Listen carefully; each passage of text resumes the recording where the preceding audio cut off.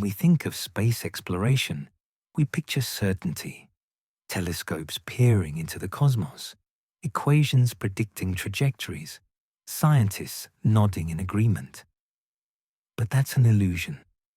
The truth is, most of what passes through our solar system remains mysterious.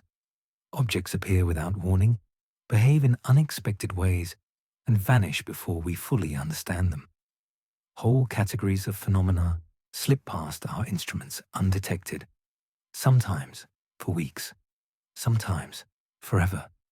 And between those fleeting observations, silence.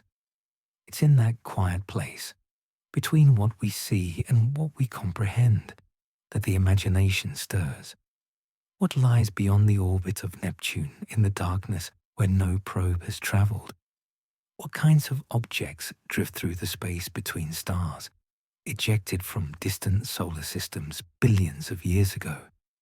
What happens when one of those wanderers, moving at impossible speeds, crosses into our neighborhood for the first time in recorded history? And what do we do when the data we collect refuses to fit the models we've built? These aren't abstract questions. They're the reality astronomers face every time an interstellar object appears.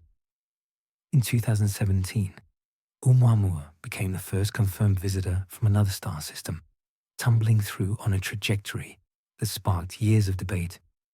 In 2019, 2I Borisov followed, clearly a comet, but from somewhere else. Then came silence. Years passed with no third visitor, until the summer of 2025. This won't be a straight lecture or a neat timeline. Think of it instead as a journey, one where we pick up the evidence and examine it together. Some pieces are small puzzles, like a chemical signature that doesn't match any known comet. Others are sweeping controversies, like a Harvard astronomer claiming that we might be looking at alien technology. So, wherever you are right now, sit back, relax, and feel free to let this play in the background. The visuals are here for context if you want them, but they're not necessary. You can just listen, follow along, and let the story unfold. And to begin, we start not with a telescope pointed at distant galaxies, but with an automated survey system in the Chilean desert. On the night of July 3rd, 2025, an algorithm flagged something moving through the constellation of Telescopium. Something fast, something that shouldn't be there, something that would become only the third confirmed interstellar object in human history. Let's jump in. On the night of July the 1st, 2025, the Atlas telescope in Rio Hurtado, Chile, was performing its routine sweep of the southern sky. Atlas, short for Asteroid Terrestrial Impact Last Alert System, exists for a specific purpose. It scans for near-Earth objects, asteroids that might one day pose a collision risk. Every clear night, its automated cameras capture thousands of images, software algorithms compare them, and anything that moves gets flagged for human review. Most nights, the system finds nothing unusual. Known asteroids following predictable orbits, satellites in expected positions, the occasional glitch. That night, something different appeared. The initial detection was unremarkable at first glance. A faint point of light moving against the background stars in the constellation Telescopium. The software assigned it a temporary designation, A11 Pihikern 3Z, a placeholder name that meant nothing except that it was new and needed follow-up. But when astronomers looked at its motion more carefully, something was off. The object wasn't following the trajectory of a typical asteroid. It was moving too fast, at an angle that didn't fit the usual patterns. Within hours, other telescopes around the world were being redirected. Observatories in Hawaii, Australia, and Arizona trained their instruments on the coordinates. The Deep Random Survey Telescope in Chile confirmed the sighting. The Lowell Discovery Telescope in Arizona captured images. The Canada-France-Hawaii Telescope at Mauna Kea joined in. Each observation added precision to the calculations, and each calculation made the object more puzzling. By July 2nd, less than 24 hours after the initial detection, astronomers had a problem. The object was traveling at roughly 137,000 miles per hour relative to the Sun, far faster than any asteroid bound to our solar system should be moving. Its trajectory was wrong. Instead of the closed elliptical orbit that defines solar system objects, it appeared to be following a hyperbolic path, a one-way trip through our neighborhood. That meant one of two things. Either the orbital calculations were badly mistaken, or this object came from interstellar space. The Minor Planets Center, the organization responsible for cataloging small bodies in the solar system, faced a choice. They could wait for more data, hedge their conclusions, and delay the announcement. Or they could go public with what the math was already suggesting. On July 2nd, 2025, they made the call. The object was designated 3I Atlas. The 3I stood for Third Interstellar Object. The Atlas credited the telescope that found it. It was also given the comet designation CC 2025N1, a backup name in case the interstellar classification proved premature. It didn't. What made the confirmation possible so quickly was the sheer number of observations.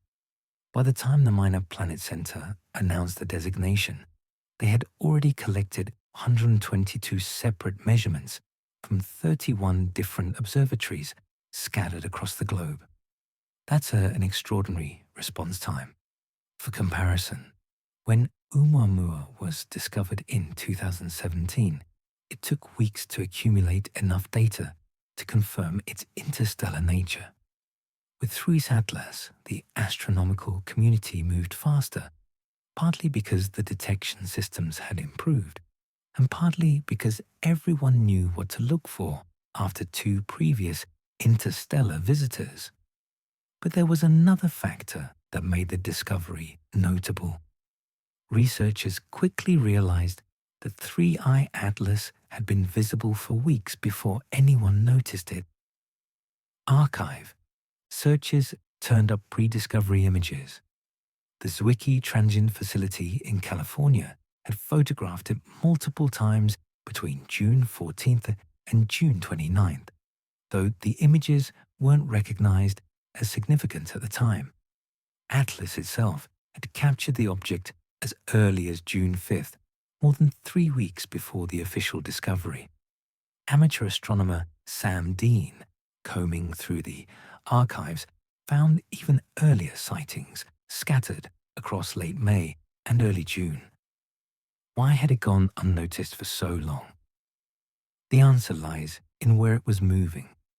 During those weeks, 3I Atlas was passing in front of the galactic center, the dense, star-filled heart of the Milky Way, visible from Earth's southern hemisphere. Against that backdrop of countless stars, a single moving dot is easy to miss.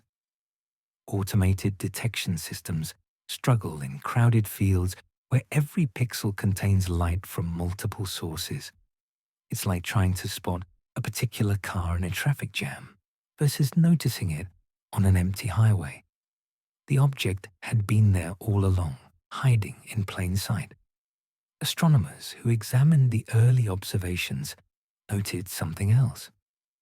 In late June, the object had appeared faint and unremarkable. No obvious signs of activity, no fuzzy halo of gas, nothing to distinguish it from a distant asteroid. Alan Hale, co-discoverer of Comet Hale-Bopp and an experienced comet observer, looked at images from July 1st and reported no cometary features. It looked like a point source, sharp and clean. But by July 2nd, that was changing. Observers at the Deep Random Survey in Chile noticed something subtle. The object had a marginal coma, a faint diffuse cloud surrounding what should have been a pinpoint of light. The Lowell Discovery Telescope confirmed it. So did the Canada-France-Hawaii Telescope. There was also a potential tail-like elongation, stretching about 3 arcseconds in angular length, barely visible but present. That evening, astronomers David Jewitt and Jane Liu, using the Nordic Optical Telescope in Spain's Canary Islands, captured images that settled the question. The object was clearly active. It had a diffuse appearance. It was shedding material. That meant 3Ti Atlas was a comet, not an asteroid. And that classification mattered. Asteroids are inert, rocky or metallic bodies. Comets are icy, releasing gas and dust when heated by the sun. The distinction tells you where an object formed, what it's made of, and how old it might be. Comets typically form in the cold outer regions of solar systems. Asteroids condense closer in. If 3I Atlas was a comet from another star, it carried frozen volatiles across light years of space, a time capsule from conditions around a distant sun. There are fascinating details in how quickly the classification was confirmed. Normally, determining whether a newly discovered object is active or dormant takes days or weeks of careful observation. With 3I Atlas, the timeline compressed to hours. Observers knew what they were looking for. Instruments were ready. Techniques honed on previous interstellar objects could be deployed immediately. Within 36 hours of the initial detection, astronomers had not only confirmed the object was interstellar, but also determined it was an active comet releasing gas. The speed of confirmation also revealed how much the field had changed since Oumuamua. That first interstellar visitor caught astronomers off guard. By the time they realized what they were seeing, Oumuamua was already receding, too faint for detailed study. With 2I Borisov, the response was faster. With 3I Atlas, the global network of telescopes, automated detection systems, and rapid response protocols functioned almost perfectly. The object was found, classified, and under intense observation within 2 days. Yet for all that speed, the core mystery remained untouched. A dot had appeared on a screen in Chile. Multiple observatories had confirmed its existence and trajectory. Calculations proved it came from beyond our solar system. Observations showed it was shedding material like a comet. But those answers only framed the real questions. Where exactly had it come from? What was it made of? How big was it? And most pressingly, as more data accumulated in the following weeks, why did it seem to behave differently from every comet astronomers had studied before? The discovery itself was clean, methodical, almost routine in its execution. An automated system flagged an anomaly. Humans investigated.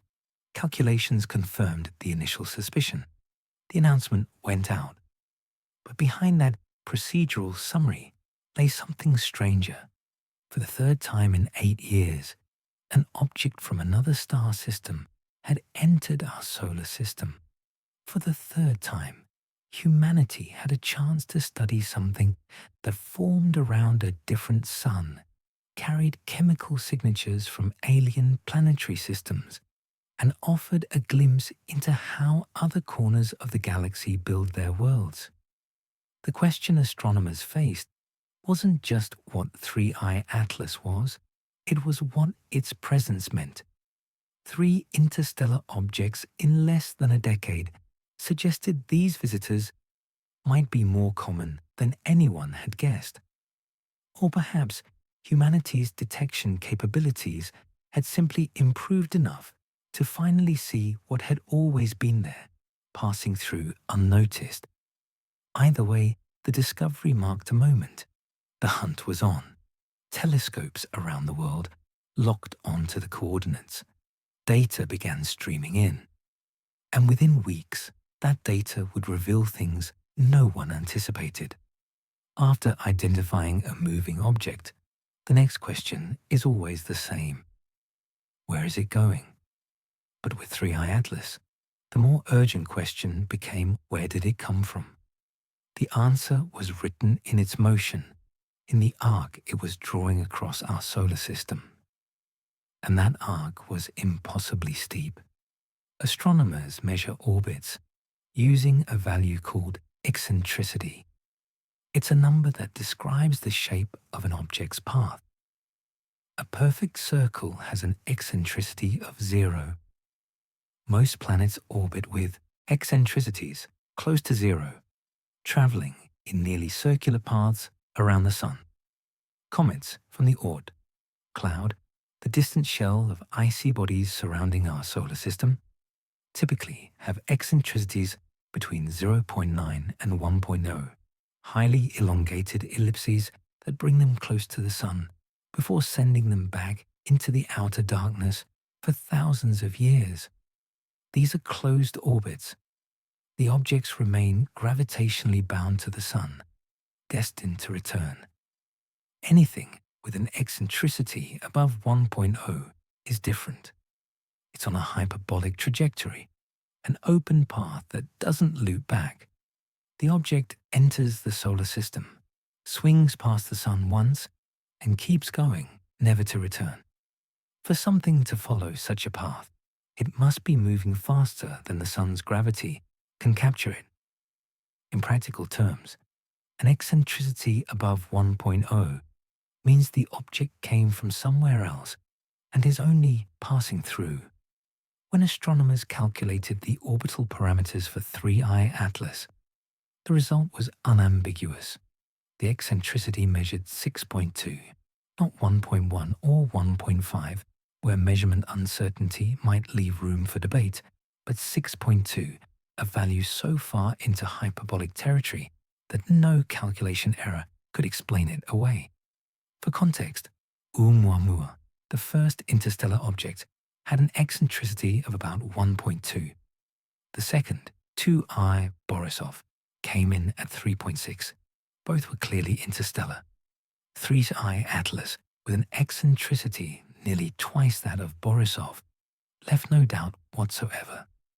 The mathematics told a story. This object had originated somewhere beyond our solar system, traveled through the space between stars for an unknown length of time, and happened to intersect with our Sun's gravitational influence.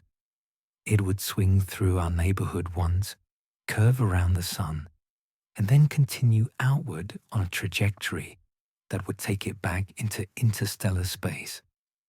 The visit was temporary, a cosmic drive-by that humanity happened to witness. Speed confirmed the picture. When 3i Atlas was discovered within the orbit of Jupiter, it was traveling at approximately 137,000 miles per hour relative to the Sun. That's roughly 221,000 kilometers per hour, or about 61 kilometers per second. As it fell deeper into the Sun's gravity well, approaching perihelion, its speed increased to about 153,000 miles per hour, roughly 246,000 kilometers per hour. This acceleration was entirely predictable, following the same gravitational mechanics that govern all objects in orbit. What mattered was the excess velocity, the speed left over after accounting for the Sun's gravitational pull. That excess, the hyperbolic excess velocity, was the signature of an interstellar origin. Imagine a car entering a highway. If it's traveling at exactly the right speed, it can merge smoothly and stay on the highway indefinitely. That's a bound orbit.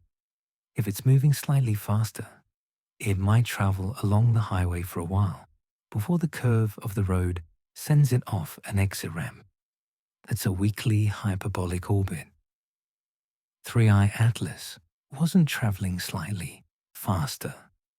It was moving so quickly that no off-ramp could contain it. The highway couldn't curve sharply enough to keep it.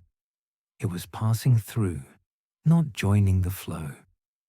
There are intriguing details in how the trajectory was reconstructed. Astronomers worked backward from observations, using Newton's laws and Einstein's corrections to trace where an object has been and predict where it will go. With enough observations spread over enough time, the calculations become precise. By mid-July, researchers had traced 3I Atlas's path months into the past and years into the future. The object had entered the solar system from the southern celestial hemisphere, approaching from a direction roughly opposite to the solar apex, the point in space toward which the sun is moving relative to nearby stars. That southern origin was unexpected. When astronomers first began thinking about interstellar objects in the 1980s and 1990s, theoretical models suggested most would arrive from the direction of the solar apex. The reasoning was straightforward. The sun is moving through space at about 20 kilometers per second, relative to the local standard of rest, the average motion of stars in our galactic neighborhood.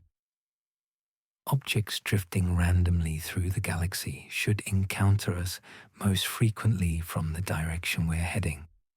Much like a car driving through rain accumulates more drops on the windshield than on the rear window. Oumuamua fit this expectation, arriving from near the solar apex. 2I Borisov came from a different direction, but still within the general forward hemisphere. 3I Atlas broke the pattern. It came from behind, from the southern sky, from a direction that models predicted should yield fewer detections. This raised two possibilities. Either 3I Atlas was a rare discovery, statistically unlikely but bound to happen occasionally, or the models underestimated how many southern origin objects pass through. Perhaps the distribution of interstellar objects isn't random. Perhaps there are streams or concentrations in certain directions, shaped by galactic dynamics we don't yet fully understand. The trajectory could be broken down further. Astronomers describe motion through the galaxy using 3 velocity components in a coordinate system aligned with galactic structure.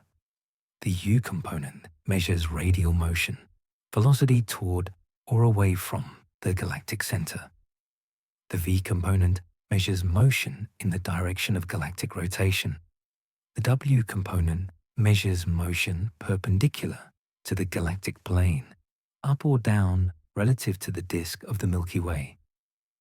When 3I Atlas arrived, its U velocity was approximately negative 51 kilometers per second, meaning it was moving away from the galactic center. Its motion relative to the sun placed it on a trajectory that would carry it upward through the galactic plane as it departed our solar system.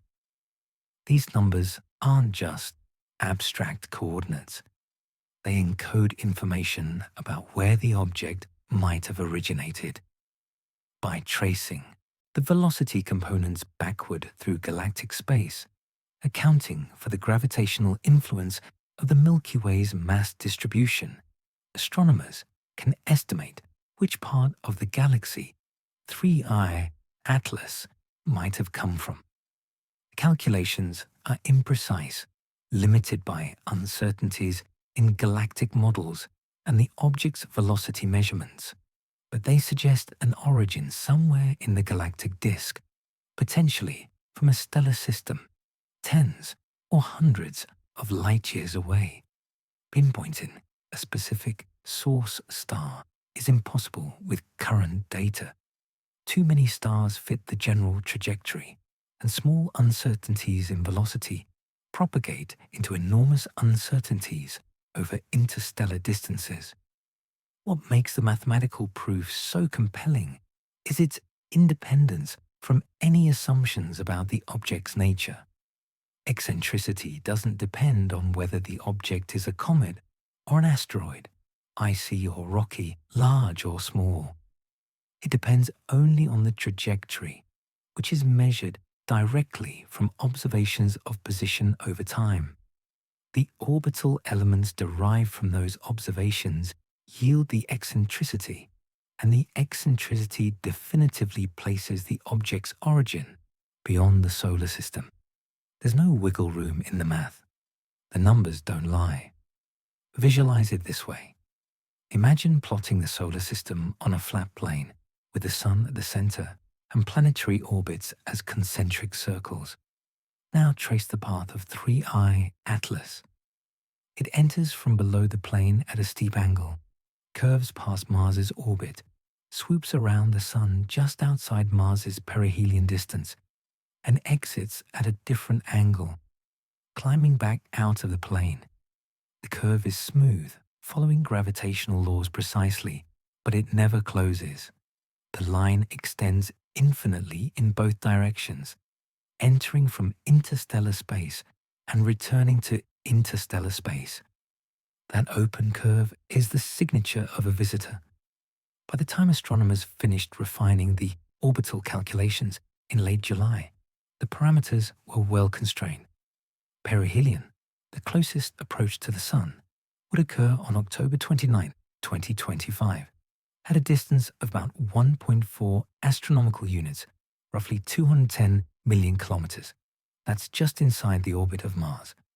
At closest approach to Earth, which would occur on December 19, 2025, the object would still be about 1.8 astronomical units away, roughly 270 million kilometers. There was no possibility of collision, no trajectory corrections needed. The comet would sweep through, curve around, and depart. The trajectory also revealed something about timing. 3I Atlas would pass relatively close to several planets in quick succession. It approached Mars in early October, came near Venus in late October, and would pass within reasonable observing distance of Jupiter in March 2026. These close approaches were coincidences of alignment, not evidence of any intent, but they offered observational opportunities. Spacecraft already orbiting those planets could potentially turn their instruments toward the comet, adding perspectives from different vantage points across the solar system. So the mathematics proved it beyond doubt. 3I Atlas was interstellar, traveling too fast to be captured by the Sun's gravity, on a trajectory that would carry it back into the space between stars. The numbers told that story cleanly, elegantly, with no ambiguity. But numbers alone couldn't answer the deeper questions. Mathematics defined where the object came from and where it was going, but said nothing about what it was, what it was made of, or why it seemed to behave in ways no one expected. Those mysteries required different tools, different observations, and as it turned out, would spark debates far beyond anything the orbital calculations suggested. Classification matters in astronomy. An asteroid is rock and metal. A comet is ice and dust. The distinction isn't just semantic. It tells you where an object formed, what it's made of, and how it will behave as it approaches the Sun. When 3I Atlas was discovered, nobody was certain which category it belonged to, and the answer would shape every subsequent observation. The confusion started immediately. Alan Hale, co-discoverer of Comet Hale-Bopp and one of the most experienced comet observers alive, examined the first images on July 1st and saw nothing that suggested cometary activity. The object appeared as a point source, a sharp dot of light with no fuzzy halo, no elongation, no sign of gas or dust. It looked like an asteroid. Other observers reviewing the same images reached similar conclusions. Based on visual appearance alone, 3I Atlas could have been a dormant rocky body, inactive and inert. But appearances in astronomy can be deceptive, especially when observing faint objects at great distances. On July 2nd, just one day after the initial detection, multiple observatories reported something different. The Deep Random Survey telescope in Chile, equipped with sensitive imaging systems, detected a marginal coma surrounding the object. A coma is the diffuse cloud of gas and dust that forms when solar radiation heats a comet's icy nucleus, causing frozen volatiles to sublimate directly from solid to gas. The presence of a coma, even a faint one, is the defining characteristic of an active comet. The Lowell Discovery Telescope in Arizona confirmed the observation. So did the Canada-France-Hawaii Telescope at Mauna Kea. The images showed not just a coma, but also a potential tail-like elongation extending about 3 arcseconds in angular length. 3 arcseconds is tiny, roughly the width of a human hair viewed from 10 feet away. But in astronomical terms, it was significant. Tails form when solar wind and radiation pressure push cometary material away from the nucleus, creating streamers that point away from the sun. The presence of a tail, however faint, reinforced the cometary classification. By the evening of July 2nd, the question was effectively settled. David Jewett and Jane Liu, astronomers with extensive experience studying comets and asteroids, used the Nordic Optical Telescope in Spain's Canary Islands to capture higher resolution images. Their assessment was unequivocal. The object was clearly active. It had a diffuse appearance inconsistent with a bare, rocky surface. It was shedding material into space. It was a comet. Understanding what that means requires looking at the mechanics of cometary activity. Comets are often described as dirty snowballs, mixtures of water ice, frozen gases, and rocky or organic particles. When a comet is far from the Sun, beyond the orbit of Jupiter, it remains frozen and dormant. The surface is cold, often well below negative 150 degrees Celsius. Nothing sublimates, nothing escapes. But as the comet approaches the Sun, solar radiation begins to heat the surface. Different ices sublimate at different temperatures. Water ice requires relatively warm conditions, typically above about negative 100 degrees Celsius. Carbon dioxide ice, also called dry ice, sublimates at much lower temperatures, around negative 125 degrees Celsius. Carbon monoxide ice is even more volatile, sublimating at temperatures below negative 205 degrees Celsius. When these ices sublimate, they escape from the nucleus as gas, carrying dust particles with them. The gas forms a cloud around the nucleus called the coma. Solar ultraviolet radiation ionizes some of the gas molecules, causing them to fluoresce and glow. The coma can extend for tens or hundreds of thousands of kilometers around a nucleus that might be only a few kilometers across. Larger particles, dust grains released from the surface, get pushed away by radiation pressure and form the dust tail. Ionized gas molecules are swept away by the solar wind, a stream of charged particles flowing outward from the Sun, forming a separate ion tail that points almost directly away from the Sun. The fact that 3I Atlas showed cometary activity in early July, when it was still about 410 million miles from the Sun, suggested it was releasing highly volatile ices. Water ice wouldn't sublimate at that distance. The nucleus was still far too cold. But carbon dioxide or carbon monoxide could be outgassing. That pointed to a composition potentially different from typical solar system comets, which tend to be water ice dominated with smaller amounts of more volatile species. There's a procedural detail worth noting. When the Minor Planet Center designated the object as 3I Atlas on July 2nd, they also assigned it a secondary designation, C 2025 N1 Atlas. The C stands for non-periodic comet, a comet not expected to return. The 2025 N1 indicates it was the first such comet discovered in the second half of July 2025, following the astronomical naming convention where each half-month gets a letter. The dual designation hedged against uncertainty. If later observations proved the interstellar classification wrong, the comet designation would still be valid. As it turned out, both designations stuck.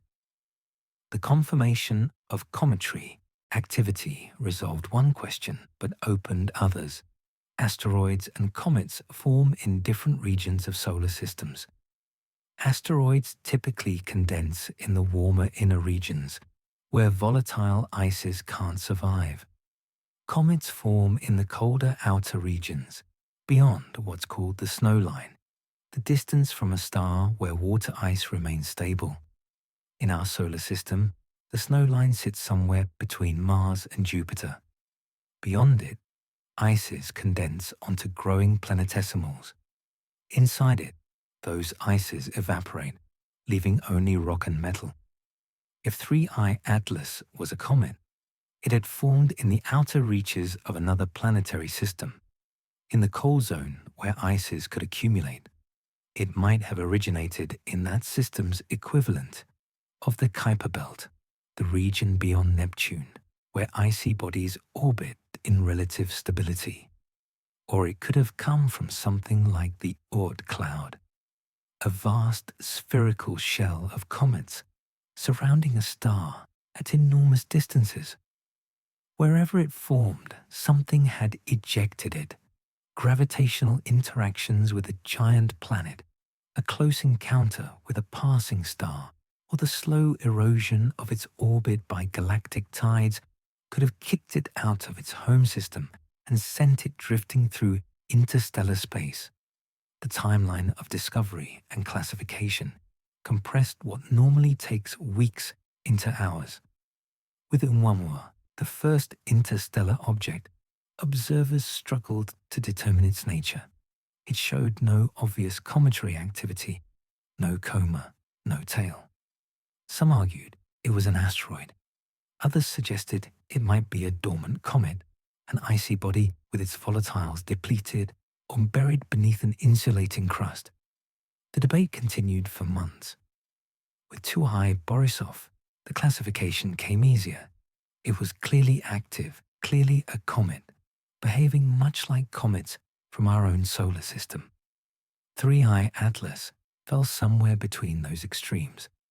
It was active, confirming its cometary nature, but the activity appeared unusual from the start. The coma was faint, even accounting for the distance. The tail was barely visible. Some observers noted that the brightness seemed inconsistent with standard cometary models. These weren't fatal contradictions, just hints that this comet might not fit the usual patterns. Comets are diverse. They vary in composition, structure, and behavior.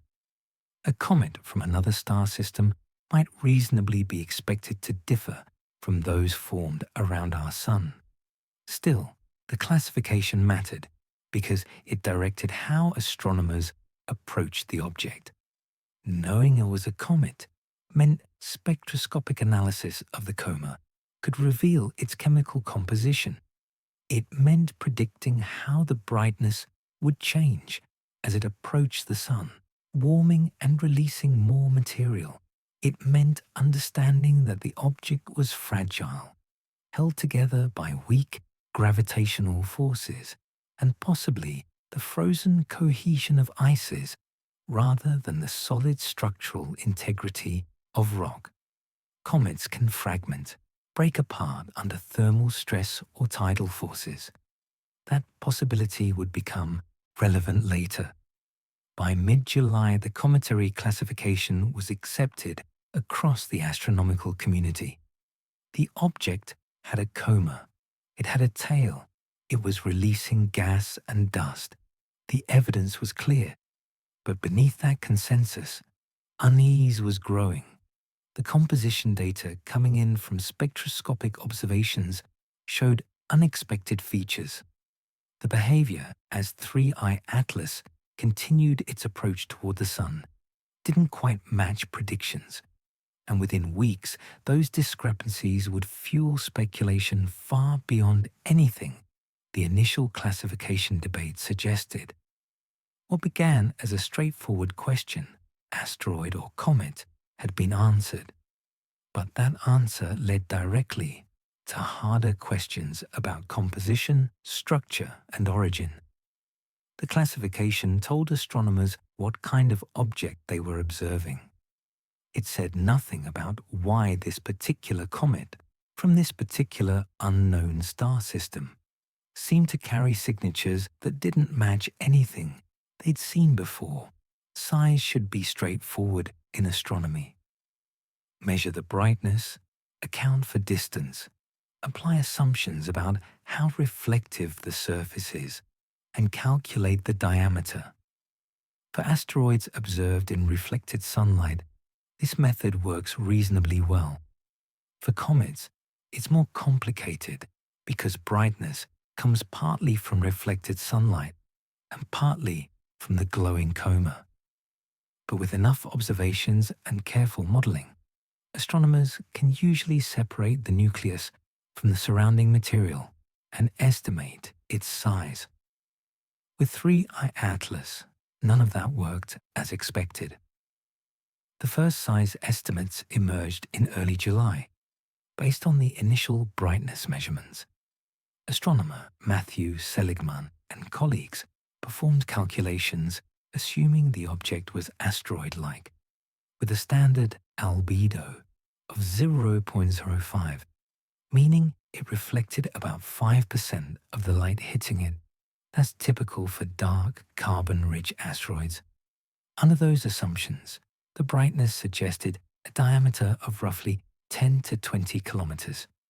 If accurate, that would make 3I Atlas enormous compared to previous interstellar visitors. Oumuamua, the first such object, measured perhaps 200 meters at its longest dimension. 2I Borisov's nucleus was estimated at roughly 1 kilometer across. A diameter of 10 to 20 kilometers would dwarf both. The problem was immediately apparent. Large objects are rare. Small objects are common. This relationship holds across every population of celestial bodies astronomers have studied, from asteroids to comets to moons to planets.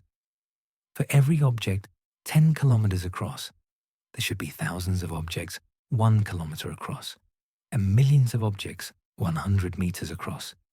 It's a power law distribution. If 3I Atlas truly measured 10 to 20 kilometers, and if interstellar objects followed the same size distribution as solar system bodies, then telescopes should be detecting dozens or hundreds of smaller interstellar objects for every large one. They weren't. 3 interstellar objects had been confirmed. All 3 were rare discoveries. Finding one of the largest examples first would be statistically unlikely. Imagine rolling dice. Small numbers come up frequently. Large numbers are rarer. Rolling the maximum result on your first try is possible but improbable. If 3I Atlas was as large as the initial estimates suggested, humanity had essentially rolled a 6 with its third interstellar detection. That could happen by chance, but it raised questions. Either the size estimates were wrong, or the abundance of interstellar objects was far higher than models predicted, or there was something fundamentally unusual about 3I Atlas that made it easier to detect despite being rare. The alternative interpretation focused on the coma. If the brightness came primarily from the cloud of dust and gas surrounding the nucleus, rather than from the nucleus itself, then the size estimates, based on asteroid-like assumptions, would be wildly incorrect. A small nucleus surrounded by a large, bright coma could appear as bright as a much larger bare object. This is the standard complication with comets. Observers don't see the nucleus directly. They see the combined glow of nucleus and coma, with the coma often contributing most of the light. By late July, more detailed observations began refining the picture. The Hubble Space Telescope, one of the most powerful observing platforms available, turned its instruments toward 3I Atlas on multiple occasions. On August 20, 2025, when the comet was approximately 277 million miles from Earth, Hubble captured high-resolution images. The telescope was tracking the comet's motion, following it against the background of stationary stars. In the resulting images, the stars appeared as streaks due to the long exposure time, while 3I Atlas remained centered and relatively sharp. What Hubble revealed was a teardrop-shaped cocoon of dust surrounding the nucleus. The dust formed an extended structure, larger than the nucleus itself, glowing in reflected sunlight. The images showed clear evidence of cometary activity. Material was streaming off the surface, pushed outward by sublimating gases. But even with Hubble's resolution, the nucleus remained unresolved, meaning it appeared smaller than the telescope's ability to distinguish detail. That placed an upper limit on the size. If the nucleus had been 10 or 20 kilometers across, Hubble would have resolved it clearly. It didn't. The nucleus had to be smaller. Analyzing the Hubble data, astronomers revised the size estimates. The nucleus appeared to be no larger than about 5.6 kilometers in diameter and possibly much smaller. A lower bound of roughly 440 meters, less than half a kilometer, represented the smallest size consistent with the observed brightness if the nucleus was very dark. So the diameter fell somewhere in a range spanning more than an order of magnitude.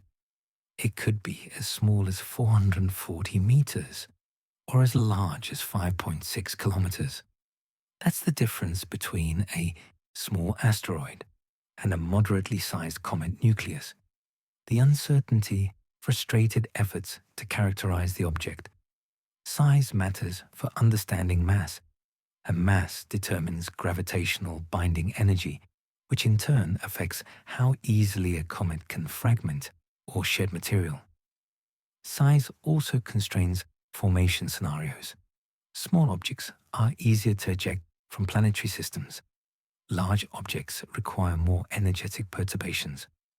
Knowing whether 3I Atlas was closer to half a kilometer or 5 kilometers across would inform theories about how it was ejected from its home system and how long it had been wandering through interstellar space. There's a related problem involving mass. Early estimates, based on the assumption of a large nucleus, suggested a mass of roughly 33 billion tons. If accurate, that would make 3I Atlas about 1 million times more massive than Oumuamua, and roughly 1,000 times more massive than Narn 2I Borisov. Those ratios created statistical headaches. Interstellar objects presumably get ejected from planetary systems through gravitational interactions with giant planets. Smaller objects are easier to eject. They require less energy to accelerate to escape velocity. Larger, more massive objects should be ejected less frequently. If 3IR Atlas truly was 1 million times more massive than Oumuamua, that implied something unusual about either its formation or the mechanisms that sent it into interstellar space. Avi Loeb, a Harvard astrophysicist who had gained attention for controversial interpretations of Oumuamua, seized on this issue. In a July blog post, Loeb argued that the object must be either rarer than it looks or something other than a standard comet. If it was massive, finding it should be a stroke of extraordinary luck. If it wasn't actually that massive, then the brightness required another explanation. Loeb suggested that a smaller, artificial structure with high reflectivity could produce the observed brightness without the mass problems. It was an early hint of the controversy that would develop over the following months. Most astronomers favored the simpler explanation.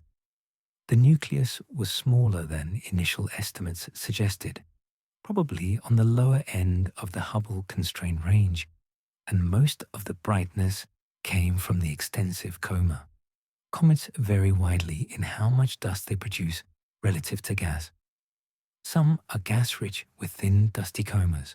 Others are dust-rich, producing thick clouds that scatter sunlight efficiently. 3I Atlas might simply be an unusually dusty comet, generating a large coma relative to its nucleus size, which would account for the brightness without requiring an enormous nucleus. The coma itself remained difficult to measure precisely. Its edges are diffuse, fading gradually into the background rather than terminating at a sharp boundary.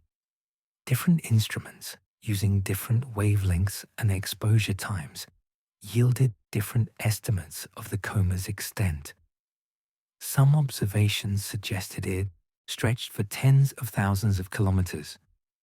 Others measured it as smaller.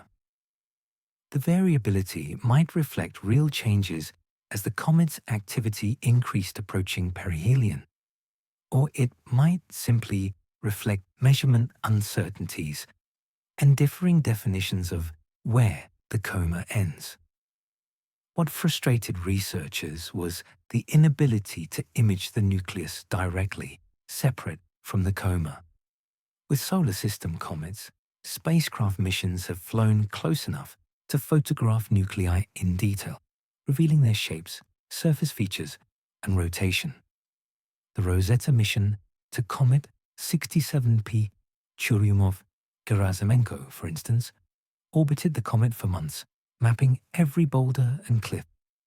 No such mission was possible for 3I Atlas. The comet was moving too fast. It had been discovered too late. Even if a spacecraft could have been launched immediately, reaching it before it departed the solar system would have been impossible with current propulsion technology. Astronomers had to work with what telescopes could observe from Earth orbit and beyond. By September, as 3I Atlas continued approaching perihelion, the size question remained unresolved. Estimates clustered around a few kilometers for the nucleus diameter, but the uncertainty was large enough that definitive statements were impossible. Whether the object was massive and statistically improbable, or smaller and more typical, depended on measurements that couldn't be made with available instruments. The ambiguity fed into other debates about the object's nature, composition, and behavior. Without knowing the size, models of its structure, strength, and thermal properties all carried large uncertainties. The size paradox highlighted a broader challenge in studying interstellar objects. They move quickly, giving observers limited time to collect data. They're often faint, pushing telescopes to their detection limits. They can't be approached by spacecraft with current technology. Every measurement comes with uncertainty, and those uncertainties propagate through calculations, leaving fundamental properties like size, mass, and composition poorly constrained. Astronomers were learning about interstellar objects, slowly filling in gaps in understanding with each new detection. But the gaps remained large, so the question persisted. Was 3I Atlas truly enormous, an outlier that defied statistical expectations? Or was it merely surrounded by an unusually bright cloud, creating an illusion of great size while its nucleus remained modest? The Hubble observations narrowed the possibilities, but didn't eliminate the ambiguity. And as the comet drew closer to the Sun through August and September, new data would arrive, not about size directly, but about composition. Those findings would prove even more puzzling than the size debate, revealing chemical signatures that fit no existing model of how comets should be built. Comets are supposed to be predictable chemically. They form in the outer reaches of solar systems, where temperatures plunge far below freezing and volatile compounds condense as ices. Water dominates, making up 50 to 80% of the mass in typical comets from our solar system.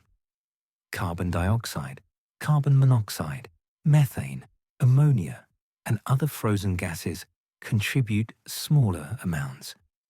When these ices sublimate near the Sun, spectroscopes can analyze the gases streaming off the nucleus, breaking down the chemical fingerprint and revealing what the comet is made of. The technique is well established. It works reliably. With 3I Atlas, it revealed something no one expected.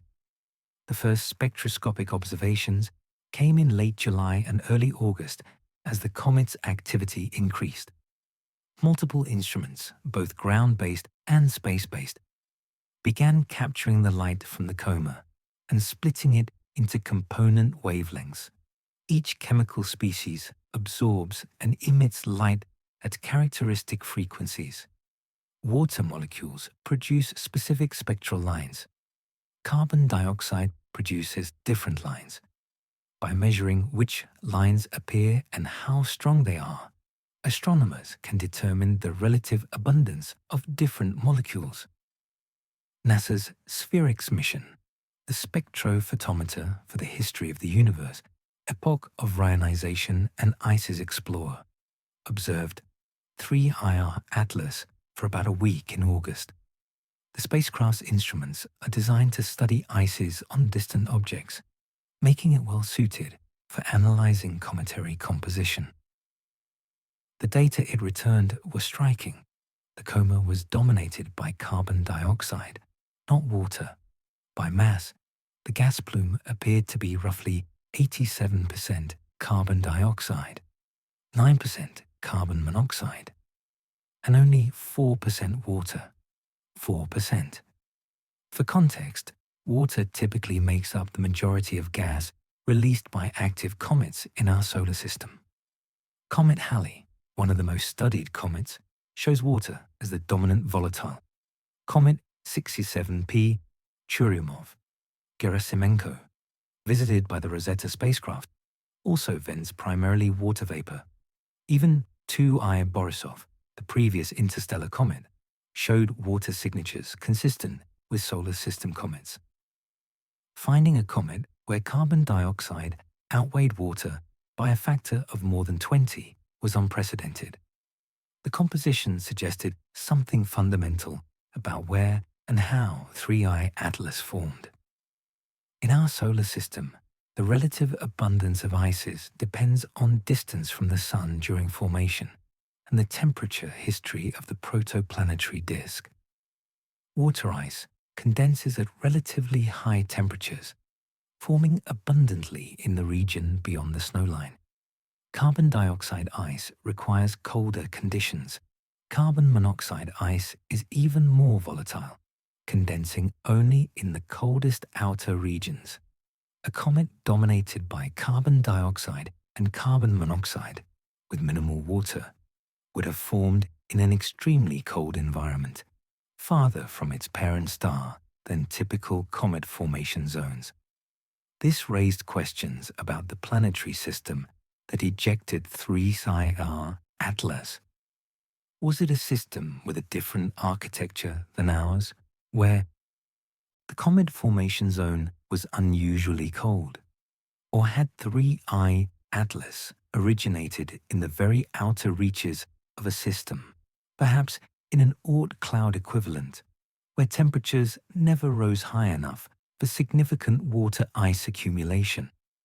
The composition hinted at formation conditions, but translating those hints into a specific origin scenario proved difficult without knowing what kind of star the object had orbited. Then there was the metal problem. An international team of astronomers analyzing spectroscopic data from multiple observatories reported an extreme abundance ratio of nickel to iron in the gas plume. The nickel signal was far stronger than the iron signal, orders of magnitude higher than what appears in solar system comets. In fact, the nickel to iron ratio was so skewed that it resembled industrial alloys more than natural cosmic material. This finding was genuinely puzzling. Nickel and iron exist in comets as trace components, typically locked in dust grains or mineral inclusions. At the temperatures encountered by comets even relatively close to the Sun, these metals shouldn't vaporize. The sublimation temperature for metallic nickel is well above 1000 degrees Celsius. At 3I Atlas's distance from the Sun in late summer, surface temperatures might reach a few hundred degrees at most, nowhere near hot enough to turn solid metal into vapor. Yet there it was in the spectrum. Nickel emission lines, strong and clear. The presence of gaseous nickel implied either that the comet's surface was far hotter than models predicted, or that the nickel wasn't in pure metallic form, but was instead bound in compounds that could vaporize at lower temperatures, or that something else entirely was happening. An international team writing in a preprint paper described the finding as extremely puzzling, noting that conventional theories of cometary composition couldn't easily account for vaporized metals at such distances from the Sun. Some researchers suggested the nickel might be released through a process called sputtering, where high-energy particles knock atoms off the surface without requiring full vaporization. Others propose that the nickel could be present in volatile organic compounds that decomposed when heated, releasing metal atoms. Both explanations were speculative. Neither had strong supporting evidence. The simplest interpretation, that the surface was somehow much hotter than expected, created its own problems because other observations showed the comet behaving thermally like a normal icy body. Avi Loeb, never one to shy from unconventional interpretations, pointed to the nickel abundance as evidence for artificial composition. Industrial processes on Earth produced nickel-rich alloys for specific engineering purposes. Spacecraft components often use nickel-based superalloys because of their strength and heat resistance. If 3I Atlas were technological, Loeb argued, the nickel signature could reflect manufactured materials rather than natural cosmic chemistry. Most astronomers dismissed this reasoning. The presence of unexpected elements didn't automatically imply technology. Nature produces chemistry that human metallurgy happens to replicate. The nickel was strange, but strange isn't the same as artificial. The water deficit raised separate concerns. Comets are often called dirty snowballs, a term that emphasizes water ice as the primary component, but 3I Atlas appeared to be more of a dry ice ball with trace amounts of water. That composition would affect its behavior in multiple ways. Carbon dioxide sublimates at lower temperatures than water, meaning the comet would become active farther from the Sun. It would also sublimate more vigorously, potentially producing more gas pressure and more dramatic outbursts. The low water content might explain why the comet's coma appeared bluish in some images. Ionized carbon monoxide and cyanogen, both present in carbon-rich comets, fluoresce blue when energized by solar ultraviolet radiation. There are intriguing details in how the composition was determined. Spectroscopy requires careful calibration. Different molecules produce overlapping spectral features that must be separated mathematically. Weak signals can be confused with noise. Multiple independent observations from different instruments help confirm findings. But even with confirmation, translating spectral line strengths into accurate abundance ratios involves modeling assumptions. The 87% carbon dioxide figure, for instance, depends on assumptions about gas temperature, excitation conditions, and the distribution of molecules in the coma. Change those assumptions and the percentages shift. Still, the overall picture remained consistent across multiple analyses. 3I Atlas was carbon dioxide rich and water poor compared to any previously studied comet.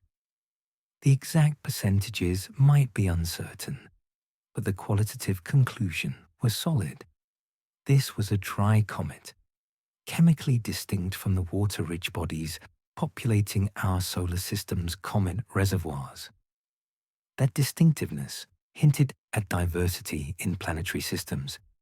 If different stellar environments produce comets with different chemical makeups, then interstellar visitors offer a way to sample that diversity. Each new interstellar object carries information about conditions around a different star, broadening our understanding of how planetary systems evolve. Oumuamua had been chemically inert, or at least showed no detectable outgassing. 2I Borisov resembled solar system comets closely. 3I Atlas represented something new, a comet built from a different recipe, shaped by different formation conditions. But the chemical anomalies also fed uncertainty about the object's nature. When observations don't match expectations, two interpretations always compete. Either the expectations were wrong, based on incomplete understanding of the range of natural possibilities, or the observations point to something genuinely anomalous that challenges conventional categories. Most scientists default to the first interpretation, expand the models, accommodate the new data, revise understanding of what's normal.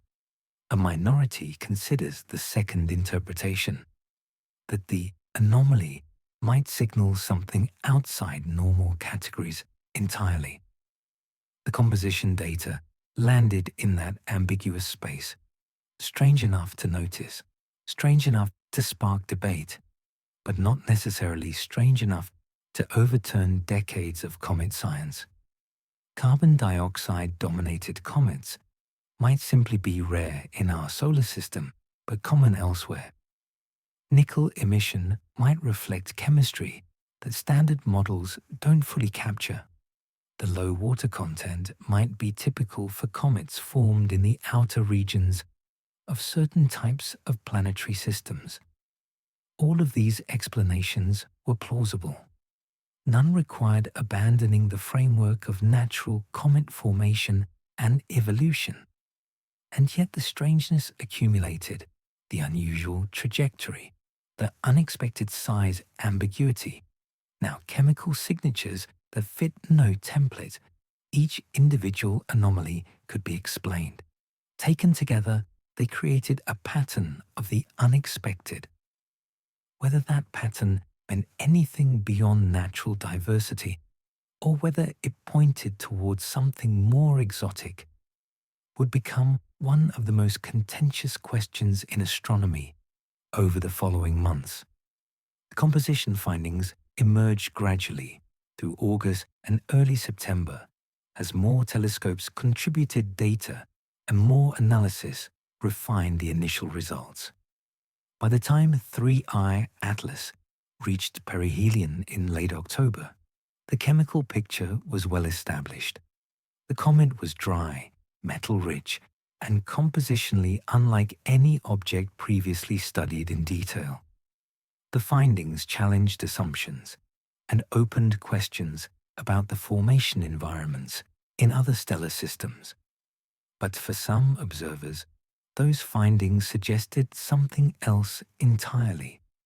That chemistry, they argued, looked less like a natural comet and more like engineered materials. And with that suggestion, the scientific debate took a dramatic turn toward controversy. When astronomers look at unusual data, there's an established protocol. Gather more observations, refine the measurements, propose natural explanations, test them against the evidence, and revise models as needed. The process is conservative by design. Extraordinary claims require extraordinary evidence. Most anomalies resolve into normal phenomena once better understood. But occasionally, someone breaks protocol.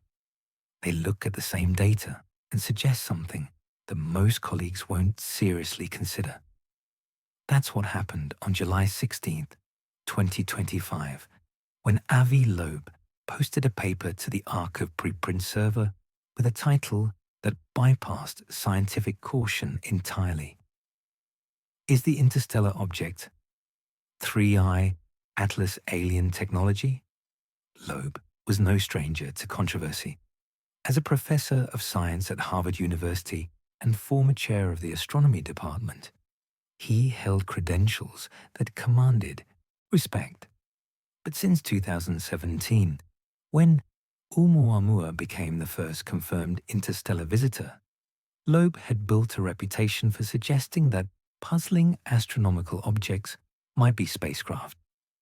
With Oumuamua, he had argued that the object's elongated shape, lack of visible coma, and slight non-gravitational acceleration could be explained if it were a light sail, a thin reflective surface pushed by solar radiation pressure, possibly manufactured by an extraterrestrial civilization. The scientific community pushed back hard on that interpretation. Most astronomers argued that Oumuamua's behavior was consistent with natural outgassing, where asymmetric jets of sublimating gas acted like weak thrusters, altering the trajectory slightly. The elongated shape, while unusual, wasn't impossible for a natural object. Loeb's spacecraft hypothesis, they argued, added unnecessary complexity without explaining anything better than conventional comet physics could. The debate grew bitter at times, with accusations of sensationalism on one side and closed-mindedness on the other. When 3I Atlas was discovered, astronomers who knew Loeb's history wondered how long it would take before he suggested alien origins. The answer came quickly. His initial blog posts in early July expressed excitement about the discovery, but stopped short of proposing spacecraft. By July 3rd, however, he was quoted in media outlets mentioning the possibility that interstellar objects could be probes. On July 4th, focusing on the size estimates, he argued that the object must be either rarer than it looks or not what it appears. By July 8th, he had dismissed early reports of cometary activity, claiming the fuzzy appearance was likely an artifact of image smearing due to the comet's motion. That dismissal was revealing. When observers reported a coma on July 2nd, standard astronomical practice would be to accept the observation pending further verification. Multiple independent telescopes confirmed the finding, but Loeb, in blog posts and interviews, suggested the coma might not be real. His reasoning was that observers couldn't properly track fast-moving objects, causing images to blur and creating the illusion of a diffuse halo. This was an odd claim. Tracking moving objects is a solved problem in astronomy. routine for over a century. Telescopes either take short exposures and stack them, centering each frame on the moving object, or adjust their tracking rates to follow the object directly. Either way, image smearing from motion can be avoided. By July 16th, Loeb had committed to the spacecraft interpretation. He posted a paper co-authored with two members of the Initiative for Interstellar Studies, a UK-based non-profit. The paper's title posed the question, but the content argued for a tentative yes. Loeb outlined multiple anomalies that he believed were difficult to explain naturally, but consistent with artificial technology. He introduced what he called the Loeb scale, a ranking system from 0 to 10, where 0 indicated a definitely natural object and 10 indicated definitely technological.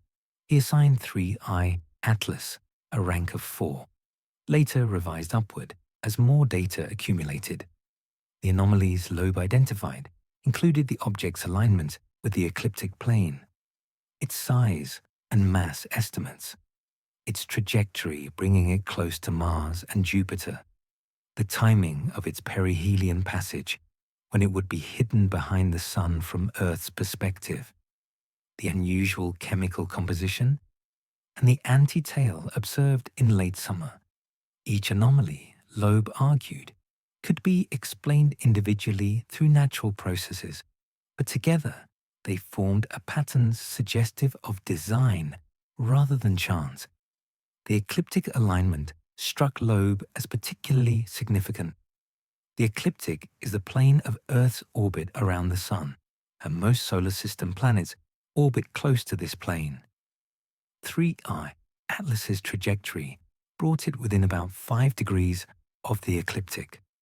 Loeb calculated the probability of such an alignment for a randomly oriented interstellar object at roughly 0.2%. That's low, but not impossibly so. If dozens of interstellar objects pass through the solar system undetected every year, as some models suggest, eventually one would align closely with the ecliptic by chance. But Loeb framed it differently. Why would an interstellar visitor naturally align with the plane where most of the solar system's interesting targets reside? The timing argument extended this reasoning. 3I Atlas's perihelion occurred on October 29, 2025, placing it behind the Sun from Earth's perspective for weeks. During that time, ground-based telescopes couldn't observe it. Space telescopes with different vantage points could still track it, but the observational coverage was reduced. Loeb suggested that this timing might be intentional, allowing a spacecraft to perform maneuvers unobserved. Additionally, perihelion is when orbital velocity peaks. If an object wanted to change its trajectory efficiently, the best time would be at perihelion, using what's called an Oberth maneuver, where engine burns are most effective when traveling at high speed. The close approaches to planets fit the same framework. In early October, 3I Atlas passed within about 30 million kilometers of Mars. It would later pass relatively close to Venus, and in March 2026, within 33 million kilometers of Jupiter. Loeb calculated the probability of all three close approaches occurring on a single trajectory as roughly 0.005%, far lower than the ecliptic alignment alone. If the object were a probe, these encounters could serve observational purposes, allowing data collection on multiple planets during a single pass through the inner solar system. The nickel-to-iron ratio provided what Loeb considered chemical evidence. As noted earlier, the extreme nickel abundance didn't match any known natural comet. Industrial alloys, however, often contain high nickel concentrations for engineering reasons. Spacecraft Components used nickel-based superalloys.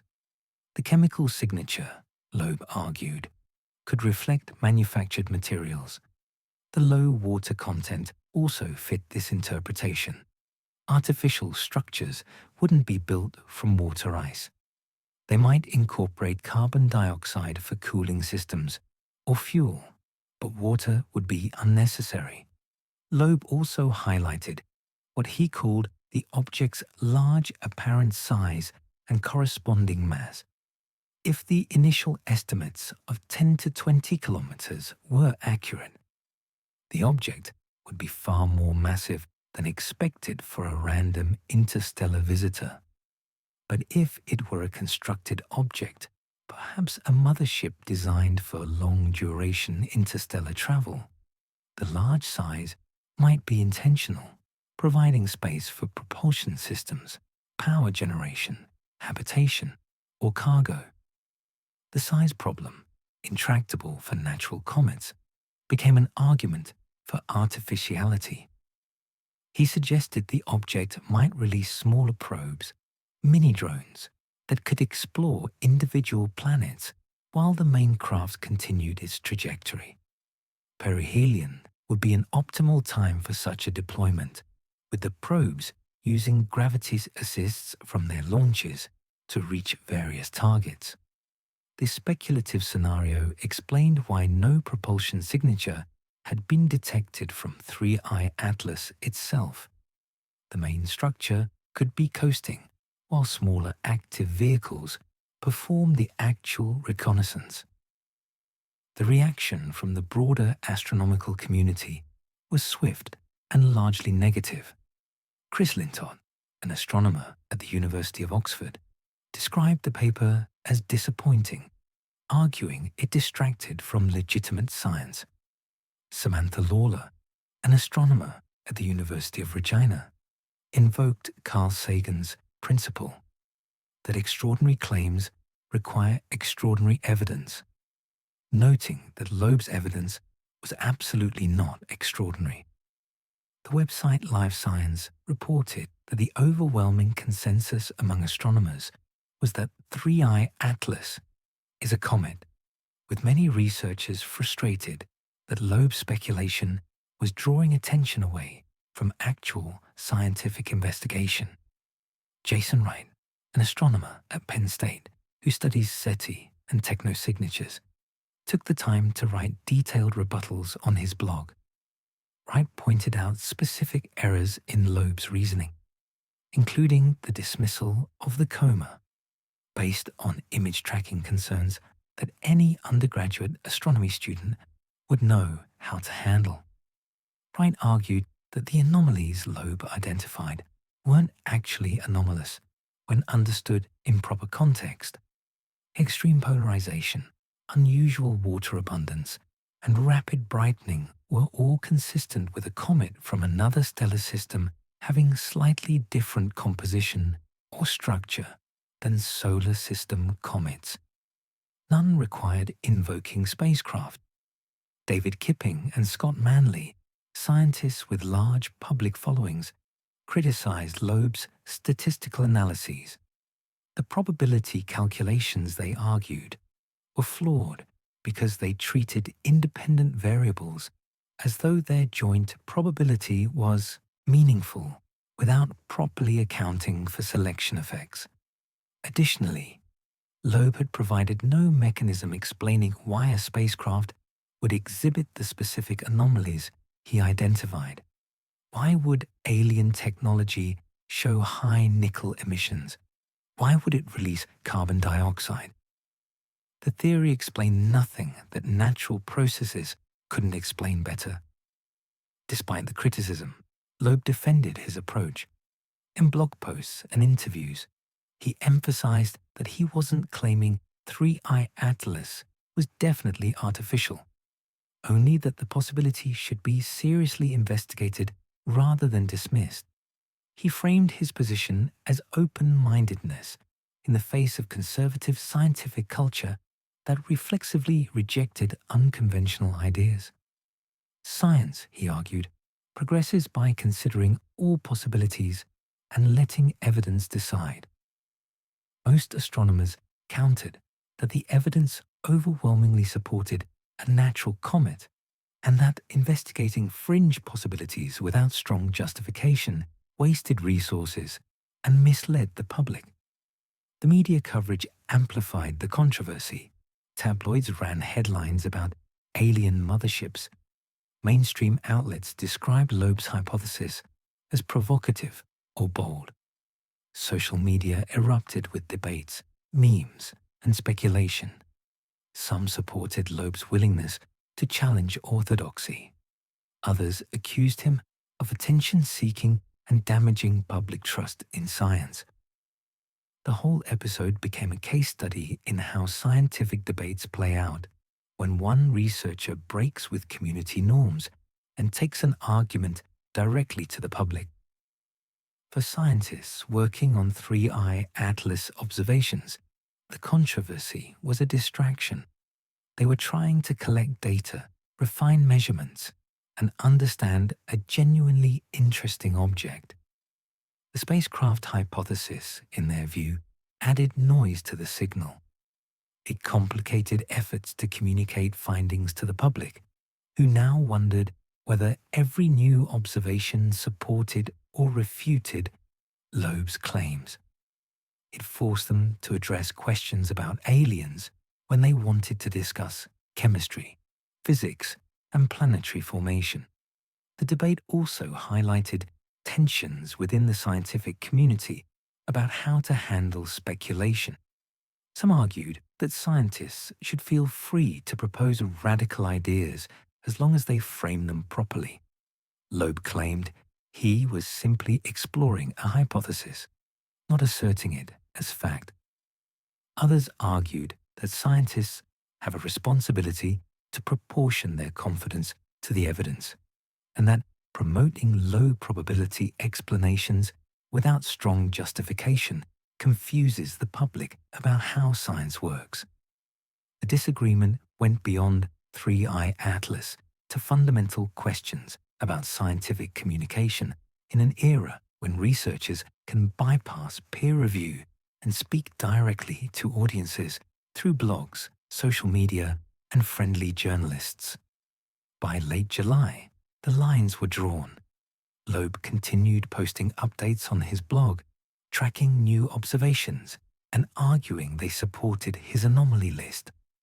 Most astronomers continued their work, acknowledging the unusual aspects of 3I Atlas, but interpreting them within the framework of natural astrophysics. The controversy wouldn't resolve. It would simmer through the summer and intensify as perihelion approached, with each new finding scrutinized for evidence supporting or contradicting the spacecraft hypothesis.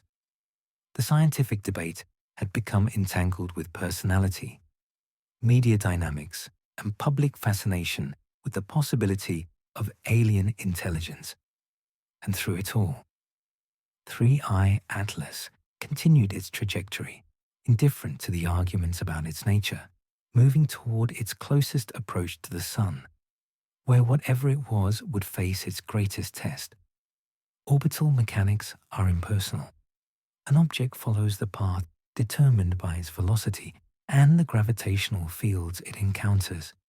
There's no intent, no choice, only physics. The trajectory of 3I Atlas, traced backward and forward through space, described a precise curve governed by Newton's laws and relativistic corrections. Every telescope that tracked the object contributed data points to refine that curve. By late July, astronomers knew the path with considerable accuracy. What they debated was whether the path itself meant anything beyond gravitational inevitability. The first detail that caught attention was the ecliptic alignment. The ecliptic plane is defined by Earth's orbit around the Sun. Most planets in the solar system orbit close to this plane, deviating by only a few degrees. Jupiter's orbit tilts about 1.3 degrees from the ecliptic. Mars deviates by 1.8 degrees. Even Neptune, the most inclined of the major planets, orbits within 1.8 degrees of the plane. This alignment isn't coincidental. It reflects the solar system's formation from a flattened protoplanetary disk, with everything condensing and orbiting in roughly the same plane. Interstellar objects shouldn't care about the ecliptic. They come from random directions in three-dimensional space. Their trajectories should be randomly oriented relative to our solar system's orbital plane. Some would pass through at steep angles, diving down from above or rising up from below. Others would graze through nearly perpendicular to the ecliptic. The distribution should be uniform across all possible angles. Finding an interstellar object aligned closely with the ecliptic should be uncommon, but not extraordinary. 3I Atlas's trajectory brought it to within about 5 degrees of the ecliptic plane. Loeb calculated the probability of such close alignment for a randomly oriented object at roughly 0.2%, or 1 in 500. That's low enough to be notable. If you roll a 500-sided die and get a specific number, you notice, but it's not so low as to be impossible. If multiple interstellar objects pass through the solar system every year, as population models suggest, then over time some would align closely with the ecliptic by pure chance. The question is whether 5 degrees constitutes close alignment or falls within expected variation. Different researchers drew different boundaries. Some argued that anything within 10 degrees should be considered aligned, which would raise the probability considerably. Others used tighter criteria. The choice of threshold affected the statistical significance. It's a recurring problem in probability arguments. Define the boundaries generously, and the result seems ordinary. Define them strictly, and it appears exceptional. More striking than the ecliptic alignment was the sequence of planetary encounters. In early October, 3I Atlas passed within approximately 30 million kilometers of Mars. The European Space Agency's Mars Express and ExoMars Trace Gas Orbiter spacecraft, both orbiting the red planet, had clear views of the comet during closest approach. Later in October, the trajectory brought it relatively near Venus, though at a greater distance than the Mars encounter. Then, in March 2026, the comet would pass within about 33 million kilometers of Jupiter, potentially close enough for NASA's Juno spacecraft to observe it. 3 planetary encounters in the span of 6 months. Loeb calculated the joint probability of all 3 occurring on a single trajectory at about 0.005%, or 1 in 20,000. That figure came from multiplying the individual probabilities of each encounter, treating them as independent events. The reasoning was that any random trajectory has a small chance of passing close to Mars, a separate small chance of passing close to Venus, and another small chance of passing close to Jupiter. The probability of all 3 happening together would be the product of the individual probabilities. Critics pointed out that this calculation method was flawed. The encounters weren't independent. Once an object's trajectory is constrained by one planetary encounter, the possibilities for subsequent encounters become limited. The 3 planets don't exist in isolation. They orbit in the same general region of space, and any trajectory passing through the inner solar system has some probability of encountering multiple planets simply because they're all nearby. Treating the encounters as independent events inflated the apparent improbability. There's also a selection effect. 3I Atlas was noticed and studied precisely because it was bright and well positioned for observation. objects that pass through the outer solar system without approaching any planets are harder to detect and characterize. The sample of known interstellar objects is biased toward those that come relatively close to Earth or other major bodies. Drawing statistical conclusions from a biased sample leads to mistaken inferences. Still, the planetary encounters were real, and they provided observational opportunities. Mars Express captured images of the comet from about 30 million kilometers away, the closest view any spacecraft would obtain.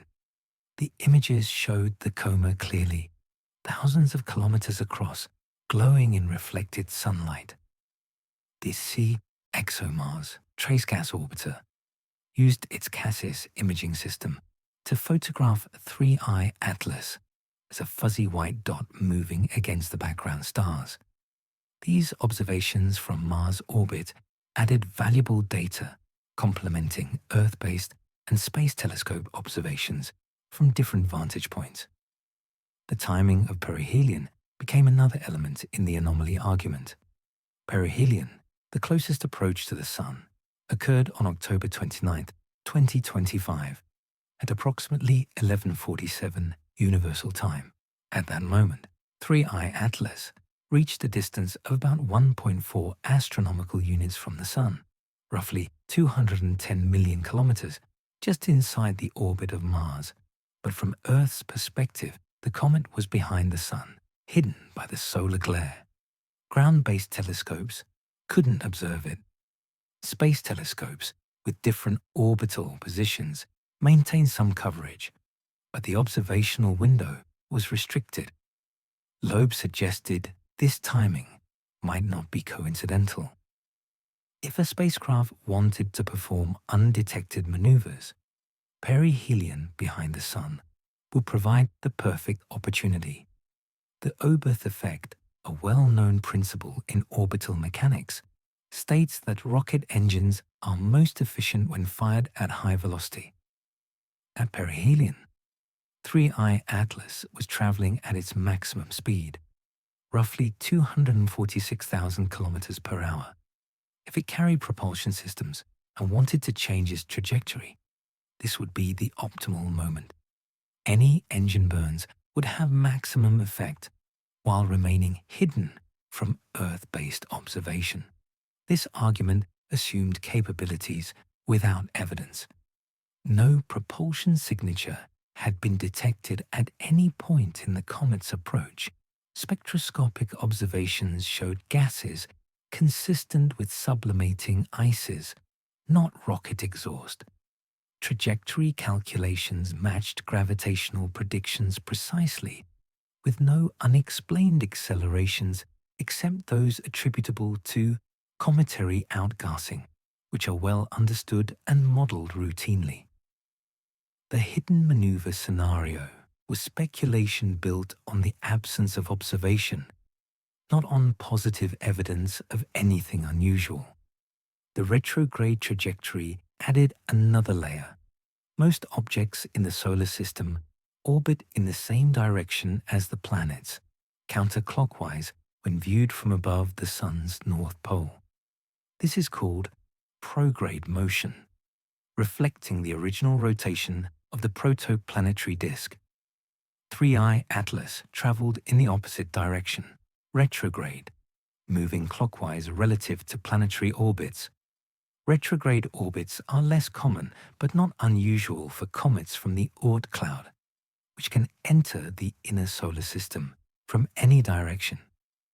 For an interstellar object, retrograde versus prograde should be random, determined by the object's galactic velocity vector relative to the Sun's motion. Loeb noted that the combination of retrograde motion and ecliptic alignment was statistically less probable than either feature alone. A retrograde orbit aligned with the ecliptic within 5 degrees would be rarer than a prograde orbit with the same alignment.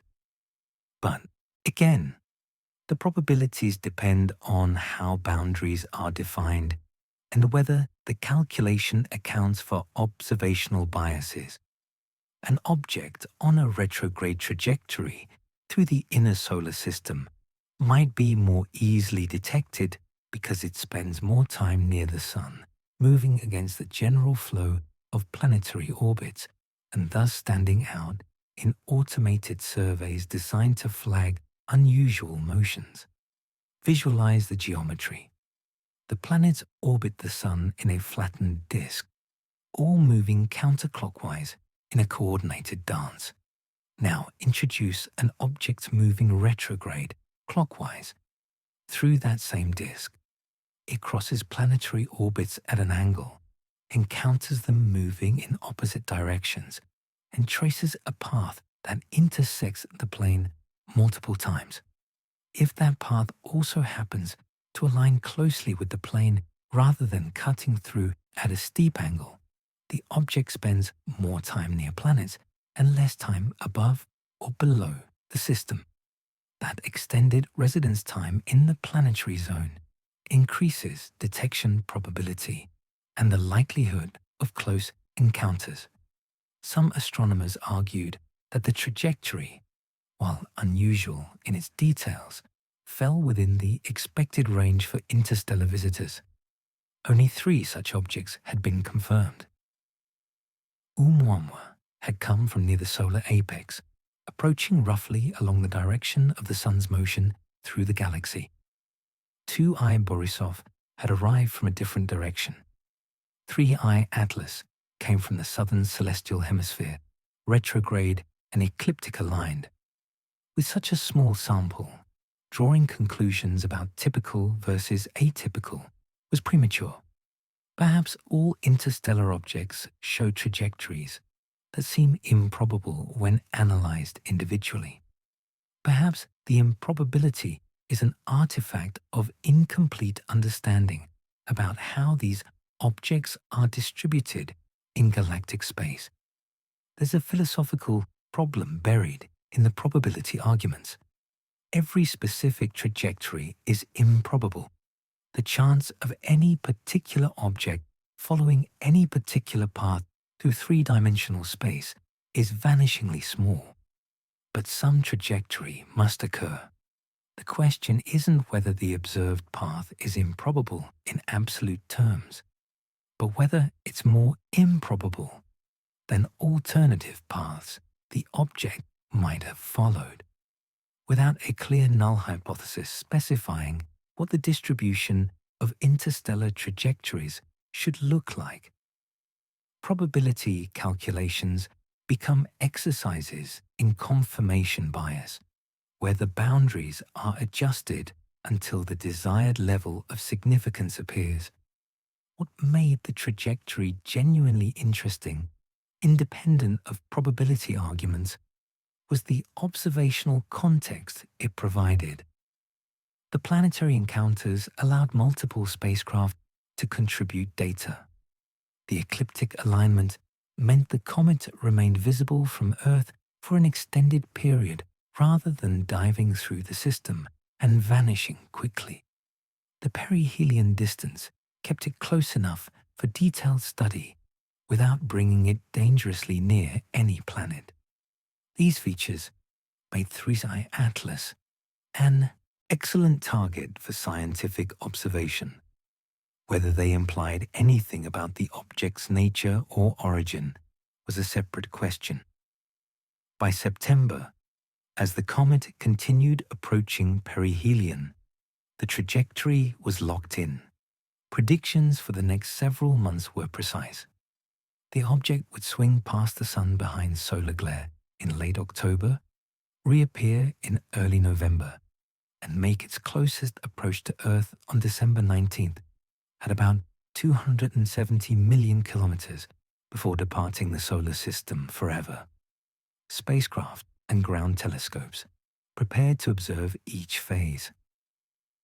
The trajectory controversy continued in parallel, with Loeb adding the path to his growing list of anomalies and critics dismissing it as expected variation within the range of natural possibilities. The debate over whether the trajectory meant anything revealed deeper divisions about how to approach anomalous data. One camp favored parsimony, explaining observations with the minimum necessary assumptions, which meant treating 3I Atlas as a natural comet until evidence forced a different conclusion. The other camp favored exploration, investigating unconventional possibilities even if they currently lacked strong support, which meant seriously considering whether the trajectory reflected intent rather than accident. Both approaches had merit within their frameworks. The disagreement was about which framework applied to a genuinely novel situation where existing categories might not adequately capture what was happening. Comets have tails.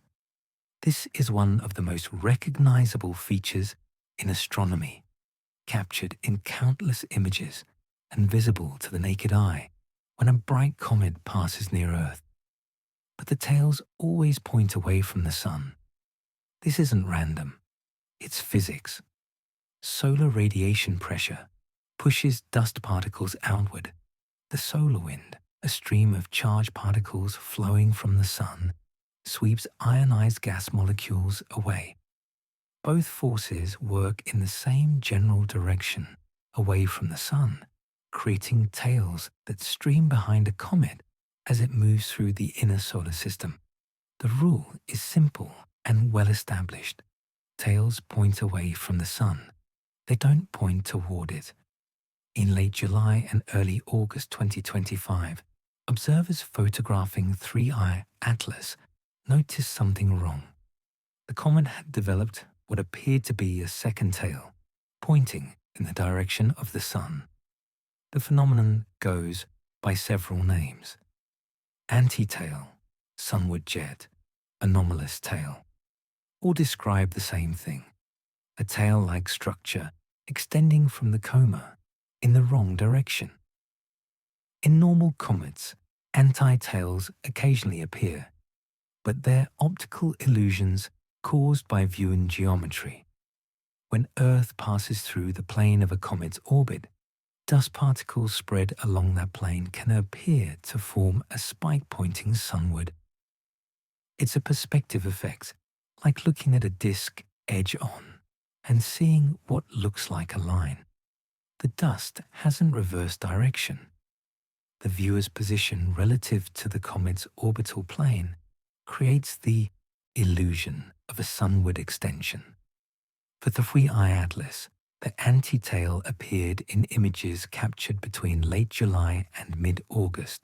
Ground-based observers using various telescopes reported seeing a faint extension from the coma directed roughly toward the sun, distinct from the normal dust and iron tails streaming away from it. The feature was subtle, requiring careful image processing to enhance, but multiple independent observations confirmed it.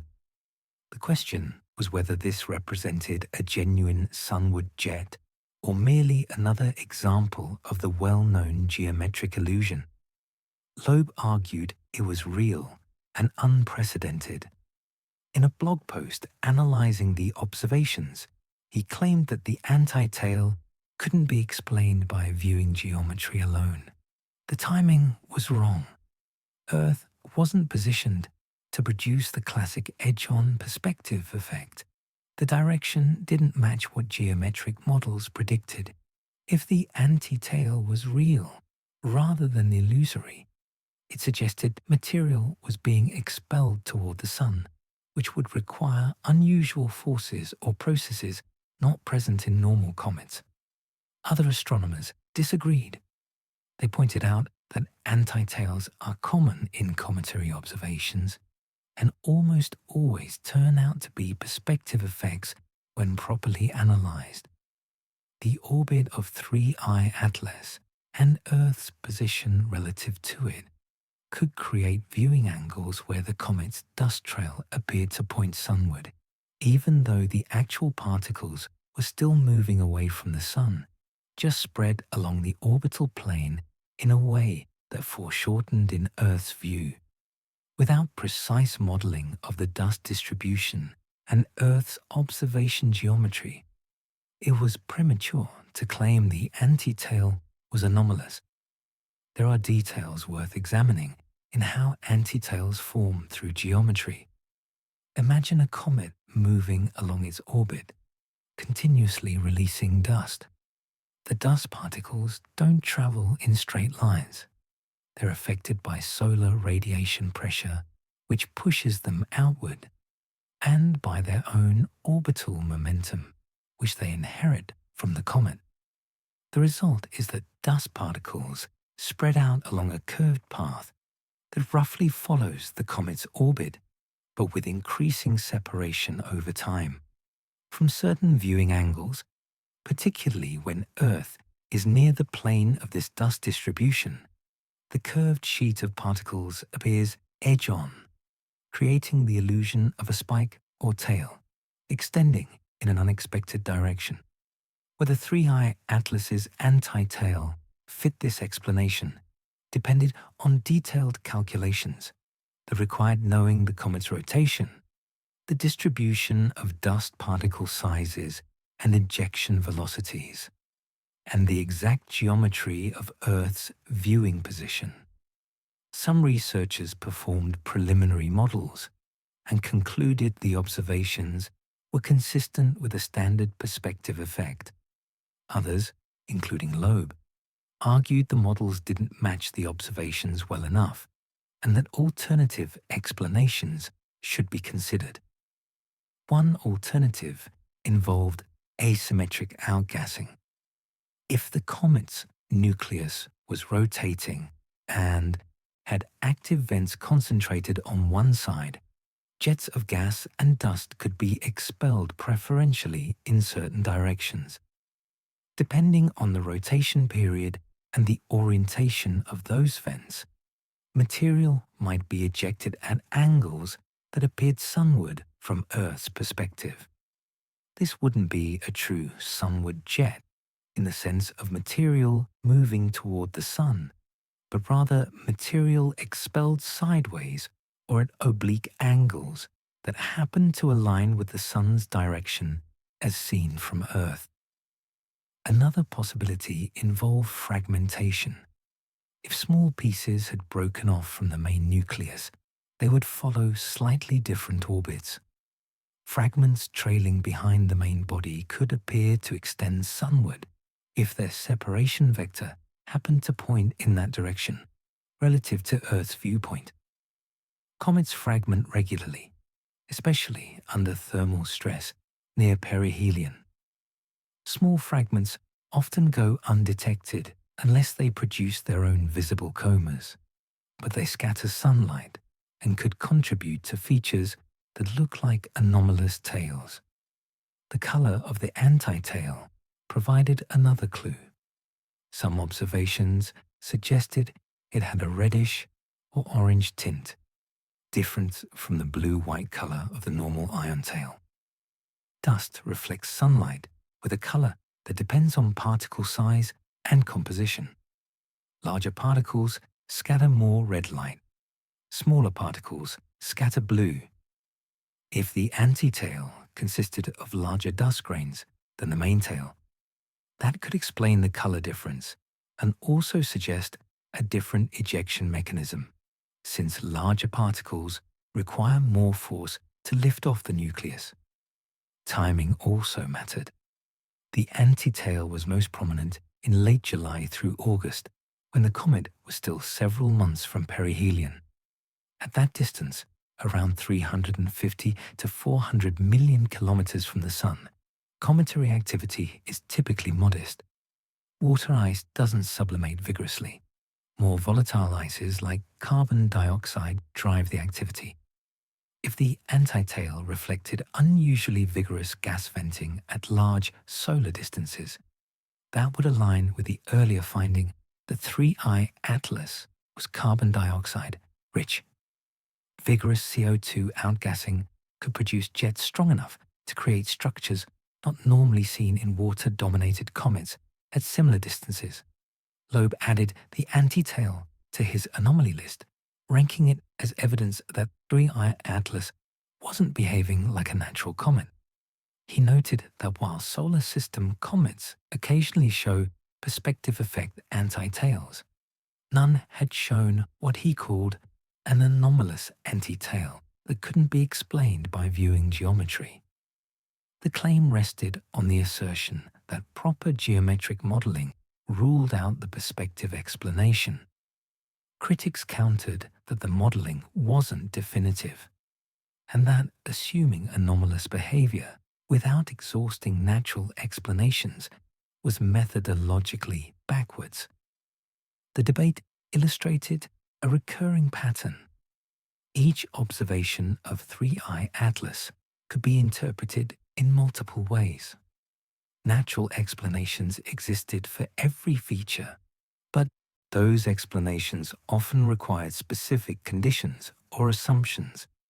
The anti-tail could be a perspective effect if the dust distribution had certain properties.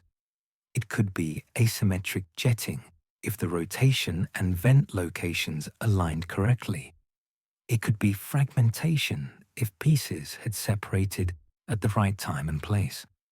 All were plausible. None could be confirmed without data that wasn't available. Astrophotographers processing images of the comet during this period documented the anti-tail's evolution. In late July, it appeared faint, barely distinguishable from background noise. By early August, it was more pronounced, extending several arc minutes from the coma. By mid-August, it began fading, becoming harder to detect even with careful processing. The temporal evolution suggested a transient phenomenon, possibly linked to a specific outburst or rotation phase, rather than a permanent structural feature. Some observers attempted to measure the length and orientation of the anti-tail precisely, comparing multiple images taken on different dates. The measurements showed variability, with the feature's apparent length and angle changing over days. That variability was consistent with either a real physical structure evolving as the comet rotated and its activity changed, or with a perspective effect where Earth's changing position relative to the comet's dust distribution altered the appearance of an edge-on view. What remained absent from the debate was definitive proof either way. Confirming a perspective effect required detailed modeling that several research groups attempted, but none published in peer-reviewed journals during the months when the anti-tail was visible. Confirming a real sunward jet required detecting chemical signatures or particle motions that unambiguously showed material moving toward the sun, which wasn't feasible with available instruments at the comet's distance. The anti-tail became another piece of the puzzle where the evidence allowed multiple interpretations, and the choice between them depended partly on prior assumptions about how anomalous 3I Atlas was likely to be. By September, as attention shifted toward preparations for perihelion observations, the anti-tail had faded from visibility. The feature had lasted roughly 6 weeks, prominent enough to be documented in dozens of images, but transient enough to vanish before definitive analysis could settle whether it represented unusual behavior or familiar geometry. It left behind another entry in the list of 3I Atlas's curious features, another data point supporting whichever interpretation an observer favored, and another reminder that studying interstellar visitors from millions of kilometers away leaves many questions suspended between possibilities rather than resolved into certainties. October 29th, 2025 was marked on calendars across the astronomical community, perihelion, the moment when 3I Atlas would reach its closest approach to the Sun, swinging around at a distance of about 210 million kilometers before beginning its long departure from the solar system. For most comets, perihelion is the peak of activity, the point where solar heating drives maximum outgassing and brightness. For 3I Atlas, perihelion carried additional significance. It would occur with the comet positioned directly behind the Sun from Earth's perspective, hidden from ground-based observation for weeks. And that timing, Loeb argued, might not be coincidental. Solar conjunction is the astronomical term for when an object appears close to the Sun in Earth's sky. When conjunction is exact, the object sits on the opposite side of the Sun from Earth, completely obscured by solar glare. Observing becomes impossible from the ground. Space telescopes orbiting Earth share roughly the same viewpoint and face similar limitations. Only spacecraft positioned elsewhere in the solar system, at different orbital positions, can maintain clear views during conjunction. For 3I Atlas, conjunction occurred within days of perihelion, maximizing the observational blackout at the moment of peak interest. The geometry was straightforward to predict months in advance. By late July, astronomers knew that 3I Atlas would disappear behind the Sun in mid-October and remain hidden until early November. The timing meant that precisely when the comet experienced maximum solar heating, maximum gravitational acceleration, and potentially maximum structural stress, it would be unobservable from humanity's primary observing platforms. Ground telescopes would lose it in solar glare. Hubble and James Webb, orbiting Earth, would face similar constraints. Only Mars-orbiting spacecraft and potentially other probes scattered through the solar system would maintain partial coverage. Loeb framed this as suspicious. In late September and early October, he published blog posts and gave interviews suggesting that if 3I Atlas were a spacecraft, perihelion behind the Sun would provide the perfect opportunity for clandestine activity. The Oberth effect, he explained, made perihelion the most efficient time for velocity changes. Any propulsion system, whether chemical rockets, ion drives, or more exotic technologies, would achieve maximum effectiveness when fired at high velocity. At perihelion, traveling at roughly 246,000 kilometers per hour, even small burns would produce large changes in trajectory. An intelligent operator would choose this moment for major maneuvers. The Oberth effect is named after Hermann Ober, one of the pioneers of rocket science. It's based on the kinetic energy equation. When a rocket burns fuel and adds velocity, the kinetic energy gained is proportional to the square of the final velocity, not the change in velocity.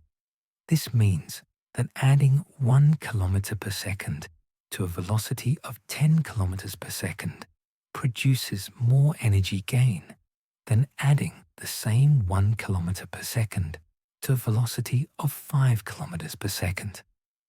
In practical terms, firing engines when moving fast multiplies the effectiveness compared to firing them when moving slowly. For interstellar spacecraft design, the Oberth effect suggests using gravity assists and perihelion burns strategically. A craft approaching a star could time its propulsion to coincide with perihelion passage, maximizing the energy change from a given fuel expenditure. If the goal was to brake and enter orbit, or to boost speed for continued travel, perihelion would be optimal. Loeb suggested that if 3I Atlas intended to deploy probes toward planets or adjust its trajectory, it would do so during the hidden perihelion passage when Earth-based observers couldn't detect the maneuvers. He went further. In media appearances, Loeb advised people to enjoy their time before October 29th, suggesting cryptically that something significant might happen. When pressed, he emphasized he was simply noting that perihelion represented the acid test for determining the object's nature. If 3E Atlas were a loosely bound natural comet, the thermal stress and tidal forces at perihelion might cause it to fragment. If it were an artificial structure, it might perform observable maneuvers or release smaller craft. Either outcome would provide crucial information. But the phrasing, particularly in some interviews, carried an ominous undertone that fueled speculation beyond scientific discourse. The fragmentation question had legitimate basis. Comets are fragile. They're held together primarily by the weak gravitational attraction between their component parts and by the frozen cohesion of ices binding dust and rock into a coherent mass. When solar heating sublimates those ices, the binding weakens. Gas pressure from sublimation can overcome gravity, lifting material off the surface or even splitting the nucleus entirely. History is filled with comets that fragmented near perihelion. Comet Shoemaker-Levy 9 famously broke into more than 20 pieces before colliding with Jupiter. Comet Linear disintegrated during its 2000 perihelion passage. Fragmentation isn't rare. It's a recognized risk for any comet approaching the Sun. For 3I Atlas, the fragmentation risk depended on several factors: the structural strength of the nucleus, which was unknown, the rotation rate, also unknown, the distribution of ices, and how asymmetrically they sublimated, creating uneven stresses, the object's thermal history during its approach, which determined how much internal ice had already been warmed and weakened. Models could estimate these factors, but couldn't predict outcomes with certainty. Some comets survive perihelion passages at much closer distances than 3I Atlas would reach. Others fragment at greater distances under seemingly less severe conditions. Loeb calculated that at perihelion, 3I Atlas would experience solar heating of roughly 770 watts per square meter. That's substantial enough to drive vigorous sublimation of volatile ices, but not extreme by cometry standards. Comets that graze much closer to the Sun endure thousands of watts per square meter.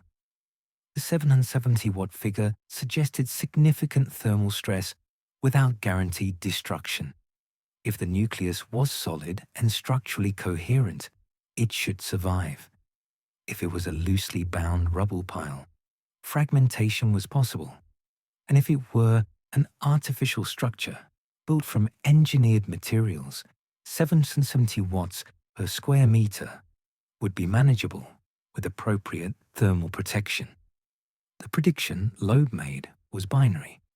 Either 3I Atlas would fragment, producing a burst of brightness as fresh icy surfaces were exposed, and smaller pieces released more gas per unit mass, or it would remain intact and possibly execute maneuvers. He suggested that the brightness evolution would be diagnostic. Natural comets typically brighten approaching perihelion as activity increases, then fade afterward as they move away from the Sun and activity declines. An unusual brightness pattern, such as a sudden spike followed by rapid fading, might indicate fragmentation. A brightness change inconsistent with cometary models might indicate propulsion. Other astronomers preparing for perihelion observations focused on more conventional measurements. They wanted spectroscopic data capturing the peak of cometary activity when the widest range of chemical species might be vaporizing.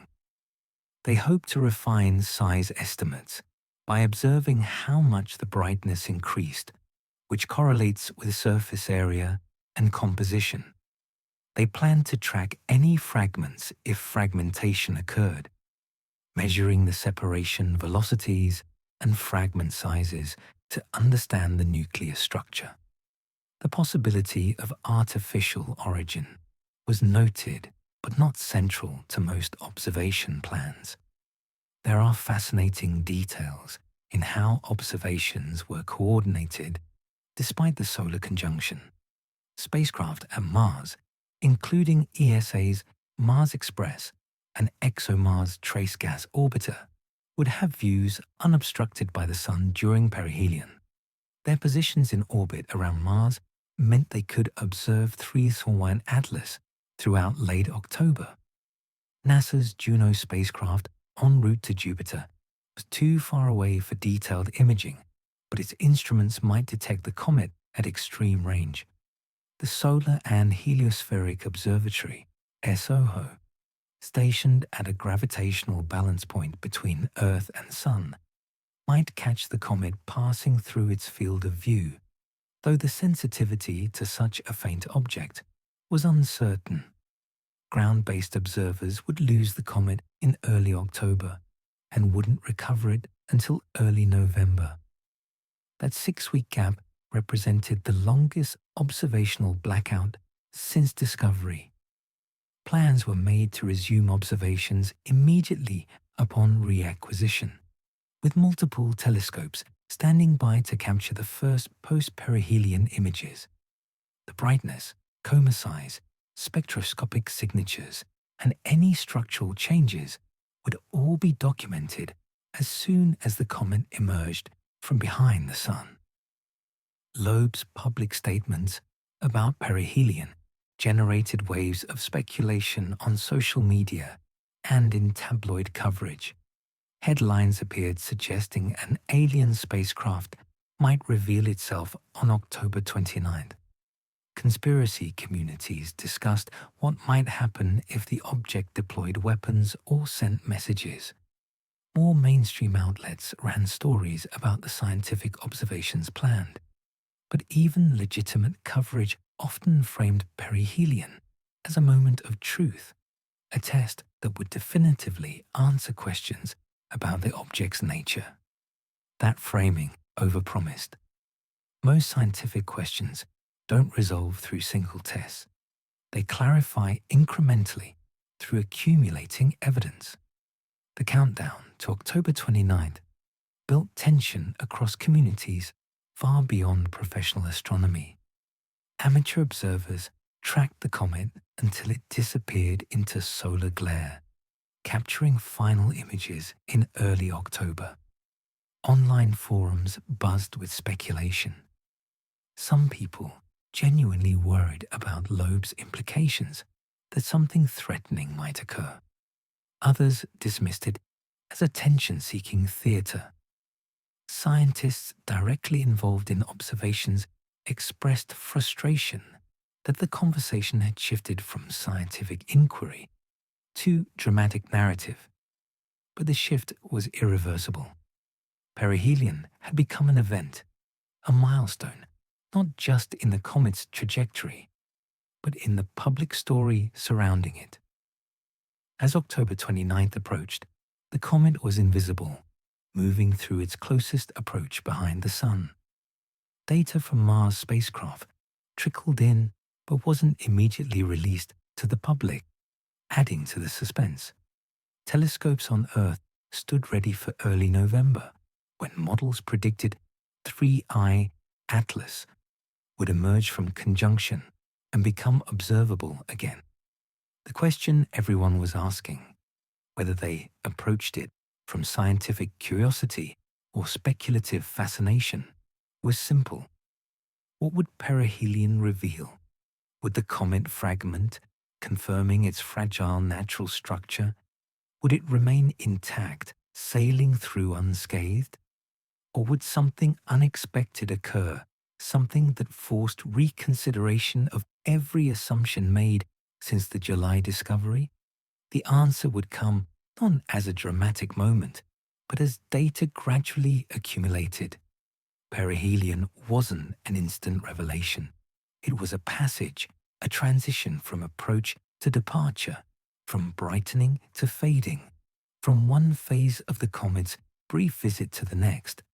And what that transition revealed would depend on which observations were trusted, how the data was interpreted, and whether the gap between what was observed and what was expected could be bridged by natural explanations or required something more.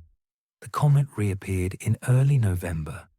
After weeks hidden behind the Sun, 3I Atlas emerged from solar conjunction and became visible again to ground-based telescopes. The first confirmed post-perihelion image came from Qicheng Zhang, an astronomer at Lowell Observatory, using the 4.3-meter Discovery Telescope in Arizona. The photograph, captured in the first days of November, showed the comet still intact, still active, still displaying a clear coma and tail. It had survived.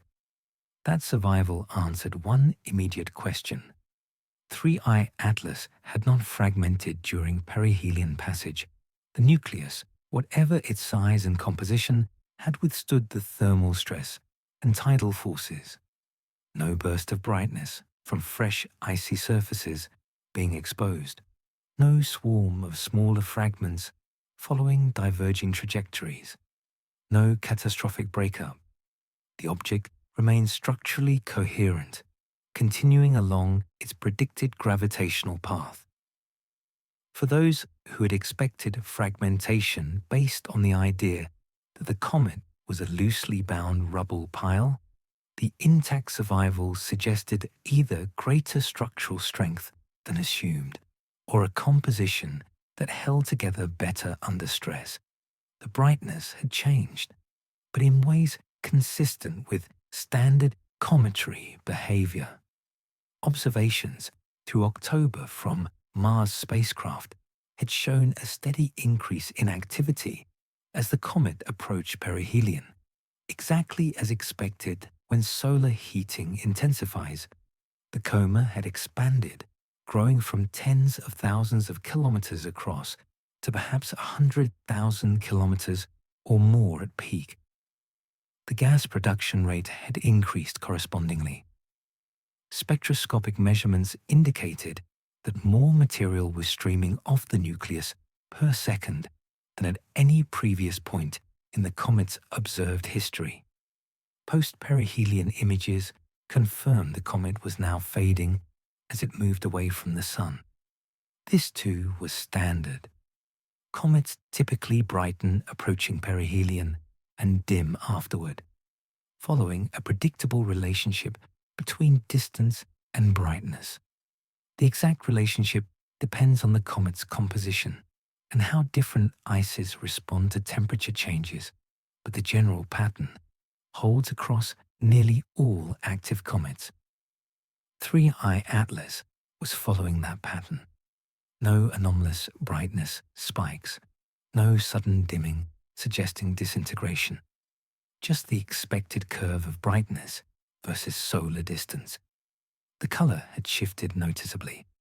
In images captured during the comet's approach through summer and early fall, it had appeared generally whitish or slightly yellowish, typical of dust-reflecting sunlight. By November, photographs showed a distinct bluish tint to portions of the coma, particularly near the nucleus and in the ion tail. The blue coloration indicated strong emissions from ionized gas molecules fluorescing in solar ultraviolet radiation, specifically carbon monoxide ions and cyanogen molecules, both of which glow blue when energized, appeared to be present in higher concentrations than earlier observations had suggested. This color change made sense given the compositional data. 3I Atlas was carbon dioxide and carbon monoxide rich. As perihelion heating penetrated deeper into the nucleus, more of these volatile ices would have been accessed and sublimated. The increased outgassing of carbon-bearing molecules would naturally produce stronger blue emissions. The shift from white-yellow to blue reflected the changing balance between reflected sunlight from dust and fluorescent emissions from ionized gas. It was a textbook demonstration of how cometary appearance varies with activity level and composition. There were details in the spectroscopic observations that added nuance to the chemical picture. Multiple research groups analyzing data from different instruments reported detecting emission lines from various molecular species. Carbon monoxide remained dominant, as expected from the earlier composition determinations. But the post-perihelion spectra also showed stronger signals from cyanogen, a molecule consisting of carbon and nitrogen that's common in comets, but had been difficult to detect at 3I Atlas's earlier, greater distances. The presence of cyanogen wasn't surprising, but confirming it through spectroscopy added another data point to the compositional inventory. Water emission lines appeared in the spectra as well, though still weak compared to carbon-bearing molecules. The water-to-carbon monoxide ratio remained far lower than in typical solar system comets. Some researchers calculated that even at perihelion, with maximum solar heating, water accounted for perhaps 10 to 15% of the total gas production by mass, still far below the 50 to 80% typical of most comets. The dry composition persisted through peak activity, reinforcing the conclusion that this was fundamentally a carbon monoxide and carbon dioxide comet with minimal water ice. The tail structures became more prominent and complex in November images. The ion tail, composed of ionized gas swept away by the solar wind, extended for millions of kilometers, glowing with the characteristic blue tint of ionized carbon monoxide. The dust tail, consisting of larger particles pushed outward more slowly by radiation pressure, formed a broader, more diffuse structure curving along the comet's orbit. In some high-resolution images, multiple streamers or filaments appeared within the ion tail, indicating variations in gas density or magnetic field interactions that structured the outflow. Observers looking for evidence of jets or asymmetric outgassing found it in the coma's appearance, rather than a perfectly symmetric cloud around the nucleus. The coma showed brighter regions and fainter regions, suggesting that gas was escaping more vigorously from certain areas of the nucleus than others. This is normal for rotating comets with active vents concentrated on specific regions of the surface. As the nucleus spins, those vents sweep around, creating time-variable brightness patterns and directional jets. Some images appear to show distinct jet structures emanating from the central condensation, though the nucleus itself remained unresolved, even in the sharpest telescopic views. Rotation presented a puzzle. Determining a comet's rotation period typically requires tracking brightness variations over time as different surface areas alternately face the Sun. With 3I Atlas, attempts to measure the rotation period yielded inconsistent results. Some analyses suggested a period of several hours. Others found no clear periodicity. The lack of a definitive rotation measurement meant that models of the nuclear structure, surface features, and vent locations remained uncertain. The nucleus could be tumbling chaotically rather than spinning smoothly, or the active areas might be distributed too evenly to create large brightness variations, or the observational cadence might simply have been insufficient to capture the periodicity. What was conspicuously absent from the post-perihelion observations was any sign of the maneuvers or anomalous activity Loeb had suggested might occur. The trajectory matched gravitational predictions precisely. No course corrections were detected. The comet continued along its calculated hyperbolic orbit, departing the inner solar system at the expected velocity. Spectroscopic data showed only emissions consistent with sublimating ices. No unusual energy signatures, no propulsion exhaust, no radio signals. The object behaved exactly as a natural comet should behave after perihelion passage. Loeb responded to these findings by noting that the absence of detected maneuvers didn't prove they hadn't occurred. If trajectory changes were small, they might not be measurable, given the precision limits of available observations. If propulsion systems were highly efficient or used technologies that didn't produce detectable signatures, they could have operated without leaving evidence. And if the hidden perihelion passage was indeed when maneuvers occurred, the observational gap meant those weeks were unmonitored.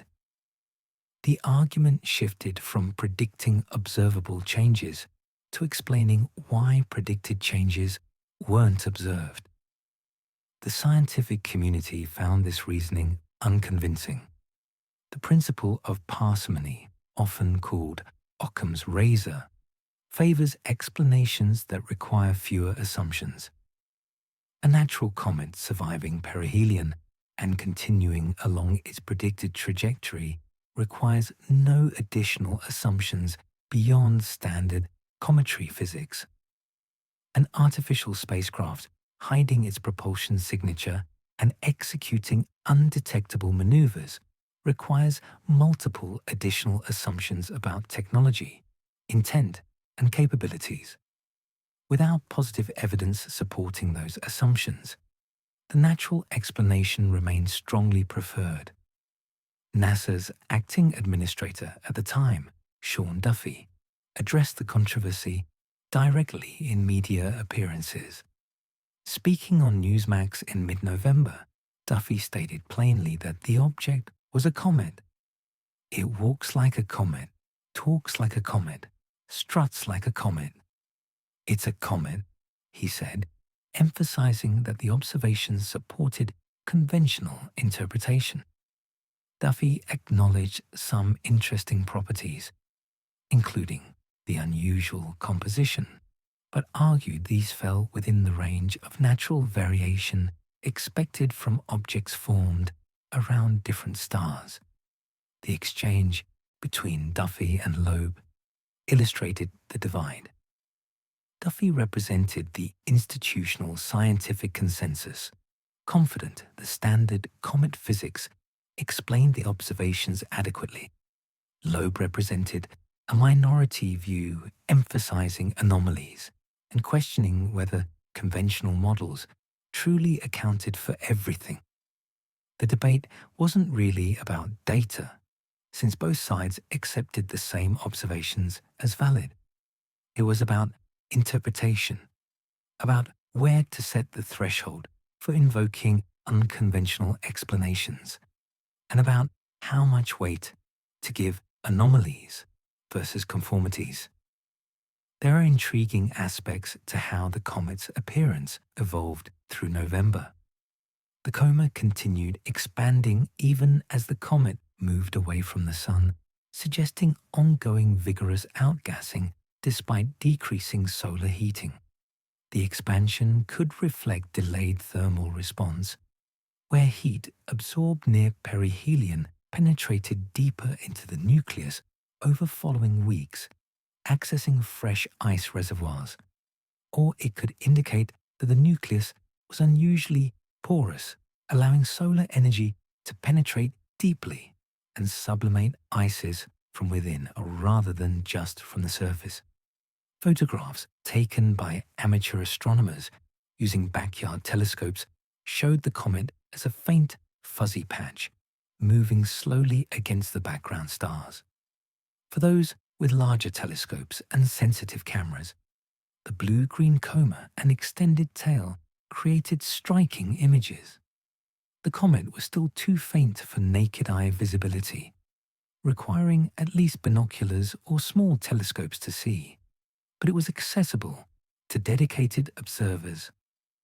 Online communities shared images, processing techniques, and observations, contributing to the distributed effort to monitor the comet's behavior.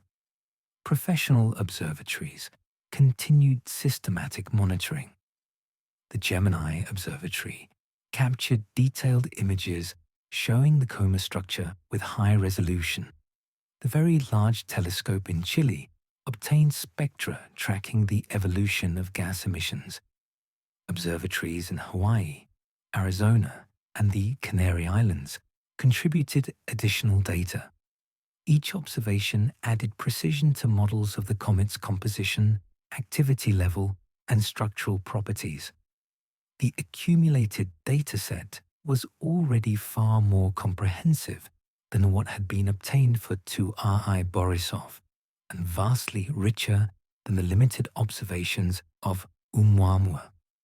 The survival through perihelion and the conventional post-perihelion behavior should have settled the nature question. This was a comet, carbon-rich and water-poor, but otherwise unremarkable in its physical processes. It outgassed when heated. It brightened approaching the sun and faded moving away. It developed standard tail structures. Its spectrum showed molecules expected from sublimating ices. Nothing in the post-perihelion observations required explanations beyond natural cometary physics. But the controversy persisted. Loeb continued finding anomalies, adding new observations to his running list of unusual features. The survival itself became an anomaly in his framework, interpreted as evidence of structural integrity inconsistent with a fragile natural comet. The color changes, the jet structures, the expansion of the coma were all reframed as potentially consistent with technological systems designed to mimic cometary behavior while serving other functions. Each new piece of data could be interpreted to support either natural or artificial origin, depending on prior assumptions. What November's observations truly demonstrated was that 3I Atlas had passed its peak. The comet was now receding, activity declining, brightness fading. The window for close observation was closing. By December, it would be farther from the sun and dimmer.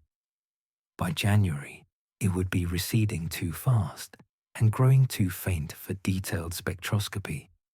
The brief period when humanity could study this interstellar visitor in detail was ending. Whatever questions remained unanswered after perihelion would likely stay unanswered. The comet wasn't waiting for consensus about its nature. It was leaving, following the physics that brought it here, carrying its secrets back into the dark between the stars. By mid-November, as more telescopes captured images of the post-perihelion comet, a new feature began appearing in processed photographs. Not just a single tail or a diffuse coma, but distinct linear structures emanating from the central condensation. These were jets, narrow streams of gas and dust being expelled from specific locations on the nucleus. Initial counts varied depending on image processing techniques and observation quality. But by late November, careful analysis of the highest resolution images revealed at least 7 separate jet structures radiating outward from the nucleus in different directions. Cometary jets are common. They form when localized vents on a rotating nucleus release gas asymmetrically, creating focused streams rather than uniform spherical outflow. As the nucleus rotates, these jets sweep through space like lighthouse beams, creating spiral or fan-shaped patterns in the coma when captured in time-lapse images. The presence of jets indicates heterogeneous surface composition or structure, with active regions where ice is exposed or concentrated, and inactive regions where dust mantles insulate the underlying ices. Jets have been observed on nearly every comet studied in detail by spacecraft, from Halley to Wild 2 to Churyumov-Gerasimenko. For 3I Atlas, the jets appeared most prominently in images taken from mid-November onward, as the comet had brightened sufficiently and viewing geometry had improved enough for high-contrast imaging to reveal fine structure in the coma. The jets manifested as brighter streamers extending from the nucleus, distinguishable from the more diffuse background coma by their narrow, collimated appearance. Some pointed roughly sunward, others sideways relative to the Sun-comet line, and at least one appeared to point in a direction that had components both sunward and perpendicular to the orbital plane. The directional diversity of the jets suggested a complex surface with multiple active areas. If the nucleus were rotating with a period of several hours, as some brightness variation analyses suggested, then each jet would trace a different path through space as the nucleus turned, creating time-variable structures in the coma.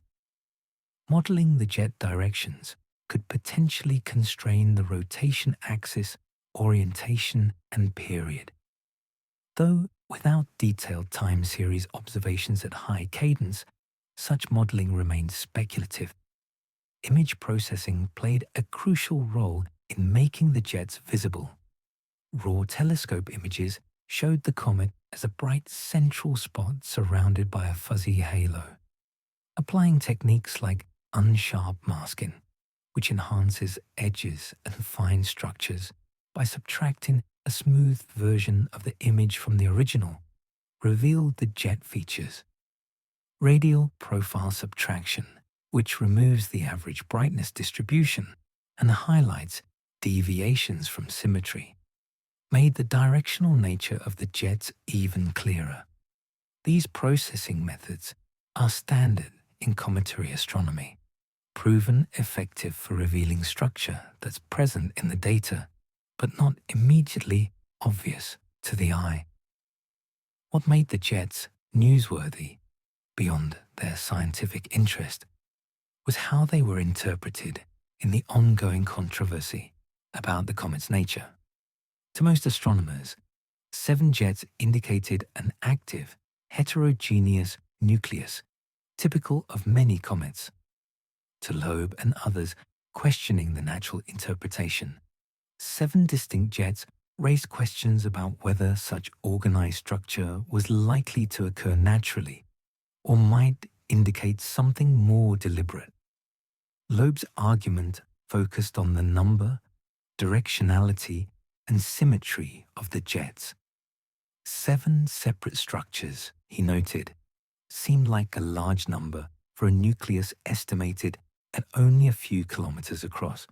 While comets do show multiple jets, having 7 clearly distinguishable ones simultaneously active suggested either an unusually complex surface or perhaps something else. If the jets were instead thrusters, exhaust plumes from propulsion systems positioned around an artificial structure, 7 would be a reasonable number for maintaining stability and control during maneuvers. The directionality added to his interpretation. Natural cometary jets are driven by solar heating, so their orientation relative to the Sun depends on which parts of the nucleus face sunward as it rotates. But they're ultimately random, determined by where ices happen to be exposed on an irregularly shaped body formed through accretion and collision processes. Thrusters on a spacecraft, conversely, would be positioned deliberately for optimal control authority, potentially in symmetric arrangements that balanced forces and torques. Whether the 7 observed jets showed patterns consistent with random geological structure or deliberate engineering became a point of debate. Other scientists pushed back on this reasoning. Jason Wright, who had been consistently critical of Loeb's interpretations, pointed out on his blog that comets showing multiple jets are well documented. Comet Hale-Bopp displayed dozens of jets during its 1997 apparition, creating spectacular fountain-like structures in high-resolution images. The Deep Impact spacecraft's encounter with Comet Tempel 1 revealed numerous active areas scattered across the nucleus. The Rosetta mission to 67P, Churyumov, Gerasimenko mapped jets originating from various locations, each with distinct activity patterns tied to local surface properties and solar illumination. 7 jets wasn't unusual. It was typical for an active comet observed with sufficient resolution. The morphology of the jets also mattered. Natural cometary jets typically show certain characteristics. They brighten and fade as the nucleus rotates, bringing active vents into and out of sunlight. They curve slightly due to the rotation of the nucleus and the finite velocity of escaping particles. They often show internal structure, filaments or streamers indicating variations in gas density or particle size. Rocket exhaust, by contrast, will be more collimated, more stable in brightness and direction, and less likely to show the irregular turbulent structures characteristic of sublimation-driven flows. Analysis of 3I Atlas's jets, to the extent possible from Earth-based observations, suggested they behaved like natural cometary jets. They varied in brightness over timescales of hours to days, consistent with rotational modulation. They showed slight curvature and asymmetry, as expected from material ejected from a spinning surface. High-resolution spectroscopy of individual jets, attempted by some research groups, though limited by the comet's faintness, indicated gas compositions matching the overall coma, dominated by carbon monoxide and carbon dioxide, with traces of other species. Nothing in the jet spectra suggested combustion products or propellants, yet the absence of anomalous signatures didn't satisfy critics of the natural interpretation. If an advanced technology wanted to mimic cometary outgassing, it could presumably do so, releasing stored volatiles through controlled vents to create the appearance of natural sublimation. The argument became unfalsifiable. Every observation consistent with natural behavior could be reframed as artificial behavior designed to look natural. Every absence of technological signatures could be explained as advanced camouflage or propulsion technologies that operated without detectable exhaust.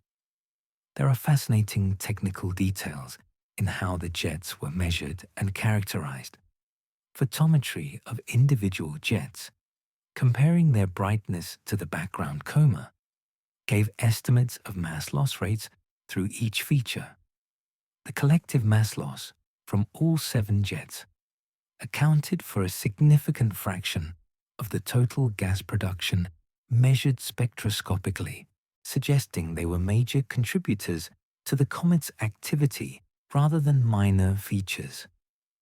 Measuring the opening angles of the jets, the width of each stream as it expanded away from the nucleus provided constraints on the vent sizes and gas velocities. Some researchers attempted to back-calculate the locations on the nucleus where the jets originated. This required assumptions about rotation period and axis orientation, both poorly constrained. Different assumptions led to different solutions. One analysis placed the 7 active vents distributed relatively evenly across the nuclear surface, which would be consistent with random geological structure. Another analysis suggested a more clustered distribution, with several vents concentrated in one hemisphere. The ambiguity reflected the fundamental limitation of trying to reconstruct three-dimensional structure from two-dimensional images taken from a single viewing direction. Amateur astronomers contributed observations as well, capturing images with smaller telescopes that, while less detailed than professional data, added temporal coverage. Some amateurs tracked the comet nightly through November, documenting how the jet structures evolved.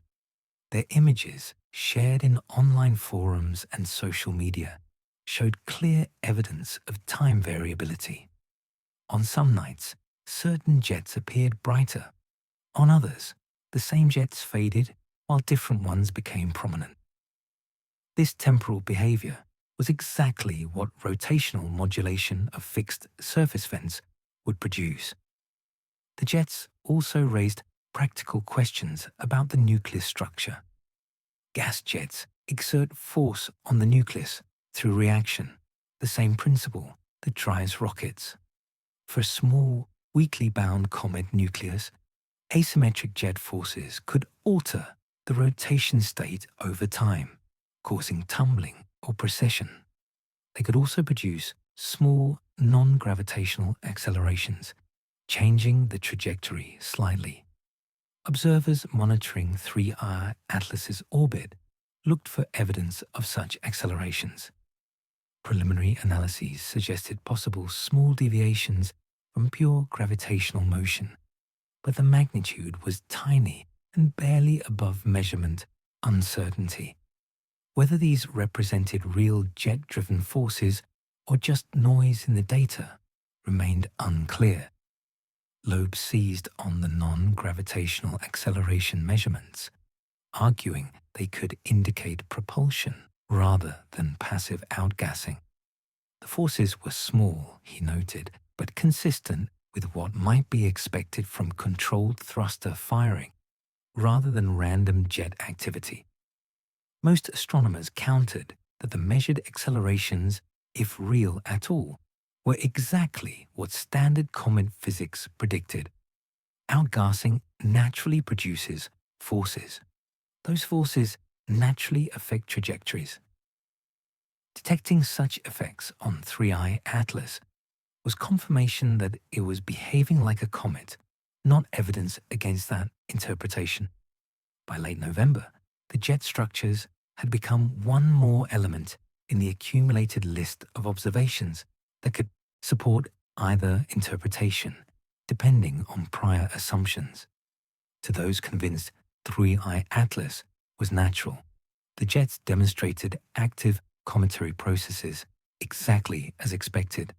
To those open to artificial possibilities, the jets raised questions about whether the configuration and behavior truly matched natural expectations or hinted at controlled systems. The data didn't resolve the disagreement.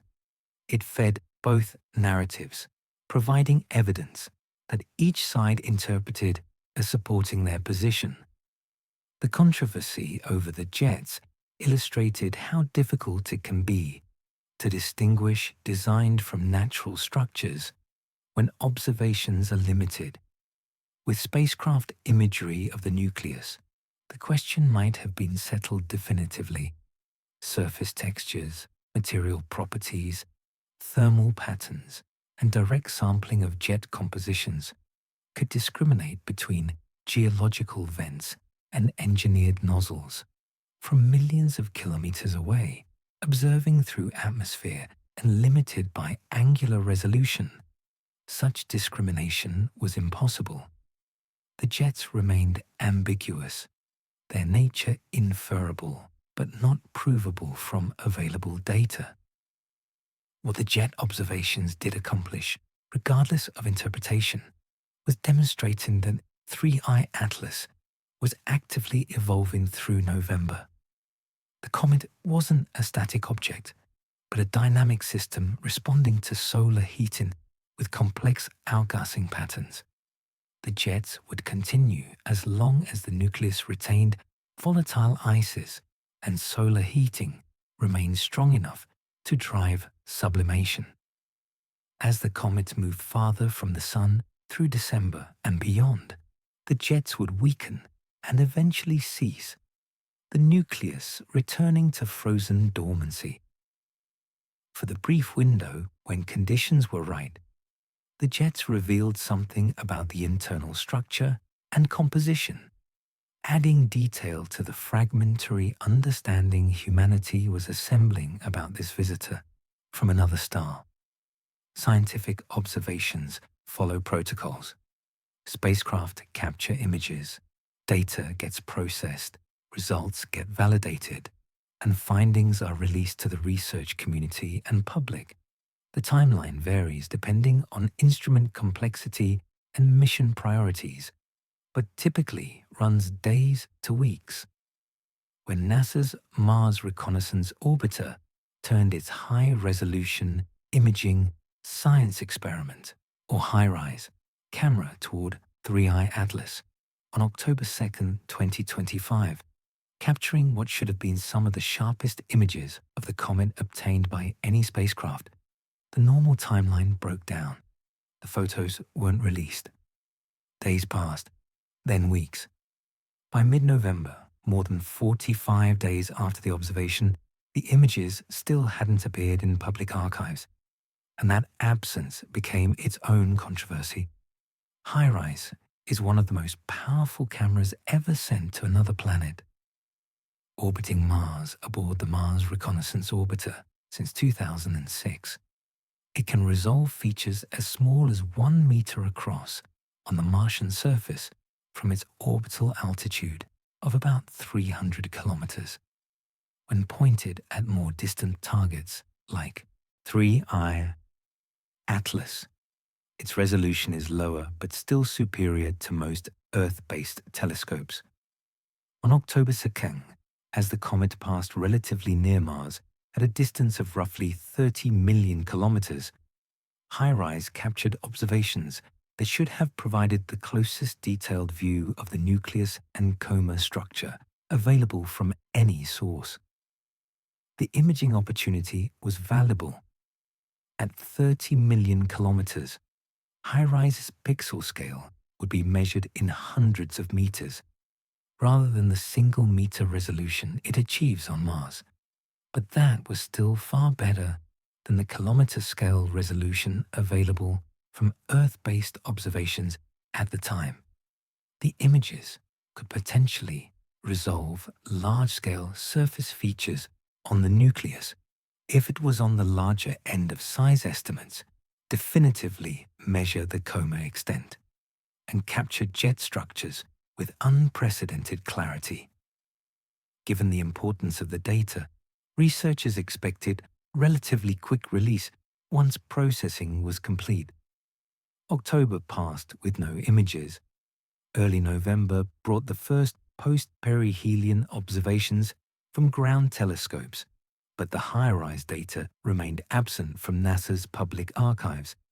By mid-November, as media attention focused on the 7 jets visible in ground-based images, questions began circulating about why the Mars Reconnaissance Orbiter observations hadn't been released. Official channels provided no explanation. The data simply wasn't available. Loeb noticed the delay and amplified it. In appearances on conservative media outlets, including Newsmax, he criticized what he called sluggish bureaucracy, preventing crucial data from reaching scientists and the public. In one interview, he suggested the 45-day delay was unacceptable given the scientific importance of the observations. He questioned whether the delay was merely administrative inefficiency or whether something in the images had triggered internal debate about release. The phrasing implied that the photos might show something unexpected, something that NASA was hesitant to make public. On November 13th, during a Newsmax interview on a program called Finity, Loeb directly confronted NASA's delayed release. The interviewer had spoken with Sean Duffy, NASA's acting administrator, the night before. Duffy had dismissed concerns about 3I Atlas being anything other than a natural comet, using his walks like a comet, talks like a comet framing. When asked about the missing HiRISE images, Duffy had attributed the delay to manpower shortages during the recent federal government shutdown. He suggested that with limited staff available during and immediately after the shutdown, processing and releasing non-essential scientific data had been deprioritized. Loeb found this explanation inadequate. He pointed out that 45 days exceeded any reasonable processing timeline, even accounting for reduced staffing. HiRISE data from routine Mars observations typically appears in public archives within days to weeks. Complex processing that requires extensive calibration and validation might take longer, but not 6 weeks. He suggested that either the processing was encountering unexpected difficulties because the images showed something unusual, or institutional inertia was preventing timely release of data that might contradict the official narrative that 3I Atlas was unremarkably natural. The federal government shutdown Duffy referenced had occurred in early October, lasting about 2 weeks. During shutdowns, NASA typically operates with minimal essential personnel. Science operations often pause. Non-critical data processing gets delayed. But by mid-November, the shutdown had been over for a month. If the HiRISE observation occurred on October 2nd, before or at the very start of the shutdown, then some delay was understandable. But 6 weeks seemed excessive, even accounting for those complications. There's context worth understanding about how spacecraft observations are processed and released. When HiRISE captures an image, the raw data is transmitted from Mars Reconnaissance Orbiter to Earth through NASA's Deep Space Network. The data arrives as digital signals that must be converted into image format, calibrated to account for instrument characteristics and illumination conditions, and validated to ensure quality. For targets like the Martian surface, which HiRISE observes routinely, these steps are automated and well practiced. For unusual targets like 3I Atlas, additional care might be needed to ensure proper calibration. Image processing also involves decisions about enhancement and presentation. Should the images be released as minimally processed raw data or as enhanced versions that bring out fine details? Should multiple exposures be combined to improve signal-to-noise ratio? Should different filters be processed separately or combined into color composites? These decisions take time and require judgment calls, especially for novel targets where standard procedures might not apply directly. NASA's Planetary Data System, the archive where mission data is stored and made publicly available, has protocols for validation before release. Data must meet quality standards. Metadata must be complete. Documentation must explain observation conditions and processing steps. For routine observations, these protocols are streamlined. For unusual or high-profile observations, extra scrutiny might be applied to avoid releasing data that could be misinterpreted or that contains artifacts mistaken for real features. Still, 45 days pushed the boundaries of reasonable delay, even accounting for all these factors. Researchers not involved in the HiRISE team and not privy to internal NASA discussions could only speculate about what was taking so long. Some suggested technical problems with the data, perhaps low signal levels requiring extensive noise reduction. Others wondered if the images showed unexpected features that prompted internal debate about interpretation before public release. A few entertained Loeb's implication that the delay was deliberate, either to control narrative or to allow time for preparing explanations of surprising findings. The controversy highlighted tensions around data access and transparency. NASA operates with public funding and generally maintains strong commitments to open data sharing. Mission datasets are supposed to be publicly archived and accessible to researchers worldwide, not just to the teams that operate the instruments. Delays in release, especially for high-interest targets like an interstellar object, create perception problems, even if the underlying reasons are mundane. Loeb's criticism also reflected frustration with how the spacecraft hypothesis was being handled institutionally. He argued that if NASA took the possibility of artificial origins seriously, they would prioritize data release and analysis to test the hypothesis rigorously.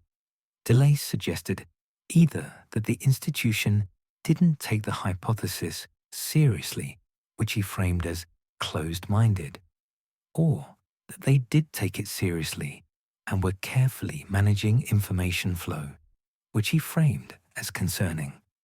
Either interpretation fit his narrative that conventional scientific institutions resisted considering unconventional possibilities.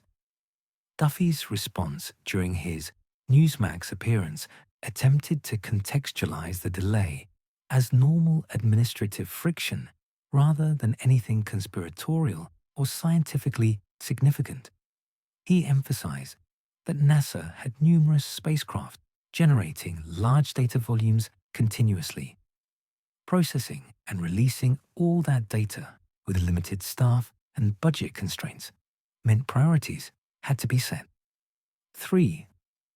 Atlas observations, while scientifically interesting, weren't mission-critical in the way that Mars surface operations or spacecraft health monitoring were. They would be released when resources allowed. The exchange between Loeb and NASA through media appearances rather than scientific channels illustrated how the 3I Atlas controversy had moved beyond traditional scientific discourse. Normally, disagreements about interpretation would play out in journal papers, conference presentations, and peer review. With 3I Atlas, the debate happened in blog posts, television interviews, and social media.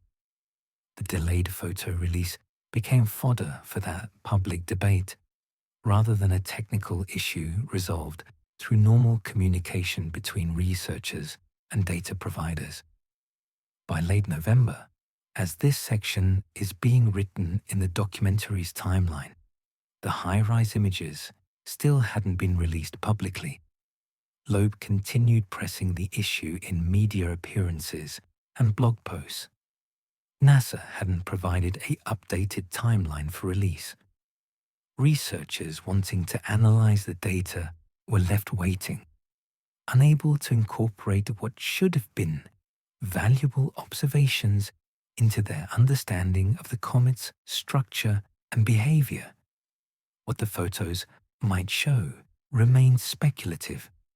Best case, they would provide high-resolution views of the coma structure, clearly resolving the 7 jets observed from Earth and possibly revealing additional features. They might show the nucleus as a resolved object rather than a point source, allowing direct measurement of its size and shape. They could capture details of how the jets emanated from the nucleus, whether they appeared as discrete vents or more diffuse, active areas. Spectroscopic data, if high-rises color filters were used, might add detail to compositional understanding. Worst case for data quality, the images might be disappointing. If the comet was faint and high-rises exposure time was limited, the signal-to-noise ratio might be poor, showing little more than ground-based telescopes could already see. If the viewing geometry was unfavorable, with the coma washing out nucleus details or jets oriented in ways that made them hard to distinguish, the images might not add much scientific value. The delay could simply reflect that the data wasn't as useful as hoped, and thus wasn't prioritized for processing. The speculation could continue indefinitely without the actual images. What was certain was that the delay had become part of the story, another element in the narrative of institutional friction, scientific controversy, and public fascination with whether 3I Atlas was ordinary or extraordinary. The photos, when eventually released, would be scrutinized not just for their scientific content, but for whether they validated concerns about delayed release or proved those concerns overblown. As November ended and December began, the missing high-rise images represented one more gap in the observational record, one more piece of the puzzle that should have been available but wasn't. The comet was continuing its departure, dimming and receding. Every week without data meant permanent loss of observational opportunity. Whatever the high-rise images showed, their scientific value diminished with each day of delay as ground-based observations progressed and the comet moved farther away. The controversy over their absence would likely outlast the observations themselves, becoming part of the historical record of how humanity studied its third confirmed visitor from beyond the solar system. The Hubble Space Telescope has been orbiting Earth since 1990, positioned above the distorting effects of the atmosphere. At an altitude of about 550 kilometers, it captures images with clarity impossible for ground-based observatories. Its 2.4-meter primary mirror, while modest compared to the largest terrestrial telescopes, benefits from the vacuum of space, delivering resolution limited only by diffraction rather than atmospheric turbulence. When NASA directed Hubble toward 3I Atlas in late July 2025, the observations produced some of the most detailed views of the comet available from any instrument. The observations occurred on July 21, 2025, when the comet was approximately 277 million miles from Earth, or about 445 million kilometers.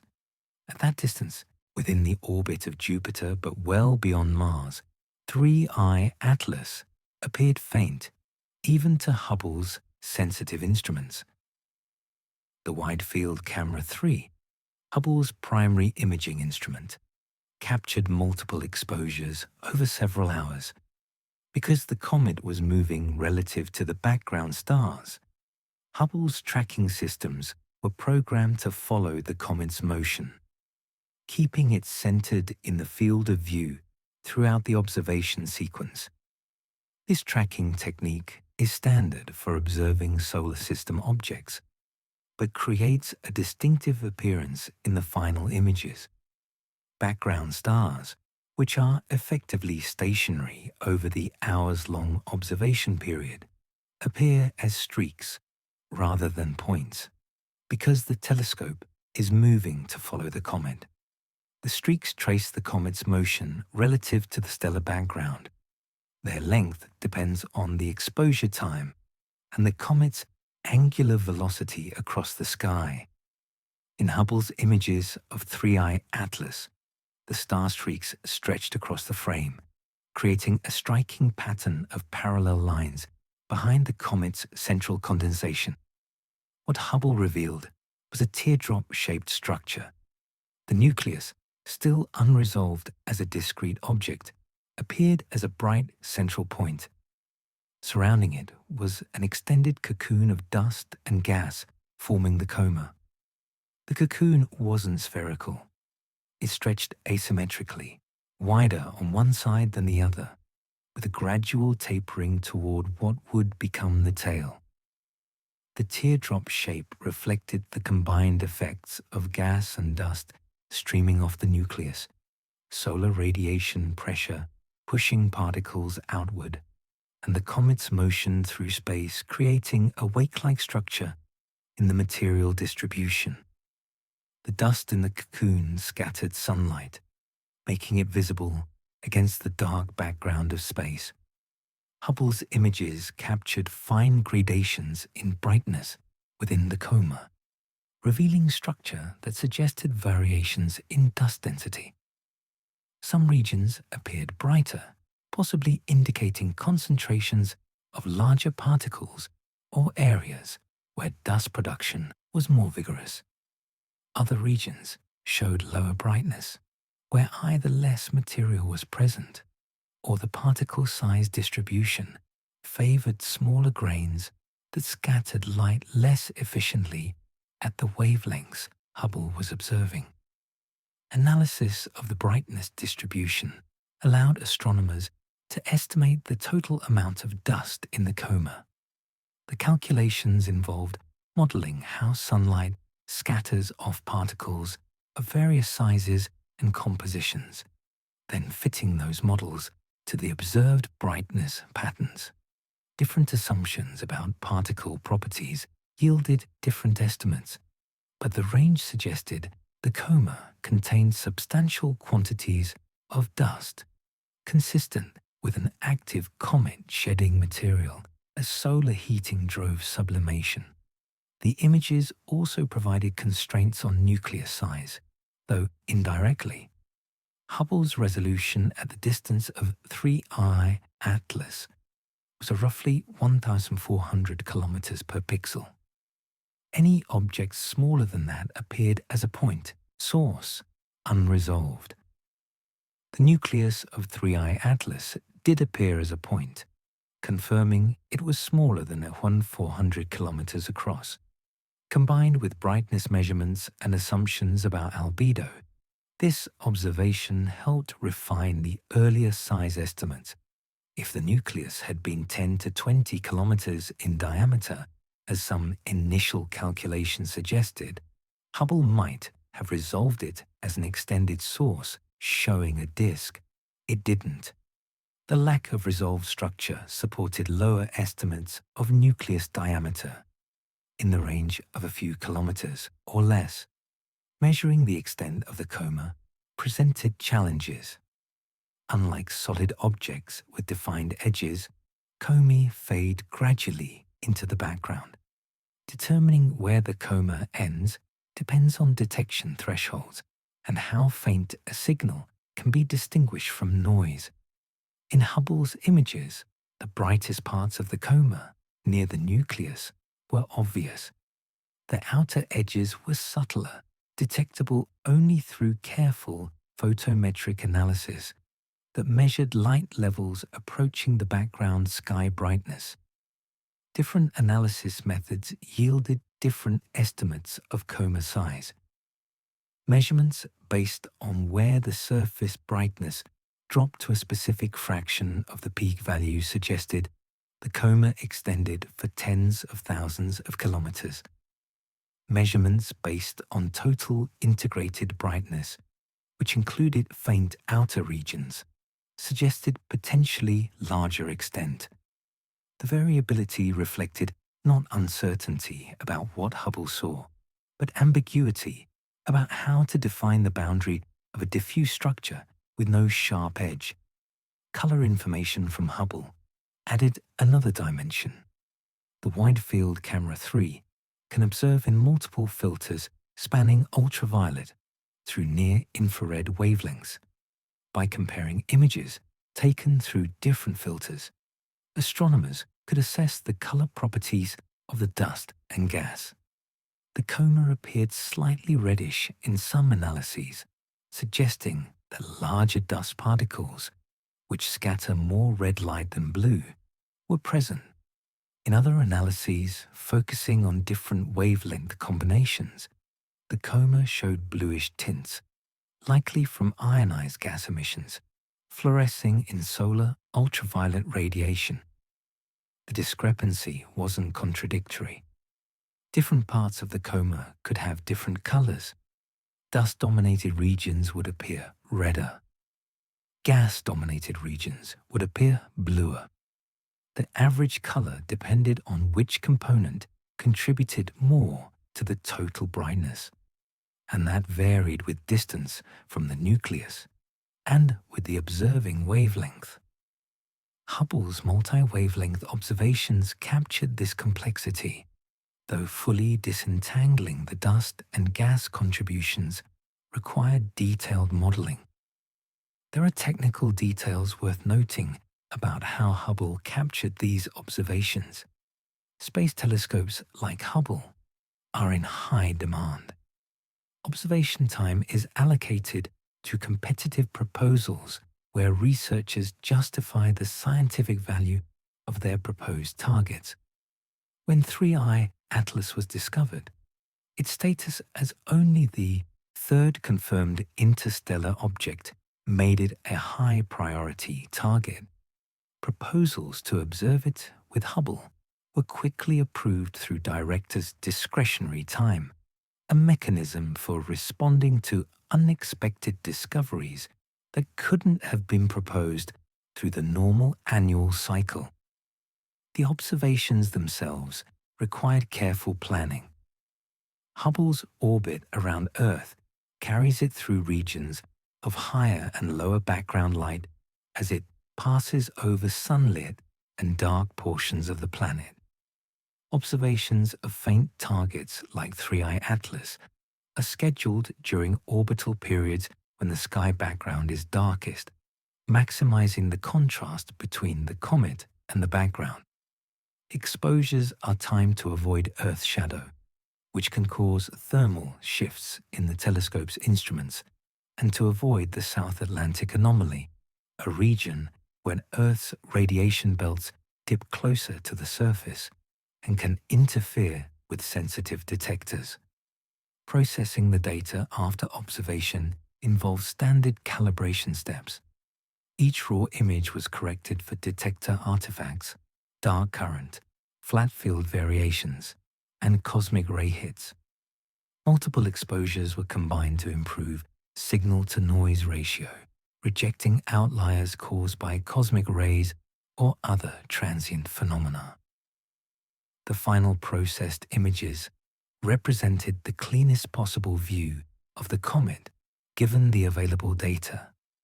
When the Hubble images were released to the public and scientific community in early August, they provided the best detailed view of 3I Atlas's structure obtained up to that point. Researchers studying the comet incorporated the data into their analyses. The teardrop-shaped coma became a reference point for understanding how material was being distributed around the nucleus. The absence of resolved nucleus structure confirmed that the object was smaller than some early estimates suggested. The brightness and color measurements fed into compositional models.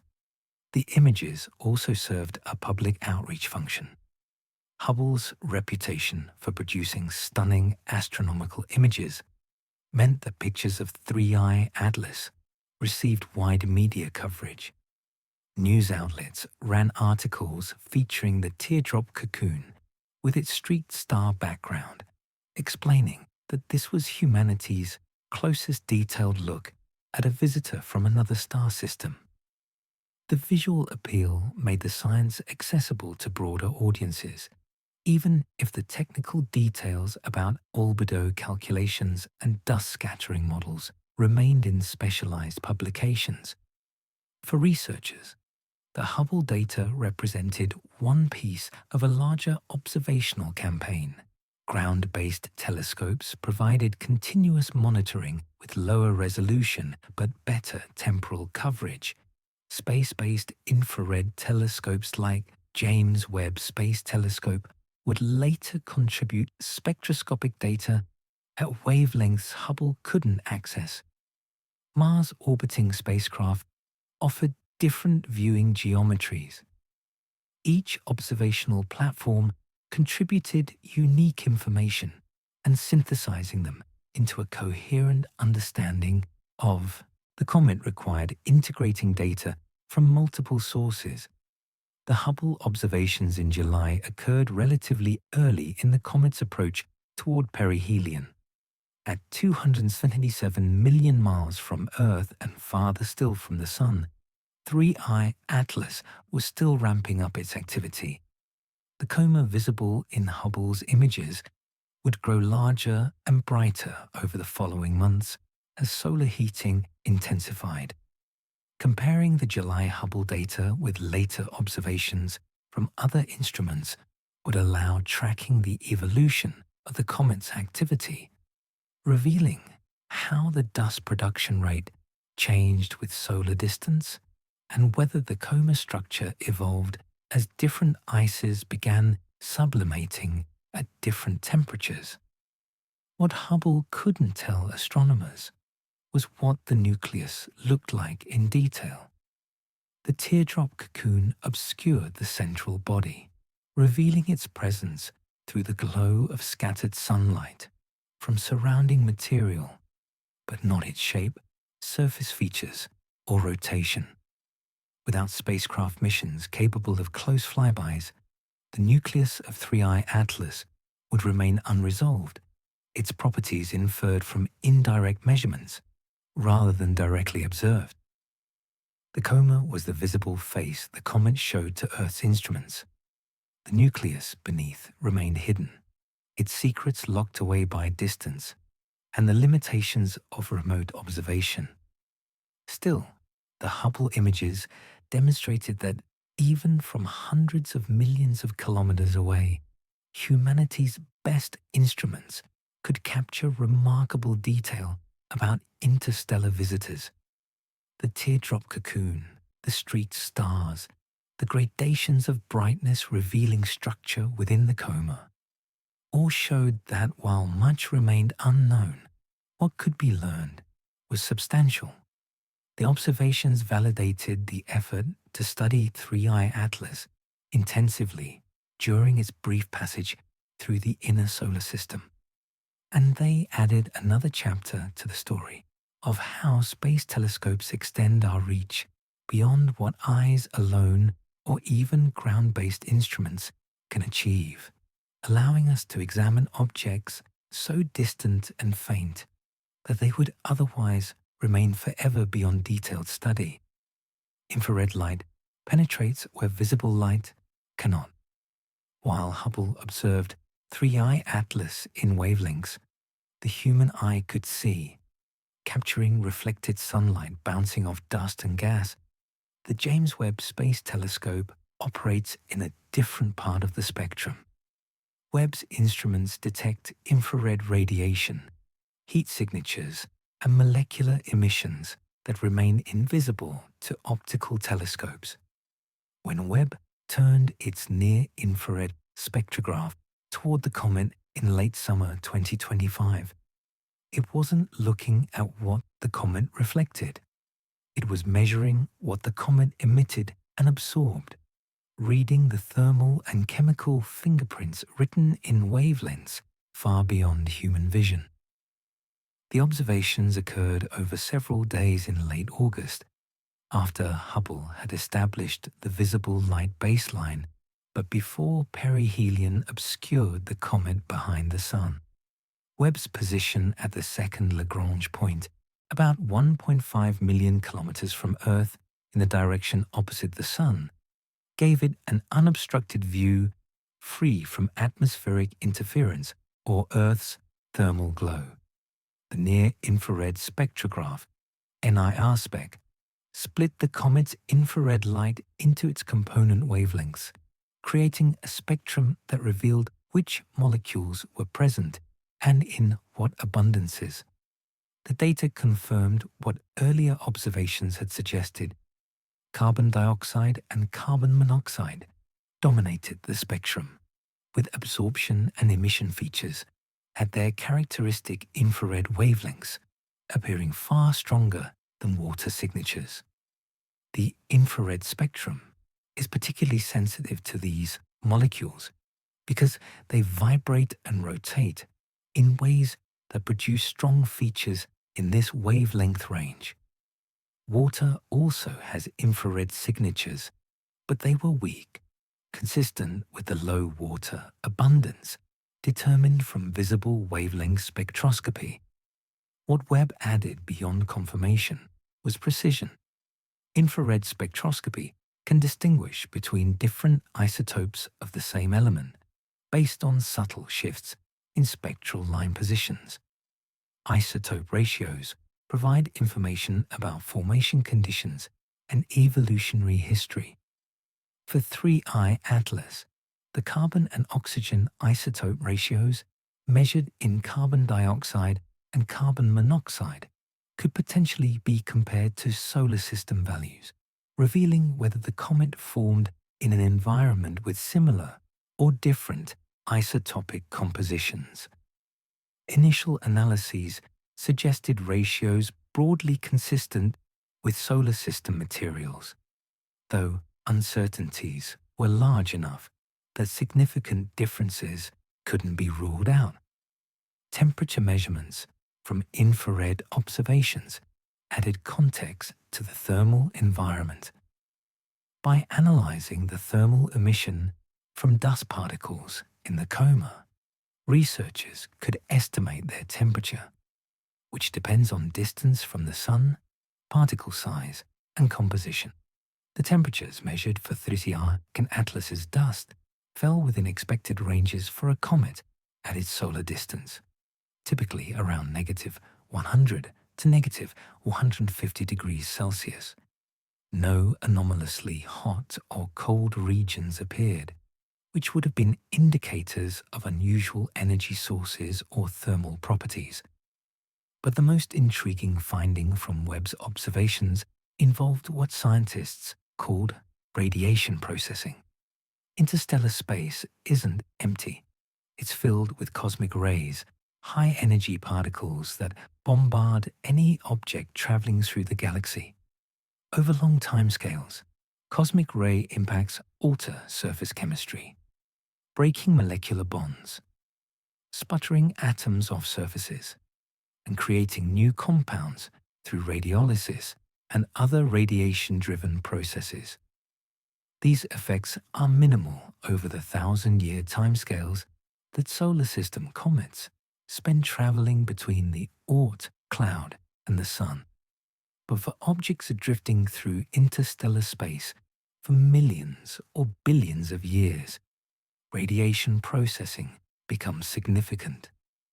Webb's infrared spectrum showed signatures that researchers interpreted as evidence of extensive radiation damage. Certain organic compounds that should be present in pristine cometary ice were depleted. Other compounds that form through radiation processing appeared enhanced. The pattern suggested that the surface layers of 3I Atlas had been exposed to cosmic rays for an extremely long time, potentially billions of years. That age estimate aligned with theoretical expectations for interstellar objects ejected from their parent systems early in galactic history and wandering through the galaxy ever since. The radiation processing didn't penetrate deeply. Cosmic rays affect primarily the outermost layers, typically the top meter or so of material.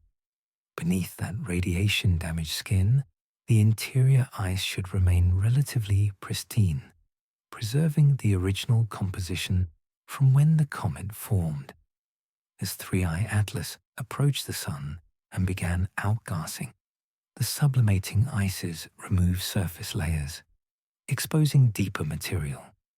The composition measured spectroscopically represented a mix of radiation-processed surface material and unprocessed interior ice, complicating efforts to determine the original formation chemistry.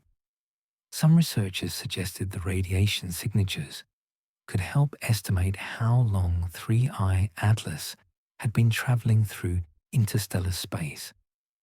The degree of radiation damage, compared to models of cosmic ray flux and exposure time, suggested timescales measured in hundreds of millions to billions of years.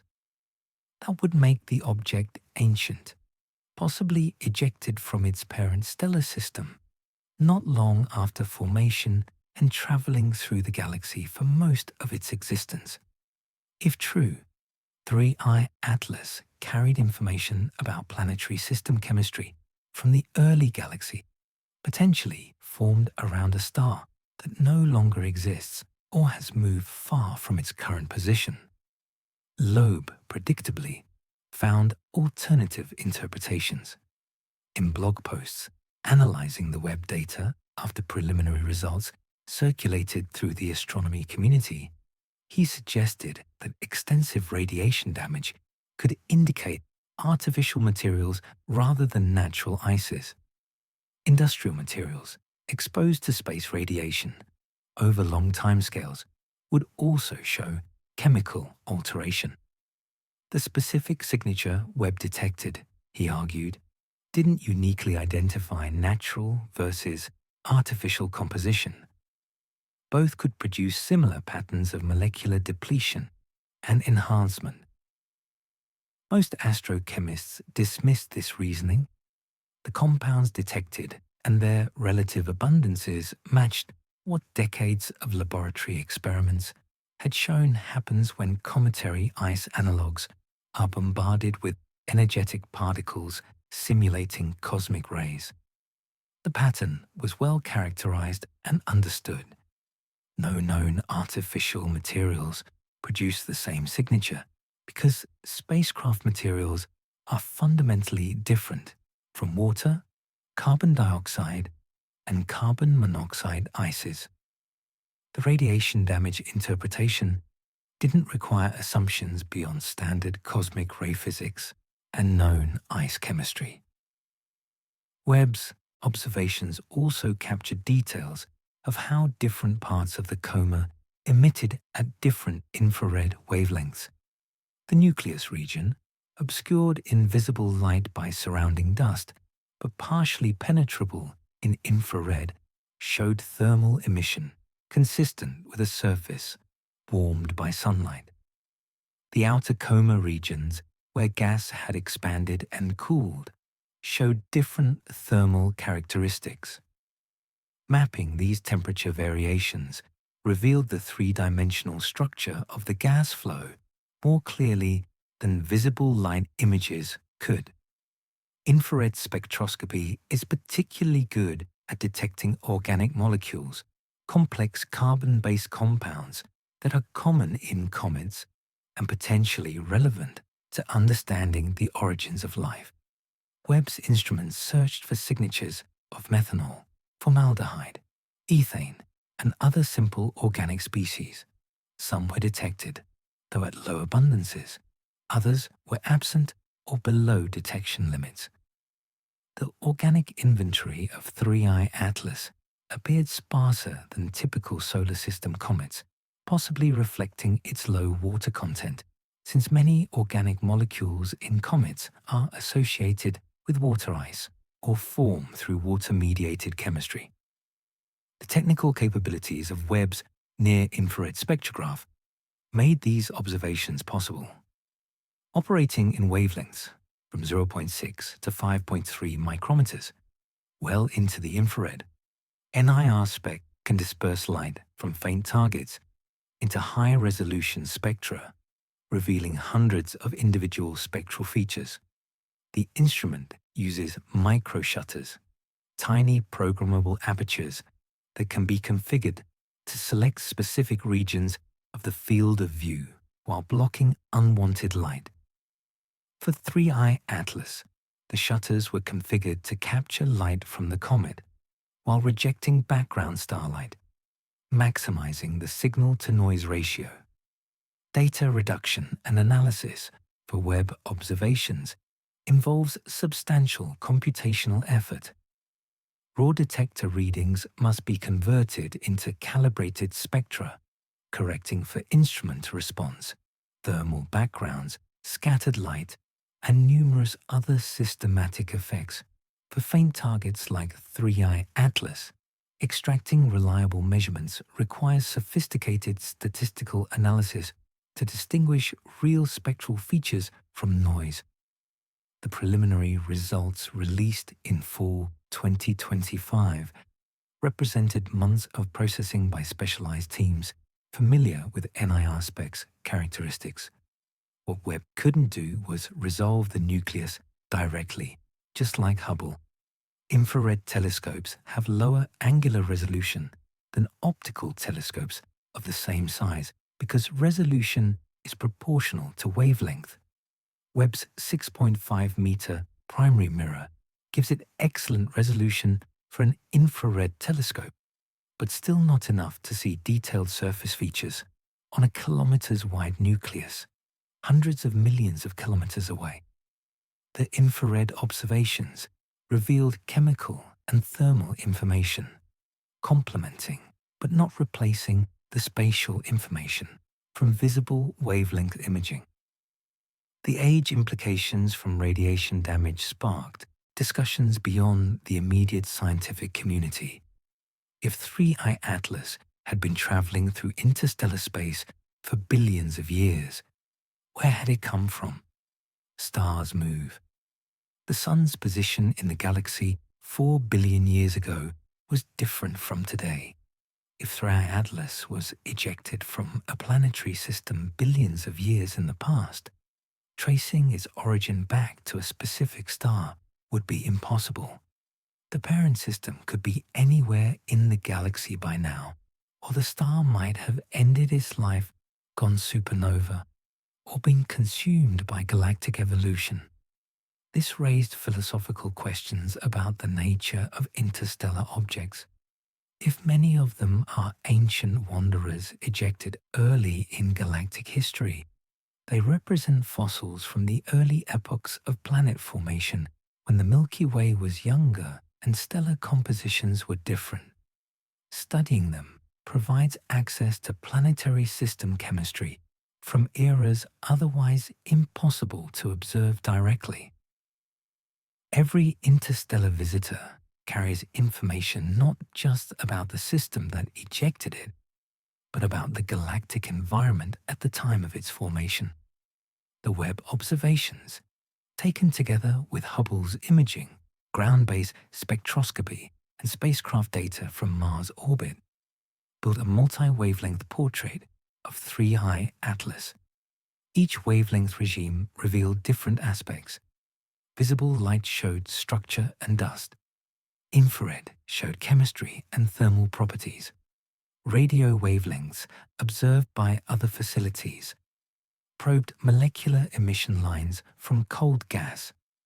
Synthesizing these perspectives into a coherent understanding required combining data from instruments that operated on different principles, observed at different times, and used different calibration methods. As Webb's data continued being analyzed through the fall, it became one more piece of the observational mosaic. The radiation damage finding suggested ancient origins. The compositional measurements reinforced the carbon-rich, water-poor nature. The temperature maps confirmed normal thermal behavior. None of it resolved the controversy about whether the comet was natural or artificial, because both interpretations could accommodate the findings with appropriate auxiliary assumptions. But all of it deepened understanding of what kind of object 3I Atlas was, whatever its ultimate origin turned out to be. Mars orbits the Sun at a distance averaging about 228 million kilometers, roughly half again as far as Earth. In early October 2025, as 3I Atlas approached its perihelion passage, Mars happened to be positioned almost directly along the comet's trajectory. The geometry meant that spacecraft orbiting Mars had a front row seat to the comet's closest approach to any major planet, while ground-based observers on Earth were beginning to lose sight of the comet in solar glare. And while space telescopes orbited Earth faced similar viewing constraints, the machines circling Mars maintained clear, unobstructed views. Two spacecraft were particularly well positioned. Mars Express, operated by the European Space Agency and orbiting the Red Planet since 2003, carried a high-resolution stereo camera designed for mapping Martian surface features. The ExoMars Trace Gas Orbiter, also an ESA mission, had arrived at Mars in 2016, equipped with instruments for studying the Martian atmosphere, but also capable of imaging distant targets. Between October 1st and October 7th, both spacecraft turned their attention away from Mars and toward the approaching interstellar visitor. The closest approach occurred on October the 3rd, when 3I Atlas passed within approximately 30 million kilometers of Mars. That's about 1/5 the distance between Earth and Mars at their closest approach, and far nearer than any Earth-based telescope could ever observe. From the perspective of the Mars-orbiting spacecraft, the comet appeared brighter and larger than from Earth, though still a challenging target given the instruments weren't designed for observing faint objects in deep space, but rather the relatively bright surface of the planet beneath them. ExoMars Trace Gas Orbiter's CASSIS imaging system captured the most detailed views. CASSIS, the color and stereo surface imaging system, was built to photograph Mars in color and 3 dimensions with a resolution of about 4.6 meters per pixel from the spacecraft's typical orbital altitude of around 400 kilometers. When pointed at 3I Atlas 30 million kilometers away, the resolution was obviously far lower, thousands of kilometers per pixel, but still valuable for capturing the overall structure of the coma and any large-scale features. The images showed 3I Atlas as a slightly fuzzy white dot moving against the black background of space. In individual frames, the comet appeared as a circular or slightly elongated glow, brighter at the center where the nucleus resided and fading gradually toward the edges where the coma thinned. Processing multiple frames captured over hours revealed the comet's motion, the dot shifting position relative to background stars, confirming its trajectory matched predictions. What CASSIS couldn't resolve was the nucleus itself. Even from 30 million kilometers, a nucleus a few kilometers across subtended an angle far smaller than the camera's pixel size. The bright central condensation visible in the images represented the combined light from the nucleus and the densest part of the surrounding coma. Separating them would have required resolution CASSIS simply didn't have at that distance. The observation was akin to trying to photograph a cell phone on the moon from Earth. The object exists. Light from it reaches the camera, but it appears as a point rather than a resolved structure. Still, the coma was clearly visible. Measurements of the brightness distribution in CASSIS images allowed researchers to estimate the coma's extent at roughly several thousand kilometers across, though the exact number depended on where the threshold was set between coma and background. The brightness decreased rapidly with distance from the nucleus, following approximately the inverse square law expected for material expanding outward from a central source and illuminated by sunlight. The color information from CASSIS added another data point. The imaging system captures images in 4 color filters spanning visible and near-infrared wavelengths. By comparing brightness in different filters, researchers could assess whether the coma appeared redder or bluer than sunlight, which indicates whether dust or gas dominated the scattering. The analyses suggested a relatively neutral color close to solar, meaning the coma had a balanced mix of dust reflecting sunlight and gas fluorescing at various wavelengths. This was consistent with other observations showing 3I Atlas as an active comet releasing both dust and gas. Mars Express contributed observations as well, though its instruments were less suited to the task than CASSIS. The high-resolution stereo camera aboard Mars Express, designed for mapping Martian topography, could theoretically observe the comet, but faced challenges with sensitivity and pointing. The spacecraft's orbit and attitude control systems were optimized for observing Mars below, not distant objects in space. Still, the mission team attempted observations during the October 1-7 window, contributing additional data points, even if the quality was lower than what CASSIS achieved. There are technical challenges in observing faint distant objects with cameras designed for photographing nearby planets. Mars's surface reflects sunlight brightly, much more so than the diffuse glow of a comet millions of kilometers away. Camera exposures optimized for Mars would underexpose the comet, capturing barely any signal. Exposures long enough to detect the comet would saturate on Mars, washing out any Martian features. The spacecraft had to adjust exposure times specifically for the comet observations, accepting that Mars itself would either appear overexposed or not appear at all in the same frames. Pointing presented another challenge. Mars-orbiting spacecraft typically use Mars itself as a reference for orientation, maintaining attitudes that keep instruments pointed at the planet's surface. Pointing at 3I Atlas required shifting to celestial navigation, using stars and internal gyroscopes to maintain the correct orientation.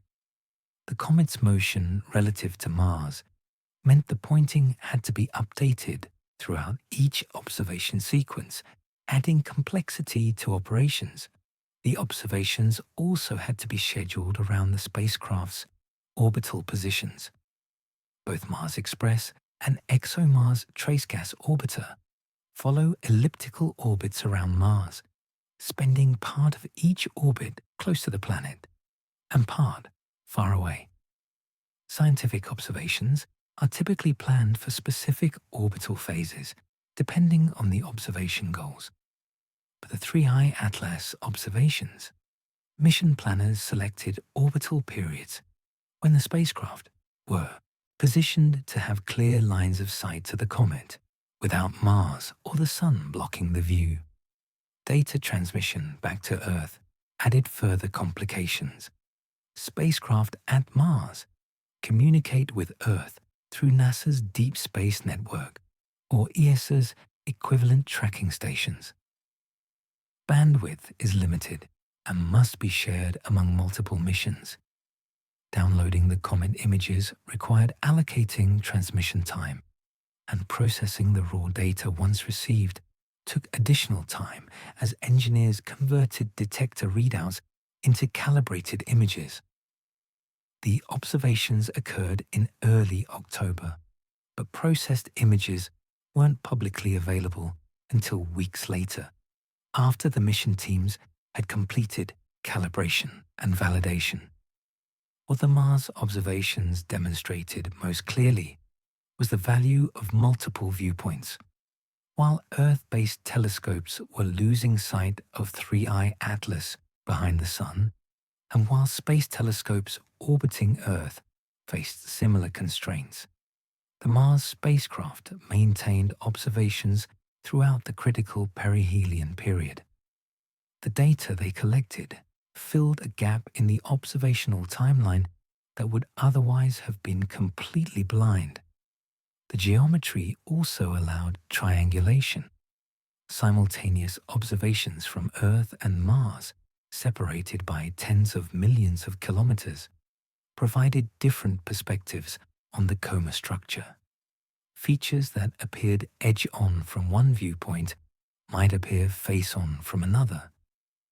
Combining observations from multiple angles could potentially reconstruct three-dimensional structure, though in practice, the low resolution and faintness of the comet limited how much three-dimensional information could be extracted.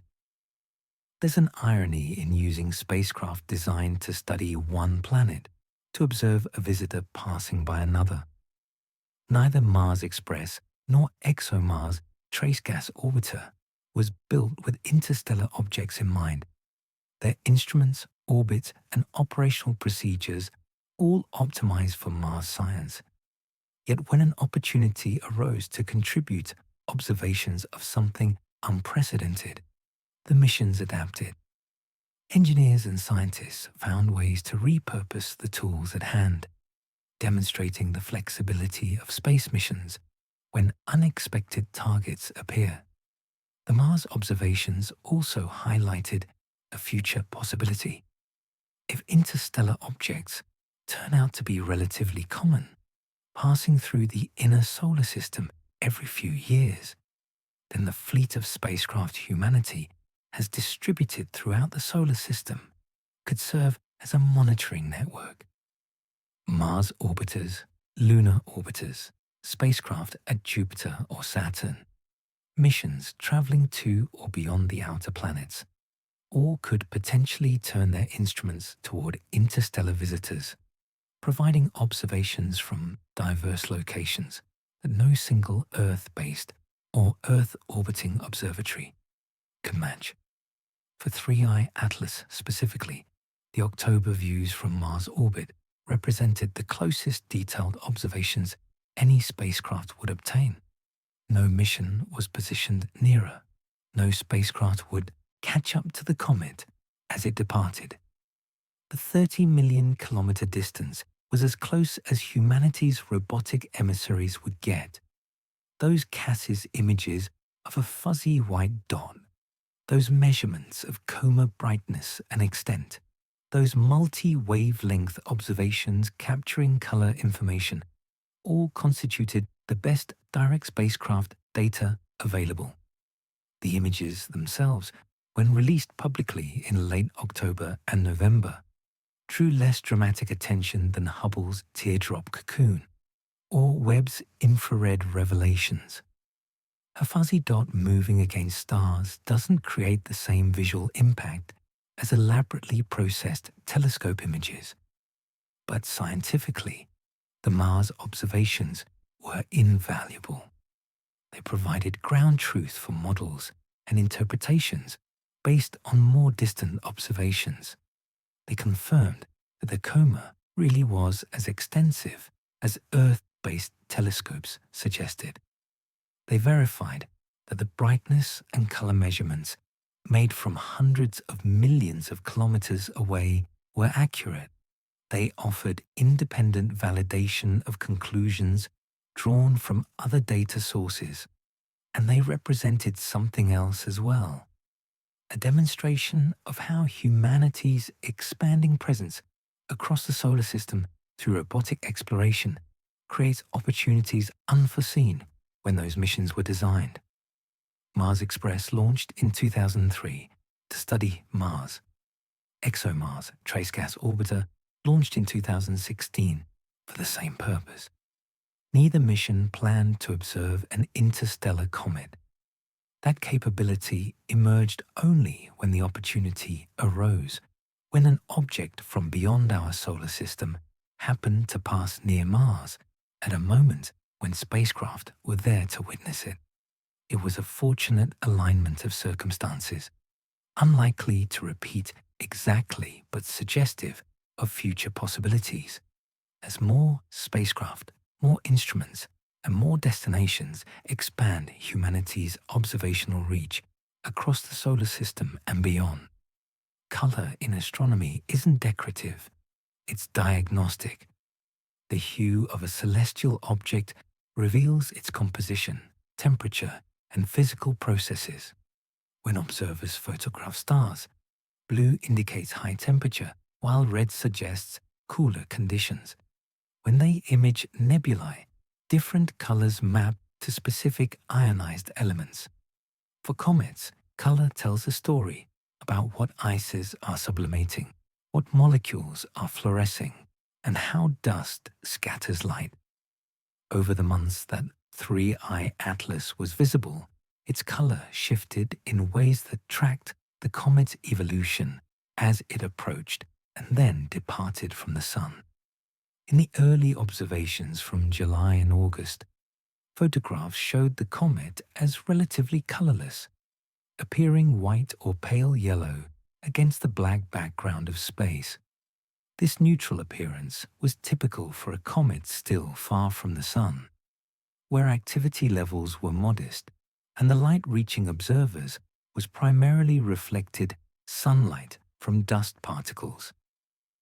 Dust scatters all wavelengths of visible light relatively uniformly when particle sizes are large compared to the wavelength of light, producing the white or yellowish tones seen in many cometary images. As September progressed and the comet continued inward, observers began noticing a shift. Images captured through different filters showed that portions of the coma were developing a bluish cast, particularly near the nucleus and in the ion tail. The blue coloration indicated fluorescence from ionized gas molecules. When solar ultraviolet radiation strikes molecules like carbon monoxide or cyanogen, it can knock off electrons, creating ions. These ions, when they recombine with free electrons or absorb additional photons, emit light at specific wavelengths. For carbon monoxide ions and cyanogen, those wavelengths fall in the blue-green part of the spectrum. The timing of the blue coloration made sense. As 3I Atlas moved closer to the Sun, solar heating intensified, driving a more vigorous sublimation of the carbon dioxide and carbon monoxide ices that dominated its composition. The increased gas production meant more molecules available for solar ultraviolet to ionize, producing stronger fluorescence emissions. The blue tint became a visible marker of the comet's increasing activity level.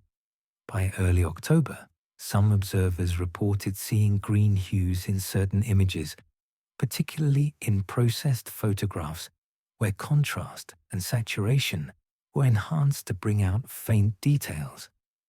Green in comets typically comes from diatomic carbon, a molecule consisting of two carbon atoms bonded together. Diatomic carbon forms when more complex carbon-bearing molecules are broken apart by solar ultraviolet radiation. It fluoresces strongly in green wavelengths when energized, creating the characteristic greenish glow seen in many active comets. Whether 3I Atlas truly showed significant green coloration, or whether this was an artifact of image processing, remains somewhat ambiguous, with different observers reporting different impressions. The color shifts weren't uniform across the entire coma. Different regions showed different hues. Near the nucleus, where dust concentrations were highest, reflected sunlight dominated, and the color remained closer to white or yellow. In the ion tail, stretching millions of kilometers away from the nucleus, blue from ionized carbon monoxide dominated. In intermediate regions, where gas and dust mixed, the colors blended, creating gradients and transitions visible in carefully processed images. After perihelion, as the comet reappeared in November, a new color appeared in some photographs. Observers described portions of the coma as taking on golden or orange tints, warmer hues than the blues and greens seen earlier. This shift likely reflected changes in the dust being released. Larger dust particles, which scatter longer wavelengths more efficiently than shorter ones, produce reddish or orange hues. If perihelion heating had disrupted the nucleus structure or changed which ices were actively sublimating. It might have altered the size distribution of dust, particles being ejected, shifting the color balance toward warmer tones.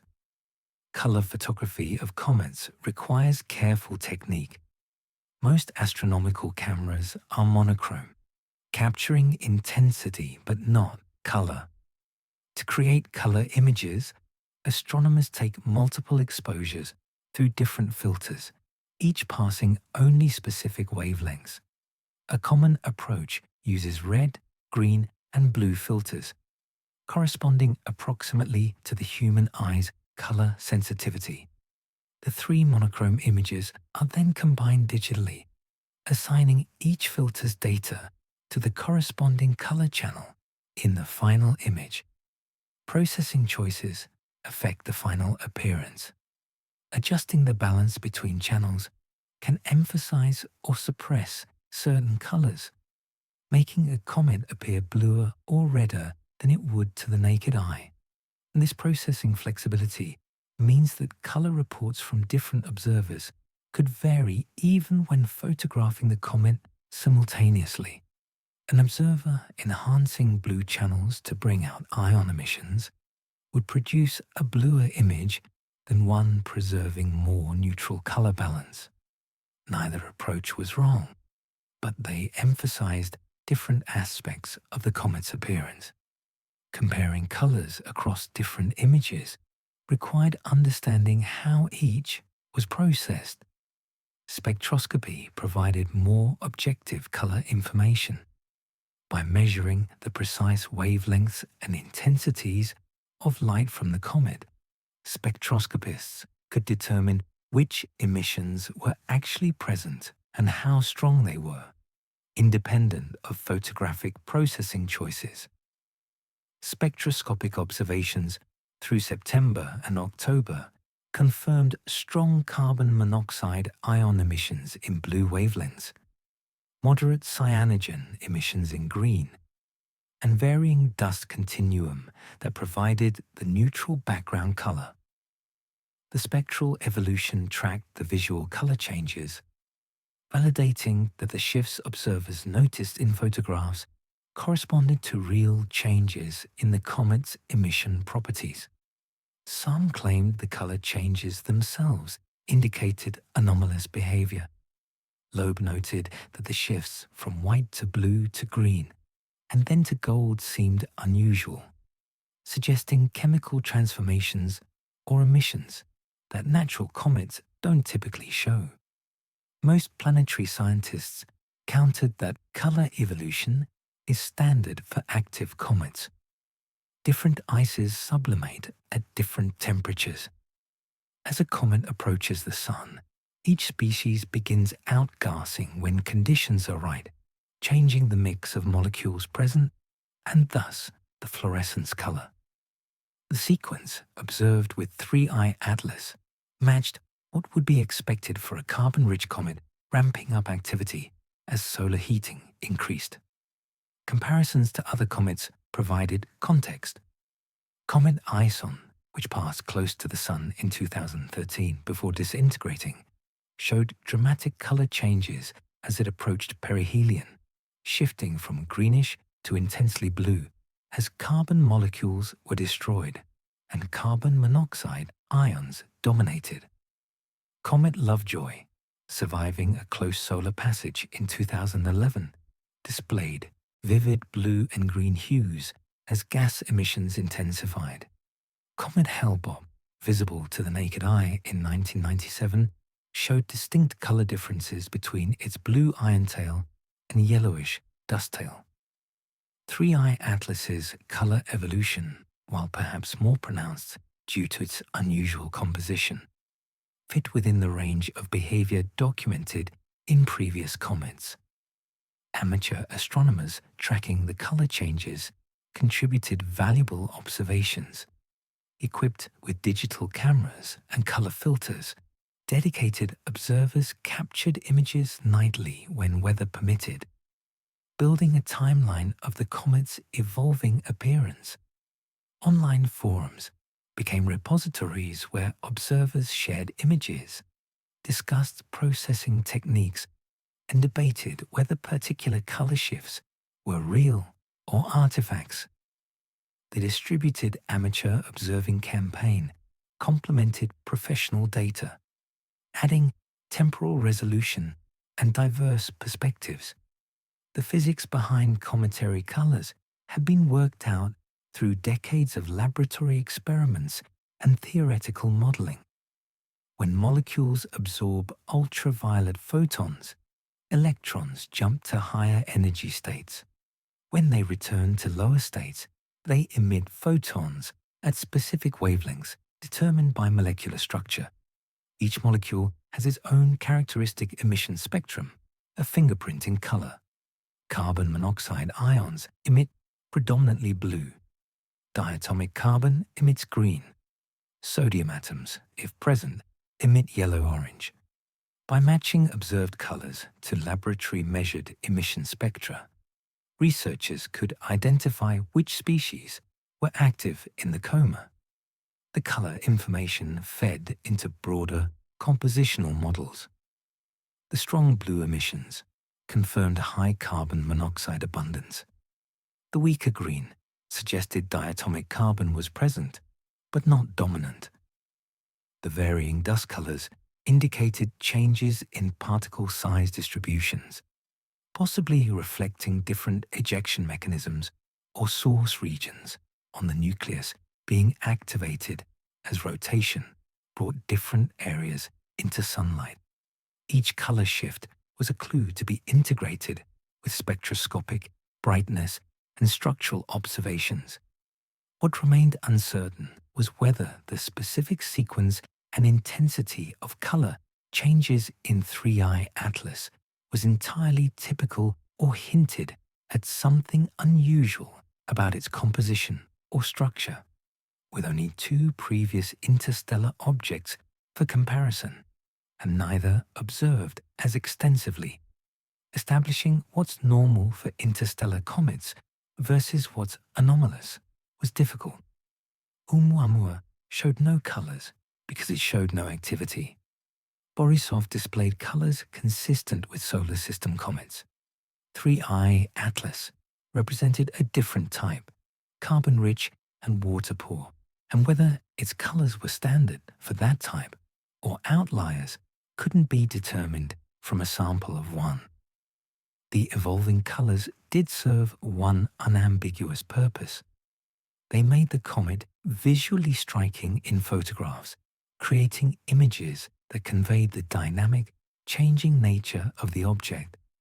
A static white dot wouldn't communicate that the comet was active, evolving, responding to solar heating. The blues, greens, and golds visible in processed images told a story of chemical transformation, of frozen ices awakening to sublimation, of molecules fragmenting and fluorescing under the sun's influence. The colors made the invisible visible, translating spectroscopic measurements and molecular processes into something human eyes and brains could recognize as change, as activity, as something happening to the visitor as it swept through our solar system on its billion-year journey through the galaxy. Light doesn't just have color and brightness, it also has orientation, a property called polarization. When light reflects off surfaces or scatters through particles, the electric field oscillations that constitute electromagnetic radiation become preferentially aligned in certain directions. Measuring this polarization reveals information about what the light interacted with. Smooth surfaces polarize light differently than rough ones. Small particles produce different polarization signatures than large ones. For comets, polarization measurements of scattered sunlight can diagnose dust grain properties, sizes, and compositions in ways that other observations cannot. When researchers measured the polarization of light from 3I Atlas in late summer and fall 2025, they found values unlike anything previously recorded from a comet. Polarization is expressed as a percentage, the fraction of light that's polarized compared to the total light intensity. Most natural light sources, including the sun, produce unpolarized light, where electric field orientations are random. When that light scatters off particles in a cometary coma, some fraction becomes polarized. The amount depends on the scattering angle, the angle between the sunlight coming in, the particle doing the scattering, and the observer receiving the scattered light. It also depends on particle properties. Size, shape, composition, and surface roughness all affect how much polarization occurs. Typical comets show polarization ranging from a few percent to perhaps 20 or 30% at optimal scattering angles. The exact values vary with the comet's activity level, the dominant particle sizes, and the observation geometry.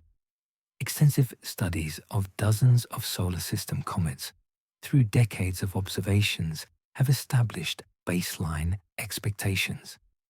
Those expectations include variation, with different comets showing somewhat different polarization depending on their individual characteristics. But the variation occurs within predictable bounds. 3I Atlas exceeded those bounds. Polarimetric observations conducted by several research groups using different telescopes and instruments in September and October reported polarization levels reaching 40 to 50% at certain scattering angles.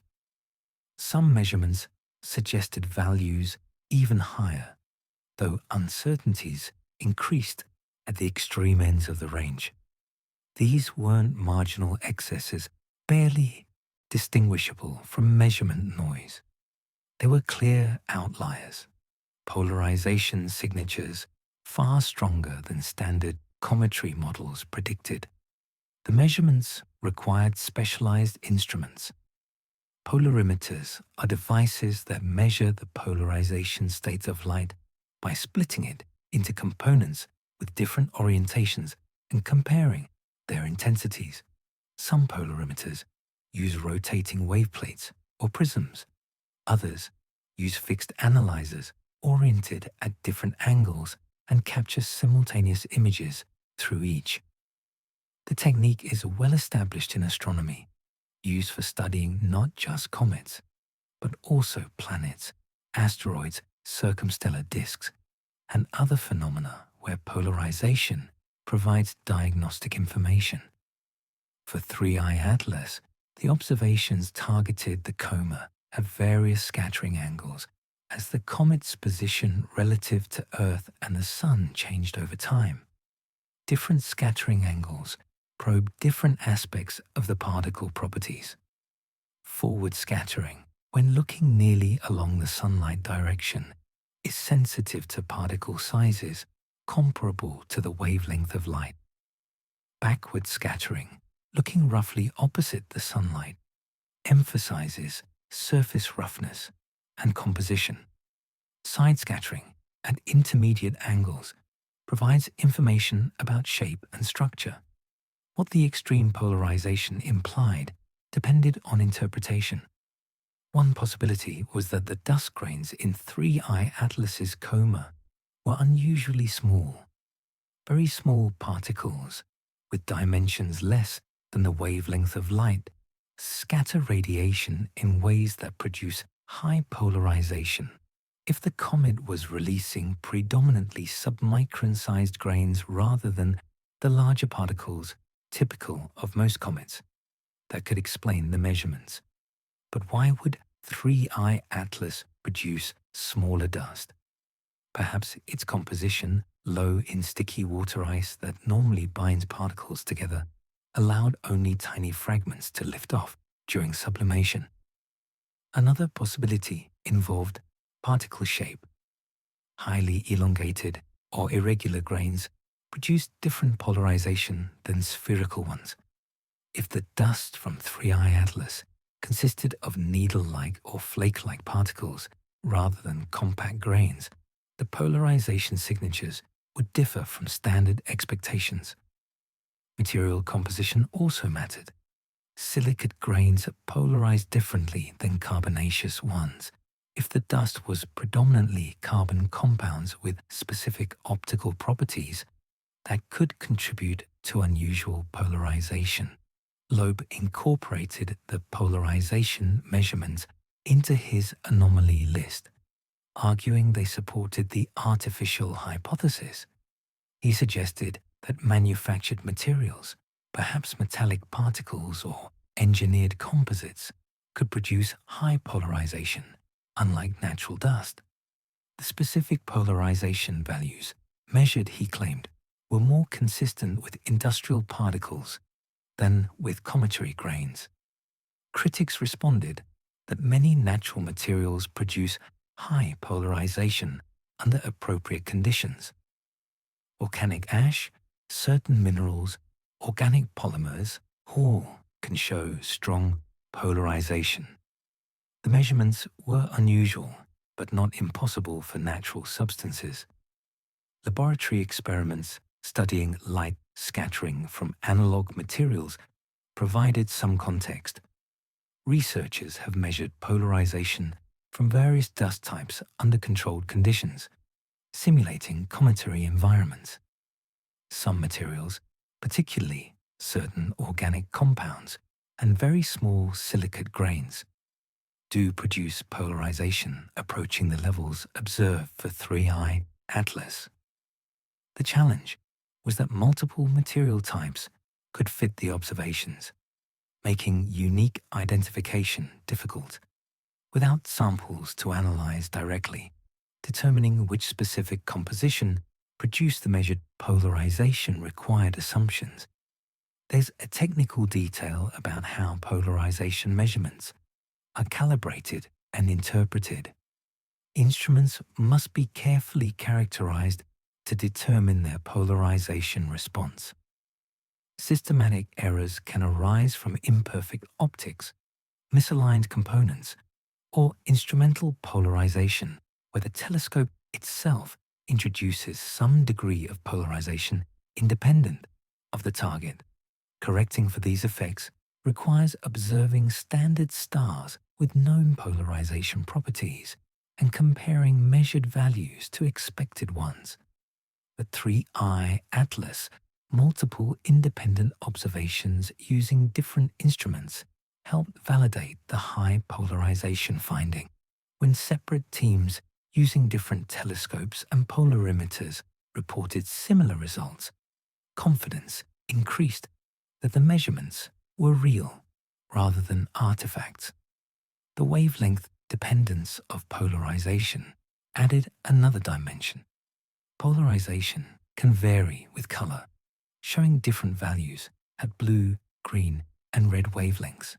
This wavelength dependence, often expressed as a polarization spectrum, provides additional constraints on particle properties.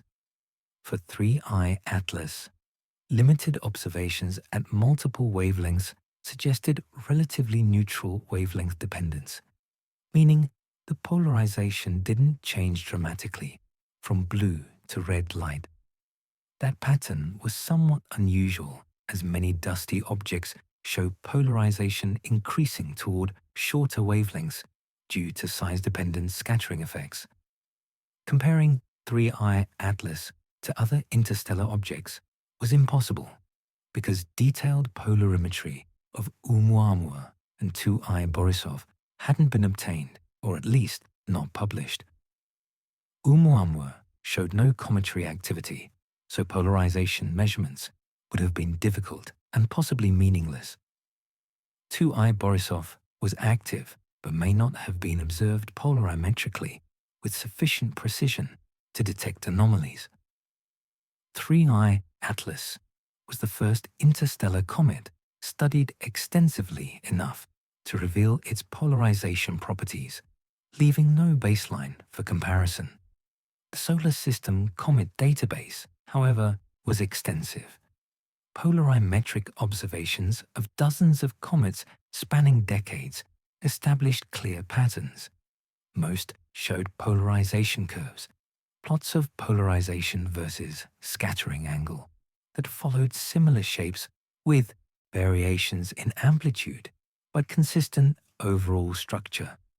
A few comets had shown higher than average polarization, but none approached the levels measured for 3I Atlas. The closest analogues were certain carbon-rich comets with unusual dust compositions, though even these fell short of matching the extreme values.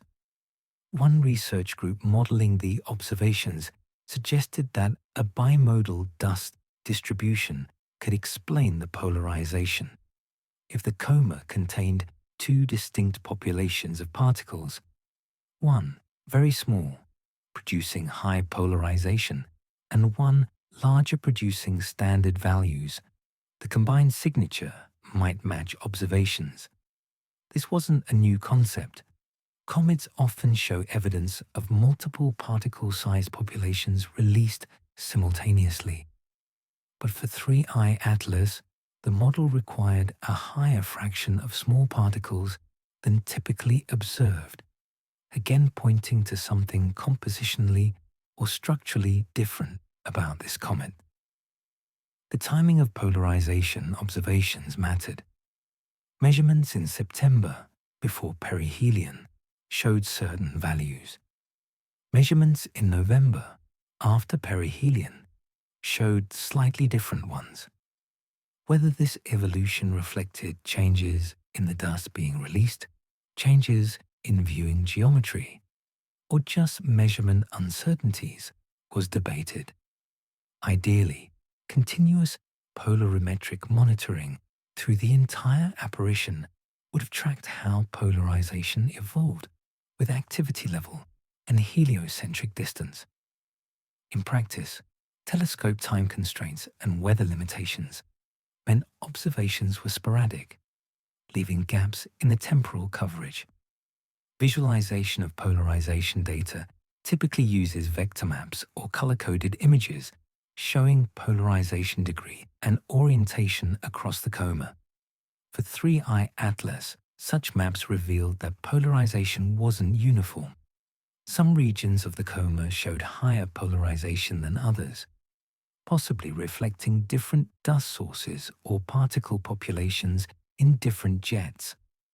The spatial variations added complexity to interpretation, suggesting that simple single-component models might be inadequate, and that the coma contained dust with heterogeneous properties. The polarization puzzle remained unsettled as observations ended. The measurements were anomalous relative to the solar system comet population. They suggested dust properties different from typical comets, whether through particle size, shape, composition, or some combination. But whether those properties indicated a fundamentally different formation environment, an unusual evolutionary history, or something beyond natural processes couldn't be determined from polarization data alone. Like so many aspects of 3I Atlas, the polarization added to the catalogue of unusual features without definitively resolving what those features meant. What polarimetry demonstrated clearly was the value of diverse observational techniques. Imaging showed structure. Spectroscopy revealed composition. Photometry tracked brightness. Polarimetry added particle property, information inaccessible through other methods. Each technique constrained different aspects of the comet's physical state. Synthesizing them built a more complete picture than any single approach could provide. The extreme polarization became one more piece of that picture, intriguing and unusual, fitting into narratives both natural and artificial, depending on prior assumptions, and ultimately leaving the fundamental question about 3I Atlas's nature as open as before. Evidence accumulates differently in science than in courtrooms. There's no single smoking gun, no decisive moment when proof becomes absolute. Instead, observations pile up, each adding weight to one interpretation or another. Models are built, tested against data, revised or rejected. Competing explanations are evaluated based on how many assumptions they require, how well they fit the totality of evidence, and whether they make testable predictions. By late 2025, 3I Atlas continued its departure from the inner solar system, and observational opportunities diminished. The vast majority of astronomers had reached a conclusion about what they'd been observing. It was a comet, an unusual one in some respects, but ultimately a natural object following natural physical laws. The case for this interpretation rested on multiple lines of evidence. The trajectory was hyperbolic, proving interstellar origin, but purely gravitational. Every measurement of position and velocity matched predictions based on Newton's and Einstein's equations applied to an object under the sun's gravitational influence, plus small forces from asymmetric outgassing. No unexplained accelerations appeared once cometary jet forces were accounted for. The path was exotic only in its source beyond the solar system, not in its physics. The composition, while carbon-rich and water-poor compared to typical solar system comets, fit within known chemistry. Carbon dioxide and carbon monoxide ices are stable in the cold outer regions of planetary systems.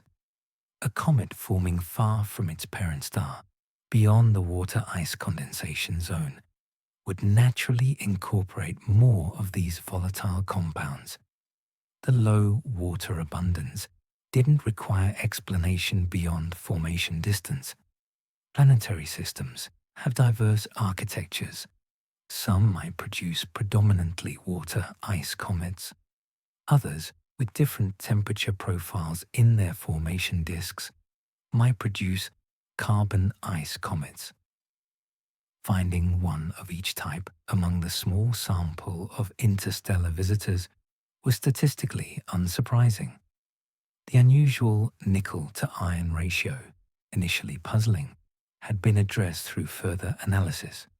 Researchers noted that nickel can be present in volatile organic compounds rather than pure metallic form. When complex carbon molecules containing trace metals break down under solar heating, they can release metal atoms into the gas phase at temperatures far below the vaporization points of pure metals. Laboratory experiments with meteoritic organic material showed that heating to few hundred degrees Celsius can indeed release gaseous nickel and iron, with the relative rates depending on which specific compounds are present. If 3I Atlas contained nickel-rich organic materials, perhaps reflecting its formation environment's chemistry, the observed metal emissions became explicable without invoking surface temperatures hot enough to vaporize pure metal. The size ambiguity, which had troubled early interpretation, converged toward consensus. Most analyses placed the nucleus diameter in the range of 1 to 3 kilometers, possibly up to 5 at the very largest.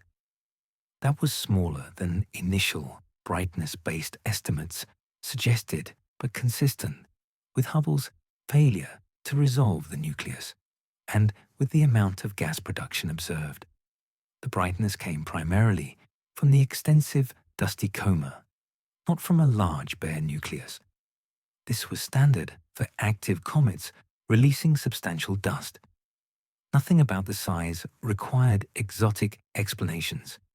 The jets, 7 of them visible in November observations, matched patterns seen in other well-studied comets. Comet Wild 2, photographed by the Stardust spacecraft, showed multiple discrete jets emanating from localized vents. Comet Hartley 2, visited by the Deep Impact Probe, displayed jets from both ends of its elongated nucleus. The number 7 wasn't particularly large or small for an active comet several kilometers across. The directionality reflected whichever regions happened to contain exposed ice and faced sunward as the nucleus rotated. Asymmetric outgassing created the non-gravitational forces detected in trajectory measurements, exactly as expected from a rotating nucleus with active areas. The anti-tail observed in late July and August, which had sparked some speculation about sunward jets, appeared to be a standard perspective effect. Detailed modeling of the dust distribution along the comet's orbit showed that from Earth's viewing geometry during that period, the curved sheet of particles spread along the orbital plane would indeed appear to form a spike pointing sunward. Similar features had been observed and explained for numerous solar system comets. Nothing about 3i Atlas's anti-tail exceeded the bounds of normal cometary behavior once geometry was properly accounted for. The survival through perihelion indicated structural integrity, but not necessarily unusual strength. The perihelion distance of 1.4 astronomical units just inside Mars's orbit was actually quite far from the Sun by the standards of comets. Many comets survived much closer approaches. Comet Lovejoy grazed the Sun's outer atmosphere, passing within 0.008 astronomical units and emerged intact. Comet Ikeya-Seki came even closer, within 0.002 AU, and also survived. For 3I Atlas, experiencing solar heating of 770 watts per square meter at perihelion, survival didn't require exceptional durability. An icy nucleus with reasonable structural cohesion would withstand those conditions without fragmenting, and the color evolution from white to blue to greenish and golden tracked exactly what would be expected for a carbon-rich comet, increasing and then decreasing in activity. Carbon monoxide ions produce blue fluorescence. Diatomic carbon produces green. Dust of varying sizes produces colors from yellow through orange to red, depending on particle size distributions. The observed sequence matched the progression of which species would dominate emissions as temperature changed with solar distance. Spectroscopic measurements confirmed the molecules producing the colors match predictions. The polarization, genuinely unusual, still fell within explainable bounds. Very small dust particles, which several models suggested would dominate if the comet's low water content prevented larger grains from clumping, produce high polarization. Carbon-rich dust with specific optical properties also contributes. While the values were at the extreme end of the distribution for studied comets, they weren't impossible. Outliers exist in every population. With only 3 interstellar objects observed, sample size was too small to establish what's truly typical versus what's rare variation. The radiation damage signatures Webb detected fit perfectly with an ancient object traveling through interstellar space for hundreds of millions or billions of years. Cosmic ray bombardment would indeed alter surface chemistry in exactly the ways observed. The timescales inferred from the degree of damage aligned with theoretical expectations for how long objects ejected from planetary systems spend drifting through the galaxy before randomly encountering another star. This was confirmation, not contradiction, of natural origin. The ecliptic alignment and planetary encounter sequence, statistically improbable for any specific trajectory, weren't improbable for the population of interstellar objects passing through. If dozens entered the solar system each year undetected, as population models suggest, eventually some will have trajectories aligned with the ecliptic and passing near major planets. The 3 detected interstellar objects represent a biased sample, most likely to be discovered precisely because their trajectories brought them relatively close to Earth and Sun. Drawing statistical conclusions from a heavily biased sample leads to mistaken inferences about significance. The delayed HiRISE image release, while frustrating, didn't imply anything beyond bureaucratic friction and resource constraints. NASA missions routinely face data processing backlogs. During government shutdowns, non-essential personnel are furloughed, delaying work. The timeline for 3I Atlas observations, occurring during a shutdown with reduced staffing and processing bandwidth, explained the delay without requiring conspiracy. When images were eventually released in December, they showed exactly what was expected: a fuzzy coma with no surprises, confirming other observations but adding no dramatic revelations. Every observation had alternative explanations within the framework of natural astrophysics. The composition reflected formation environment. The structure reflected icy nucleus physics. The activity reflected solar heating driving sublimation. The jets reflected rotating active vents. The trajectory reflected gravity and Newton's laws. The colors reflected molecular fluorescence. The polarization reflected particle properties.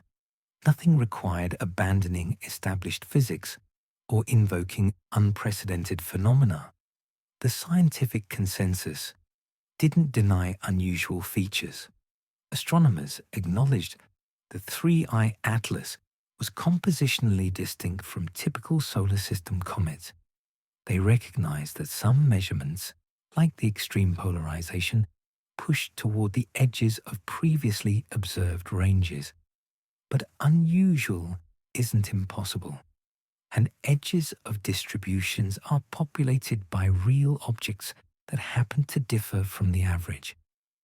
With billions of comets in billions of planetary systems across the galaxy, diversity is expected. Each interstellar visitor samples that diversity, showing humanity examples of what comets from other environments look like. That diversity itself was scientifically valuable, comparing Oumuamua, inactive and possibly asteroid-like, to 2I Borisov, water ice-rich and solar system typical, to 3I Atlas, carbon-rich and water-poor, revealed the range of outcomes from planetary system formation. Different stellar masses, different disk compositions, different dynamical histories, all influence what objects get ejected and what properties they carry. Studying interstellar visitors provides access to that variation, broadening understanding of how diverse planet formation can be. The consensus also incorporated humility about uncertainty. Scientists acknowledged that many properties remained poorly constrained. The exact nucleus size, composition details, internal structure, rotation state, and formation history all carried large error bars. But uncertainty doesn't justify invoking extraordinary explanations. It simply means more data would be valuable. The appropriate response to "we don't know exactly" isn't "therefore it might be artificial," but rather, "therefore we should observe more interstellar objects to narrow the uncertainty." Peer review played a role in consensus formation. Papers claiming unusual properties or challenging standard interpretations faced scrutiny. Reviewers checked calculations, examined assumptions, and questioned whether conclusions followed from data or required additional leaps. Papers supporting conventional explanations faced the same process. The scientific literature on 3I Atlas accumulated through this filtering, with claims that couldn't survive critique being revised or rejected, while robust findings persisted. Public statements from major astronomical organizations reflected the consensus. The International Astronomical Union, the American Astronomical Society, and ESA all described 3I Atlas as a comet, with some noting its unusual composition, but none endorsing artificial hypotheses. NASA's official stance, articulated by Acting Administrator Sean Duffy and echoed by agency scientists, was clear. The object was a natural comet. Its properties, while interesting, fit within the scope of known astrophysics. That consensus didn't silence alternative views, but did marginalize them within professional astronomy. Loeb continued advocating for serious consideration of artificial possibilities, writing blog posts and giving interviews. A small number of researchers supported his call for open-mindedness, arguing that unconventional ideas shouldn't be dismissed reflexively. But the overwhelming majority saw the spacecraft hypothesis as unsupported by evidence, requiring assumptions far beyond what the data demanded and distracting from the legitimate scientific investigation of a genuinely interesting natural object. The disagreement wasn't really about data. Both sides accepted the same observations as valid. It was about epistemology, about how to reason from ambiguous evidence to conclusions. The mainstream consensus applied parsimony, preferring explanations requiring fewer assumptions. The minority view emphasized possibility, arguing that low probability explanations deserve investigation if stakes are high enough. Both positions had philosophical merit within their frameworks. The conflict was about which framework applied to genuinely novel situations, where existing categories might not perfectly fit. By December, as the comet faded and observation opportunities ended, the scientific consensus had solidified. Papers were being written, analyses finalized, data archived for future reference. 3I Atlas would enter the literature as an unusual but natural interstellar comet, chemically distinct, providing insights into planetary formation in other stellar systems, and demonstrating that interstellar visitors sample a wider diversity of comet types than solar system populations alone suggest. Future discoveries of additional interstellar objects would test whether 3I Atlas's properties were rare exceptions or representative of common comet types from certain formation environments. Either outcome would be scientifically valuable, advancing understanding of how planetary systems work across the galaxy. Consensus doesn't equal certainty. The majority opinion in science can be wrong, has been wrong, and the history of discovery includes numerous examples where unconventional thinkers challenged orthodoxy and eventually proved correct.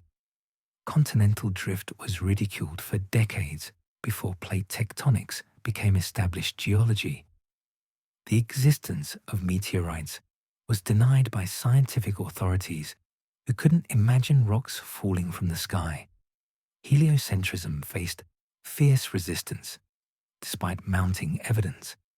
These historical precedents don't validate every contrarian position, but they do argue against reflexively dismissing ideas just because they challenge prevailing frameworks.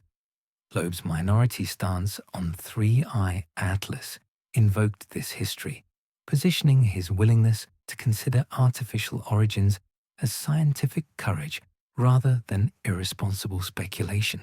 His argument wasn't that 3I Atlas was definitely a spacecraft. It was that the hypothesis deserved serious investigation rather than immediate rejection. The distinction mattered to him.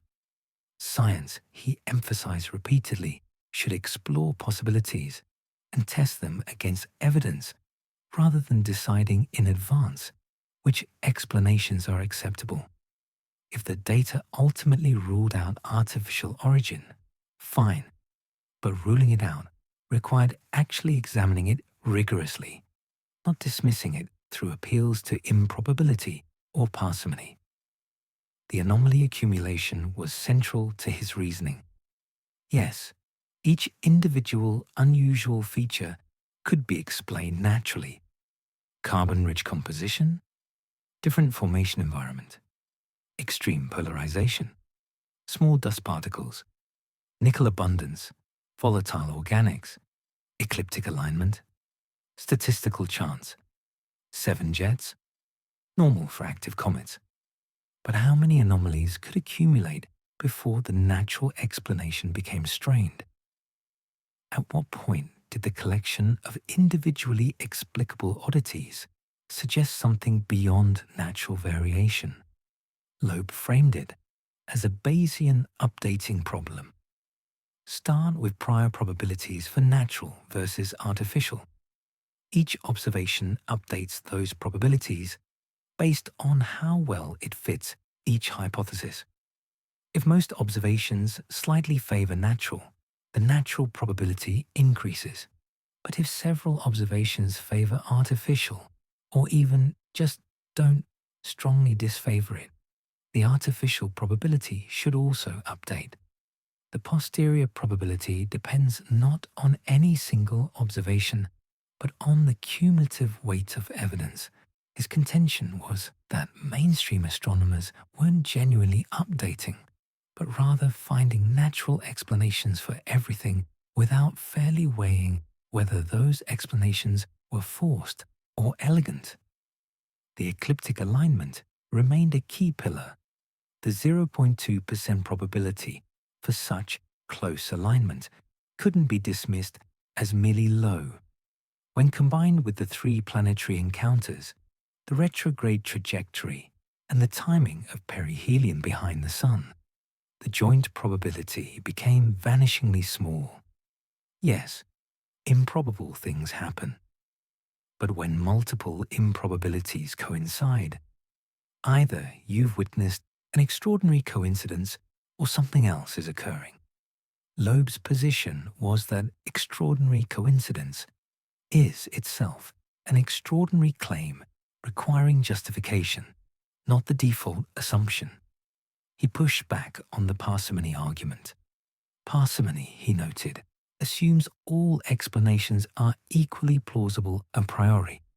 But once you've discovered 3 interstellar objects in 8 years, you've established that such objects exist and visit regularly. If 1 in 1,000 interstellar objects is artificial and hundreds pass through the solar system annually, then encountering 1 every few decades would be expected. The probability of artificial objects existing somewhere in the galaxy is quite high, given the number of stars and potentially habitable planets. Once that existence is granted, encountering 1 isn't particularly improbable. The parsimony argument treats artificial origin as infinitely improbable. But that treatment isn't justified if technological civilizations exist. The radiation damage signatures Webb detected became, in Loeb's view, another data point supporting unusual origin. Yes, billions of years in interstellar space would produce such signatures on natural objects, but so would artificial materials exposed to cosmic rays over long timescales. The finding didn't discriminate between hypotheses. What it did suggest was that 3I Atlas had been traveling for an extraordinarily long time, which raised questions about how something ejected from a planetary system could remain intact over such durations without significant weathering or degradation beyond what was observed. The composition remained problematic for him. The 87% carbon dioxide, 4% water ratio was unprecedented. Yes, comets forming far from their stars might be carbon-rich, but the specific ratio, combined with the nickel abundance and the extreme polarization, created a profile that didn't match any known solar system comet and stretched models of natural formation. Industrial materials, conversely, could easily have such properties by design. Heat shields use carbon composites. Structural components use nickel alloys. Optical surfaces are engineered to specific reflectivity and scattering properties. The composition looked to Loeb more engineered than accreted. He acknowledged the counter-arguments, but found them unconvincing. Yes, natural processes can produce chemistry that happens to resemble industrial materials. But is that the most likely explanation when multiple such resemblances appear together? The mainstream position required believing that a comet happened to form with unusual composition, happened to be ejected on a trajectory aligned with our ecliptic, happened to pass near multiple planets, happened to exhibit jets that could mimic thruster patterns, and happened to survive perihelion intact despite being carbon-rich rather than water-ice bonded. Each happened to was plausible individually. Together, they accumulated into what Loeb saw as special pleading. The jets particularly bothered him. Not their existence, which was normal, but their number, directionality, and apparent coordination.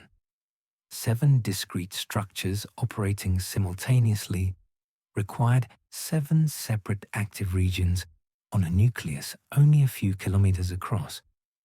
The distribution of those active regions, if mapped back to surface locations, showed patterns that appeared more systematic than random geological features should produce. He wasn't claiming definitive proof, but he was noting that the configuration looked designed. The survival through perihelion, rather than confirming natural cohesion, raised questions about structural integrity. Carbon dioxide ice sublimates vigorously. A nucleus dominated by CO2 should outgas more violently than water-ice comets, potentially overcoming gravitational binding and fragmenting the structure. That 3A Atlas remained intact suggested either unusually strong structural cohesion for an icy body or a composition that wasn't purely ice. Engineered materials with internal supports would survive conditions that would shatter natural rubble piles. Loeb also pointed to what wasn't observed as significant. No clear rotation period was measured, which was strange for an object supposedly tumbling through space. Most asteroids and comets show detectable rotation signatures in their brightness variations. The absence for 3I Atlas could indicate that it was rotating slowly, or that it was symmetrical enough that rotation didn't produce brightness changes, or that it was maintaining attitude control. Without confirming rotation, models assuming natural tumbling were just assumptions. The delayed HiRISE image release remained suspicious to him despite official explanations. Government shutdowns caused delays. Yes, but 6 weeks exceeded reasonable timelines, even accounting for reduced staffing. He suggested that if the images showed something unexpected, internal debates about interpretation and release strategy could extend processing time. Without seeing the images, speculation was unavoidable, but the pattern of delay followed by minimal information fit a narrative of damage control rather than straightforward scientific data release. He rejected accusations that he was being unscientific. Science, he argued, requires considering all hypotheses that fit available data. not just the ones that fit cultural expectations. The history of astronomy includes numerous examples where mainstream consensus delayed acceptance of correct ideas because they seemed implausible. Galileo's moons of Jupiter contradicted Aristotelian cosmology. Pulsars were initially suspected to be alien beacons before being identified as neutron stars. Fast radio bursts were dismissed as interference before being confirmed as astrophysical. Every genuinely new phenomenon initially seems implausible because it doesn't fit existing categories. His Loeb scale, the ranking system assigning 3i Atlas a 4 out of 10 for probability of artificial origin, was meant to quantify the uncertainty. 4 didn't mean probably artificial. It meant sufficiently unusual that an artificial origin should be investigated seriously. As more data accumulated through the fall, he revised the ranking upward to 5 or 6, not based on new smoking guns, but on the accumulation of features that strained natural explanations. The criticism that he was seeking attention rather than truth frustrated him. Media covered his claims because they were interesting, yes, but that didn't make them wrong. Mainstream astronomers also gave interviews and wrote press releases about their findings. The difference was content, not motivation. He believed his analysis was sound and that institutional biases prevented fair consideration. If being right required enduring accusations of sensationalism, he was willing to endure it.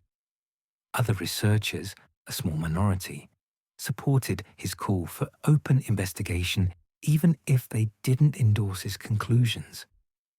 They argued that SETI, the search for extraterrestrial intelligence, was considered legitimate science despite decades without positive results. If searching for alien radio signals was worthwhile, why was examining potential alien artifacts inappropriate? The techniques were similar. Look for patterns or properties that seem designed rather than natural. Apply rigorous tests and follow the evidence wherever it leads. Dismissing the artifact hypothesis for 3i Atlas without actually testing it thoroughly seemed inconsistent with SETI's premise. The philosophical question underlying the debate was about burden of proof. Mainstream astronomers argued that extraordinary claims require extraordinary evidence, and that absent such evidence, natural explanations should be preferred. Loeb countered that extraordinary is subjective.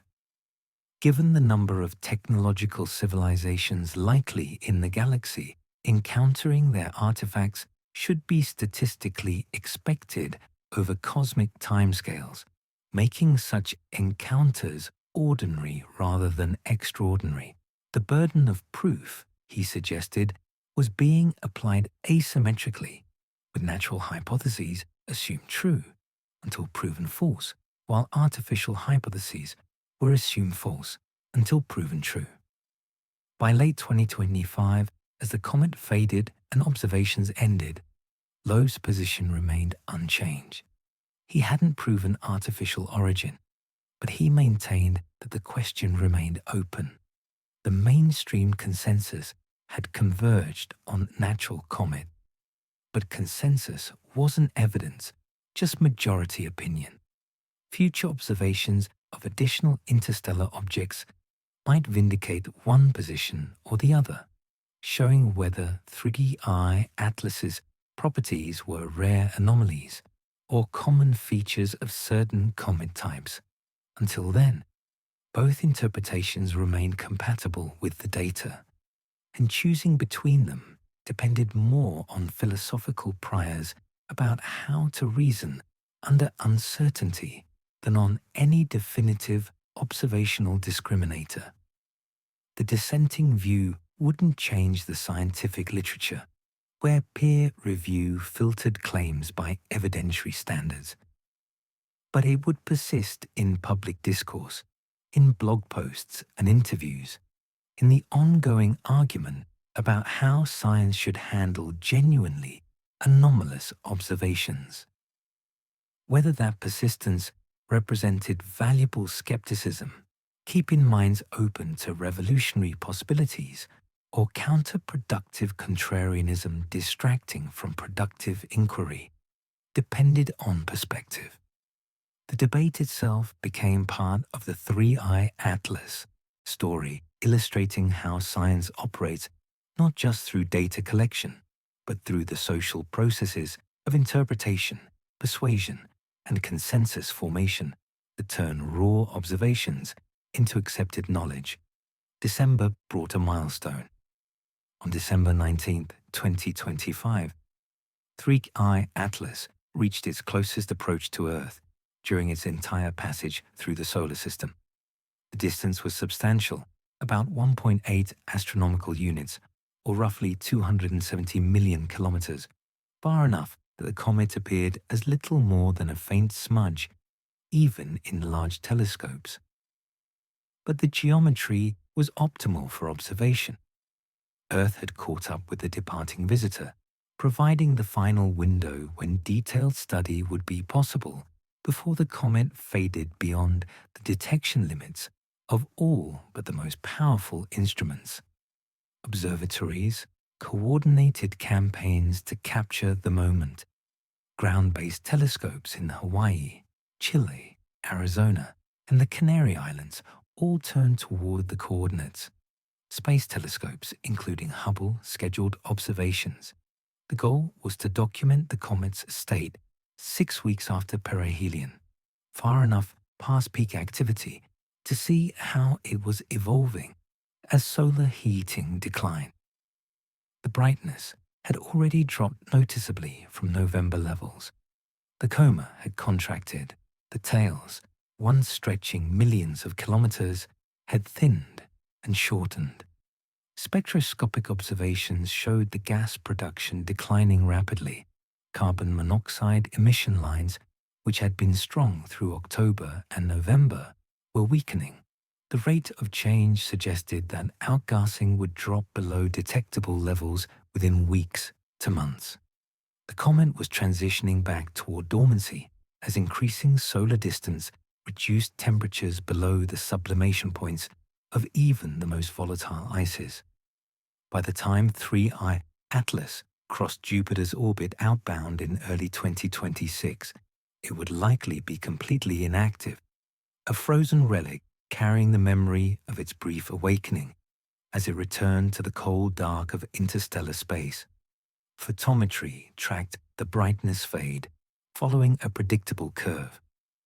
Comets typically dim according to a power law relationship between brightness and solar distance, with the exponent depending on the dominant volatile species and how activity responds to temperature. For Three-Eye Atlas, the measured fade rate matched expectations for carbon dioxide-driven comets shutting down as they recede from the Sun. The consistency with predictions argued against unusual behavior during the departure phase. The comet was following the script written by thermodynamics and sublimation physics. The structure visible in images was also simplifying. The 7 jets documented in November had become less distinct by December. Some had faded below detection. Others had merged into more diffuse regions of enhanced brightness in the coma. The loss of jet visibility could reflect declining activity, reducing the gas pressure that created collimated flows, or changing viewing geometry as the comet's orientation relative to Earth shifted, or simply the general dimming making faint features harder to detect against background noise. Color shifts continued. The blue tint from ionized carbon monoxide, prominent in November, was fading toward neutral as gas emissions weakened and reflected sunlight from dust became the dominant source of brightness. Some images showed the coma appearing yellowish or even slightly orange, suggesting that dust was persisting in the coma even as gas production declined. Dust grains, once released, remain visible for extended periods because they scatter sunlight without requiring ongoing gas emission. The color evolution mapped the transition from an active gas-dominated phase to a passive dust-dominated phase. Amateur astronomers contributed final observations through December. The comet was challenging, but still accessible to dedicated observers with dark skies and moderately large telescopes in the 8 to 12-inch aperture range. Online communities shared images showing the comet as a faint glow near the constellation boundaries between Sagittarius and Capricornus. For many observers, December represented their last chance to capture the object before it dimmed beyond the reach of amateur equipment. The images they obtained, while lacking the resolution of professional data, documented the comet's progression across the sky and added temporal coverage between scheduled professional observations. The trajectory calculations refined with each new position measurement showed no surprises. The comet was exactly where gravitational physics predicted it should be, moving at the expected velocity following the hyperbolic path established months earlier. The non-gravitational forces from outgassing, detectable in trajectory measurements through October and November, were diminishing as activity declined.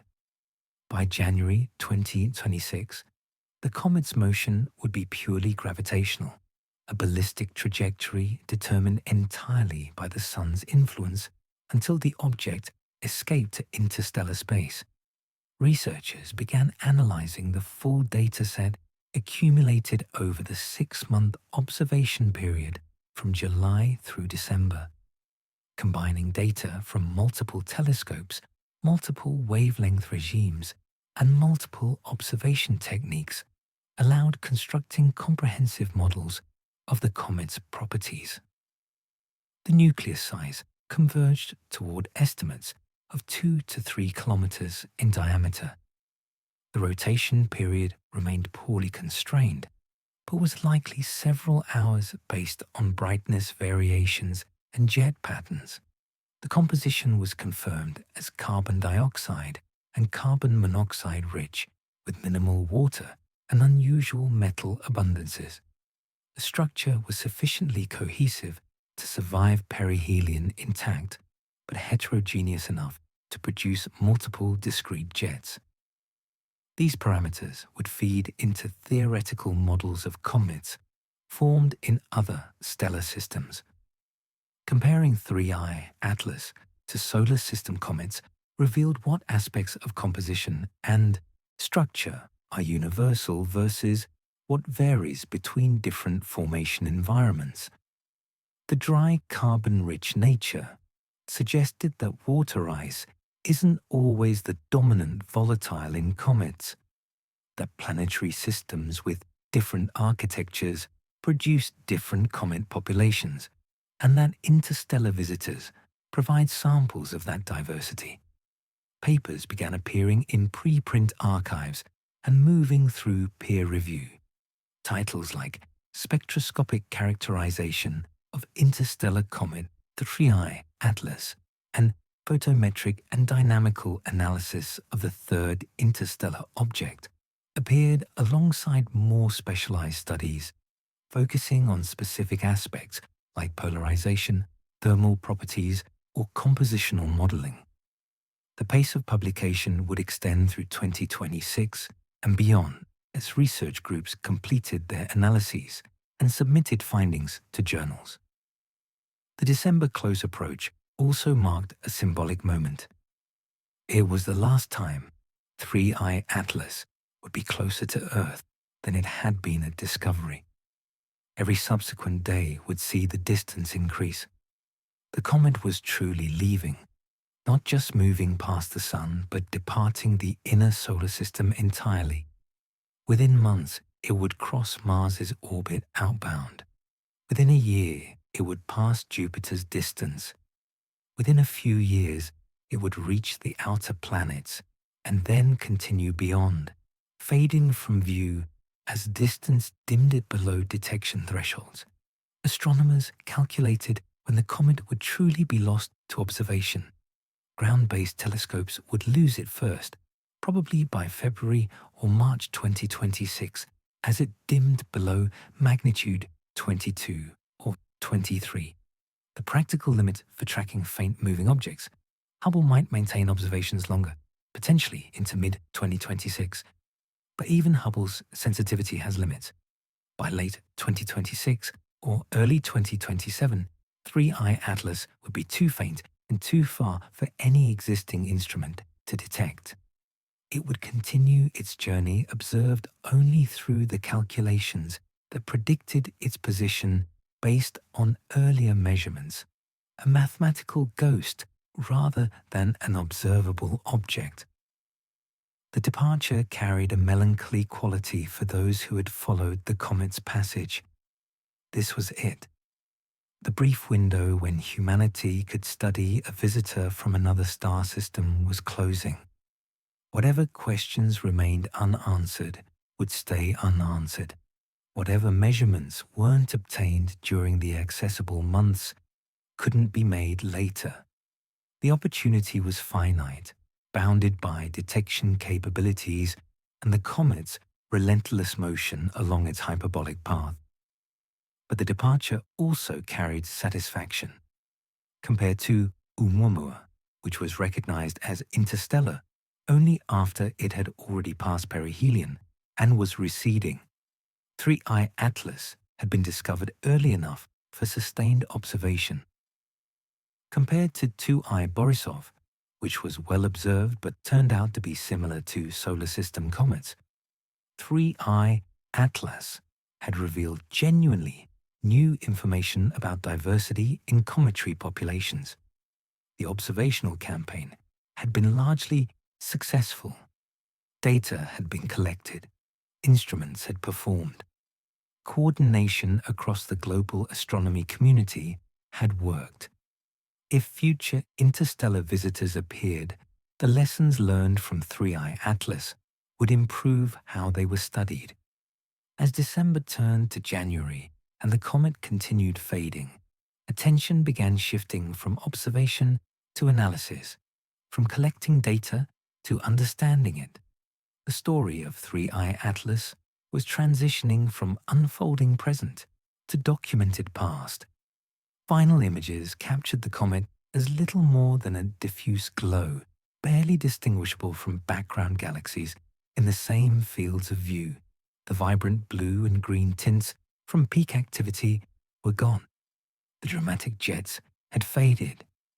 What remained was a ghost, a memory preserved in archived data and processed images, a visitor that had passed through and left evidence of its existence scattered across hard drives and scientific papers, ready to be studied for years to come by researchers seeking to understand what this object from beyond our solar system could teach about how comets form, evolve, and eventually escape to wander the galaxy. 3 interstellar objects confirmed in 8 years. That's the current count. Oumuamua in 2017, 2I Borisov in 2019, and 3I Atlas in 2025. Each discovery refined understanding of how common these visitors are, or what they can teach about planetary systems beyond our own. But 3 is a small sample. Drawing conclusions from such limited data means accepting large uncertainties. Every new detection carries disproportionate weight, shifting estimates of how frequently interstellar objects pass through and what properties they typically possess. Population models attempt to estimate how many interstellar objects traverse the solar system annually. The models work backward from detection statistics, accounting for observational biases and the limited sky coverage of surveys. Early estimates, based solely on Oumuamua suggested perhaps one detectable interstellar object per year, with dozens or hundreds, too small or faint to observe, passing through unnoticed. The discovery of 2I Borisov less than 2 years later suggested the true rate might be higher, perhaps several detectable objects annually if surveys operated continuously with full sky coverage. 3I Atlas, arriving 6 years after Borisov, complicated the picture. If interstellar objects were common, why the long gap? One possibility was observational. Survey telescopes have downtime for maintenance, weather, and competing observational programs. Objects approaching from certain directions might be missed due to solar glare or galactic plane crowding. Small or inactive objects wouldn't be flagged by automated detection algorithms designed to find moving objects against stellar backgrounds. The detection rate reflects not just the true population, but the efficiency and sky coverage of survey systems. Another possibility was clustering. If interstellar objects traveled in streams, rather than arriving randomly from all directions, detection rate would vary depending on whether Earth happened to intersect active streams or gaps between them. Galactic dynamics could concentrate ejecta from certain stellar regions into preferred directions, creating inhomogeneities in the spatial distribution. This remains speculative without more detections to establish whether arrival directions showed patterns or appeared random. What the 3 confirmed objects revealed was diversity. Oumuamua showed no cometary activity, appearing asteroid-like despite its interstellar origin. Whether it was truly an asteroid or a dormant comet with depleted volatiles remained debated. 2I Borisov was clearly an active comet with composition resembling solar system comets, suggesting that some planetary systems produce objects chemically similar to our own. 3I Atlas represented a third type, active but compositionally distinct, carbon-rich rather than water-rich, expanding the recognized variety of interstellar comet types. Diversity matters because it reflects the range of conditions in planetary systems. If all interstellar comets resembled solar system comets, that would suggest uniform processes across different stellar environments. The variation instead indicates that different stars produce different outcomes. Temperature profiles in protoplanetary disks depend on stellar luminosity and spectrum. Chemical abundances vary with stellar metallicity and age. Dynamical histories differ based on planetary configurations. Each interstellar visitor samples those variations, providing glimpses of planetary formation under conditions different from our solar system. The compositional data from 3I Atlas specifically hinted at formation around a star cooler or less massive than the Sun, or in a planetary system where the comet formation zone extended unusually far from the central star. Carbon dioxide and carbon monoxide dominate only in very cold environments. Water ice condenses at warmer temperatures closer to stars. A comet that's 87% carbon dioxide likely formed far from heat sources in the outer reaches of its parent system, or perhaps in a particularly cold protoplanetary disk. That origin, if correct, raised questions about ejection mechanisms. Objects formed in the distant outer regions of planetary systems are harder to eject than those orbiting closer in.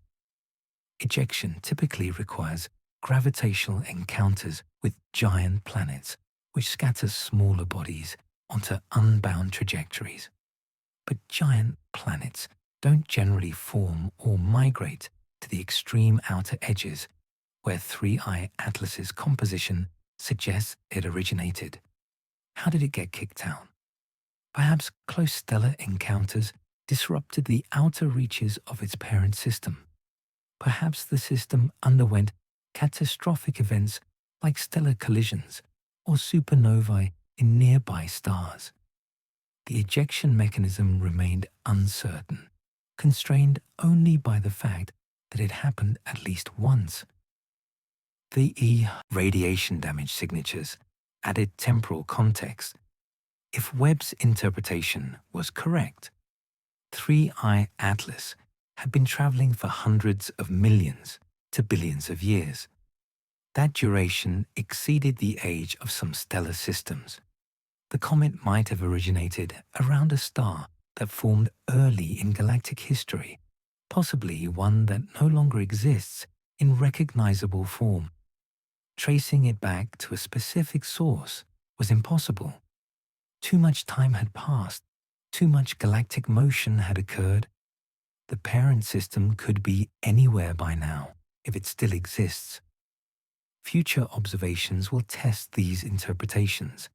If most interstellar comets turn out to be carbon-rich, like 3I Atlas, that would suggest something systematic about which objects get ejected or how they survive interstellar travel. If most resemble 2I Borisov instead, water, ice-rich, and solar system typical, then 3I Atlas would be the outlier, a rare type sampling unusual formation conditions. The ratio of carbon-rich to water-rich interstellar comets will eventually constrain models of planetary system chemistry and dynamics. Detection capabilities are improving. The Vera C. Rubin Observatory, scheduled to begin operations in the mid-2020s, will survey the entire visible sky every few nights with unprecedented depth and cadence. Its automated detection systems are designed to flag moving objects, including asteroids, comets, and interstellar visitors. Projections suggest Rubin could detect dozens of interstellar objects annually once fully operational, transforming the field from studying rare individual cases to analyzing population statistics. That transformation would fundamentally change how interstellar objects are approached scientifically.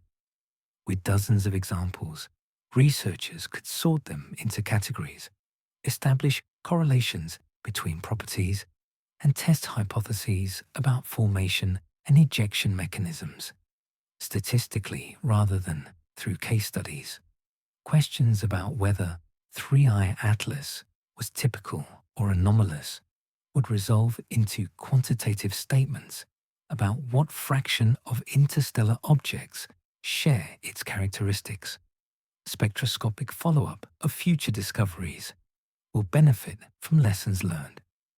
The rapid response protocols developed for 3I Atlas, coordinating multiple telescopes and instruments to capture observations before objects fade, can be replicated and improved. Knowing which measurements are most diagnostic means prioritizing those during the brief observational windows. If an object is discovered early enough in its approach, observations can span more of its trajectory, providing better constraints on composition changes with solar distance and activity evolution. Spacecraft missions to intercept interstellar objects remain technically challenging but increasingly plausible. Several concept studies have explored what would be required. The main constraint is velocity. Interstellar objects move fast, tens of kilometers per second relative to the Sun. Reaching them requires matching that velocity, which demands either extremely powerful propulsion or years of gravitational assists from planetary flybys to build up speed. Missions would need to be pre-positioned, spacecraft ready to launch when targets are discovered and trajectories calculated. One proposal, the Comet Interceptor mission approved by ESA, will place a spacecraft at the L2 Lagrange point in a parking orbit, waiting for a suitable target. When a long-period comet or interstellar object is discovered on approach to the inner solar system, the spacecraft can launch to intercept it. The mission is designed for flexibility, able to redirect toward targets of opportunity rather than committing to a specific object years in advance. If executed successfully, it could provide the first close-up images and in-situ measurements of an interstellar visitor. Such missions would resolve many ambiguities that plague remote observation. Surface imaging would show whether nuclei are monolithic or fragmented, smooth or cratered, homogeneous or layered. Direct sampling could measure composition without the uncertainties of spectroscopic interpretation. Magnetic field measurements could detect any electromagnetic signatures. Particle detectors could characterize outgassing in detail. All the questions about size, structure, rotation, and composition that remained uncertain for 3I Atlas could be answered definitively for a visited object. The broader significance extends beyond planetary science. Interstellar objects connect the study of our solar system to the galaxy at large.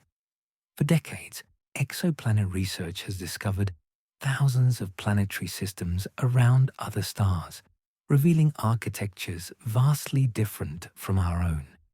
But observing those systems remotely leaves many properties uncertain. Interstellar objects offer a complementary approach. Direct samples from other systems delivered to our doorstep, where they can be studied in detail.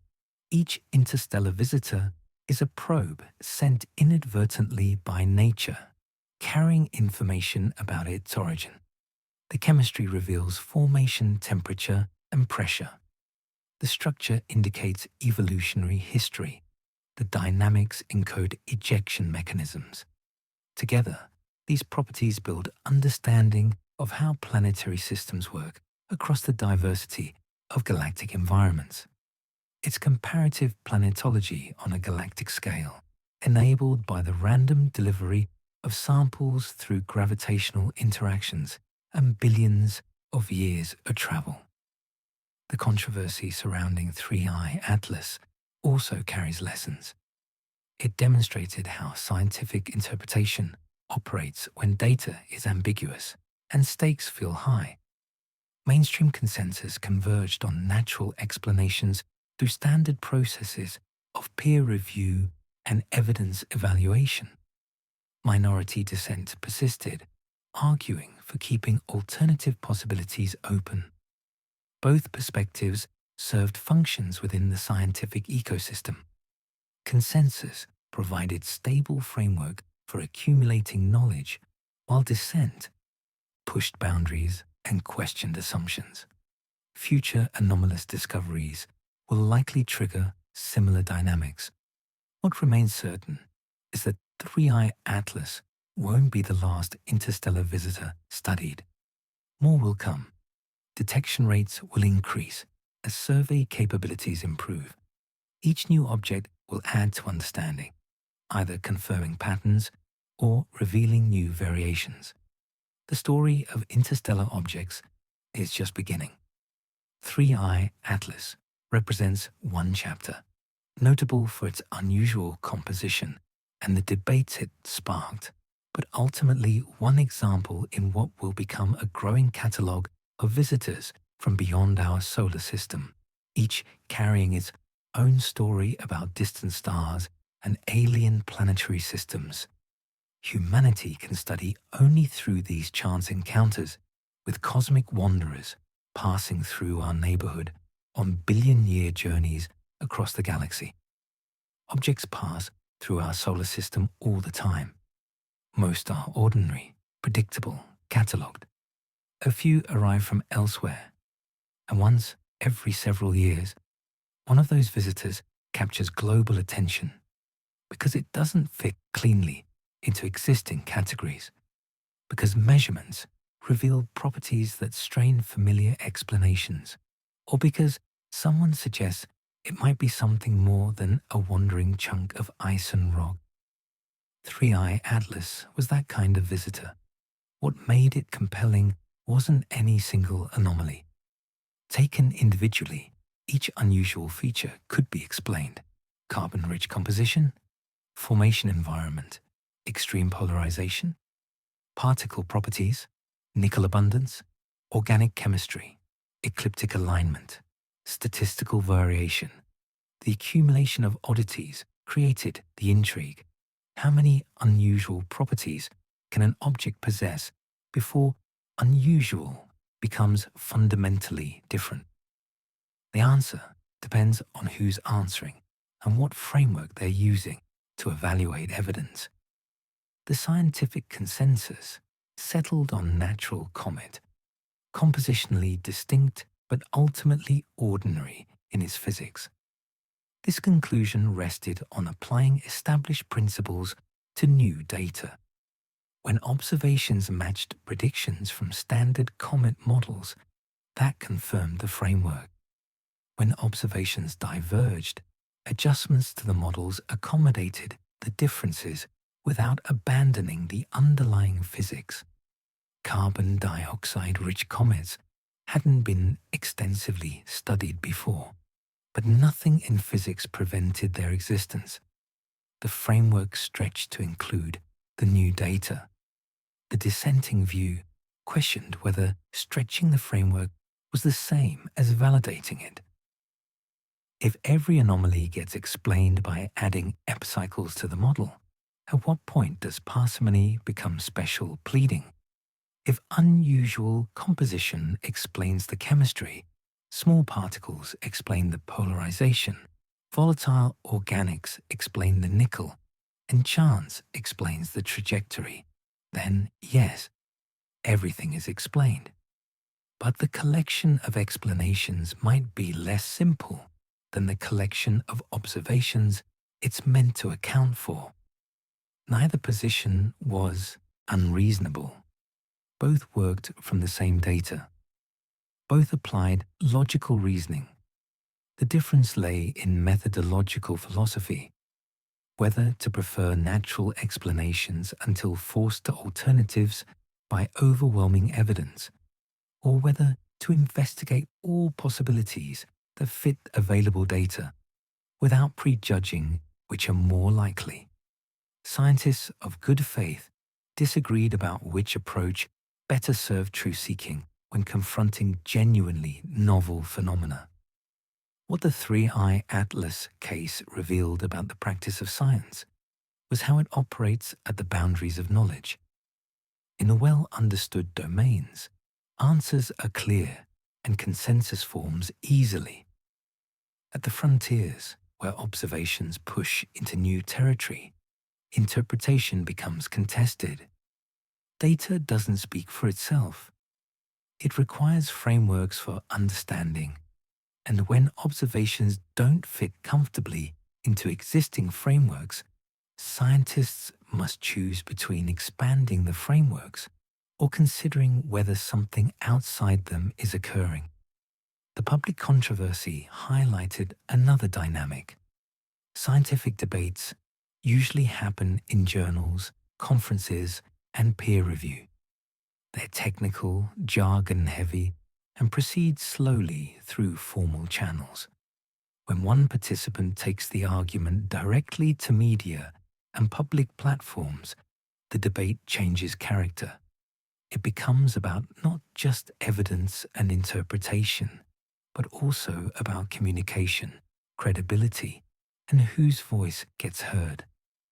Loeb's strategy of going public shifted the conversation from specialist discourse to broader cultural discussion about science, certainty, and the possibility of contact with intelligence beyond Earth. That cultural dimension mattered because SETI, the search for extraterrestrial intelligence, carries implications beyond academic curiosity.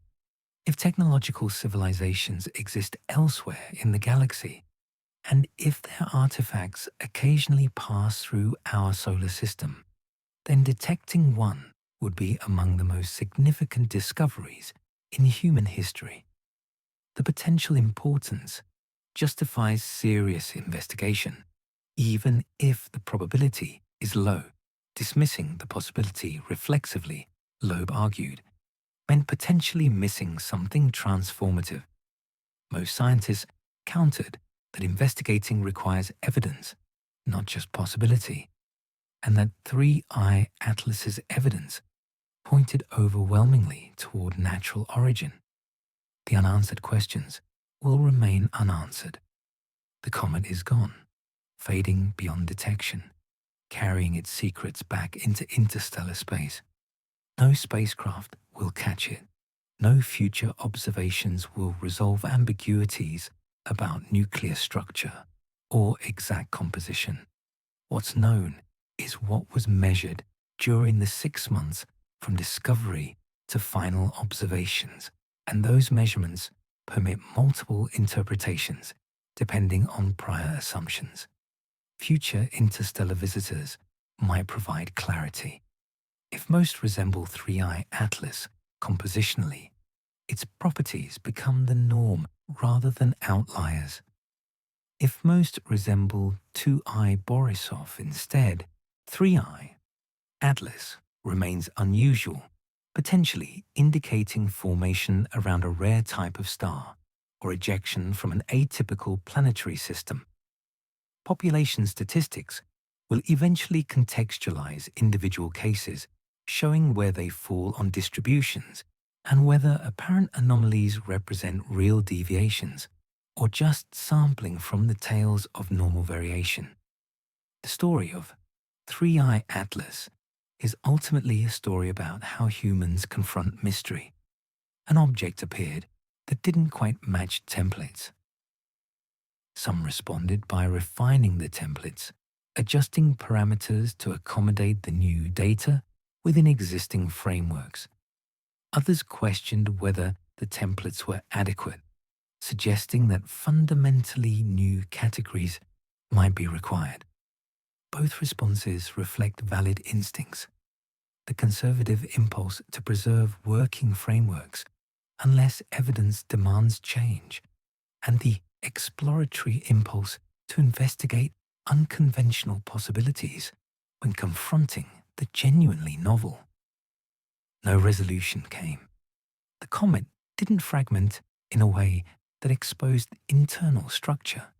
It didn't execute maneuvers that would have proven propulsion. It didn't send signals or deploy probes or do anything that would have definitively answered the artificial or natural question. It behaved like a comet behaves, releasing gas and dust, brightening and fading, following gravitational trajectories. Whether that behavior was all it appeared to be or something more remained in the realm of interpretation. Perhaps that ambiguity is fitting. The universe doesn't organize itself for human understanding. It presents phenomena that sometimes fit categories cleanly and sometimes don't. Science progresses by building models that explain observations, but the progression isn't always smooth.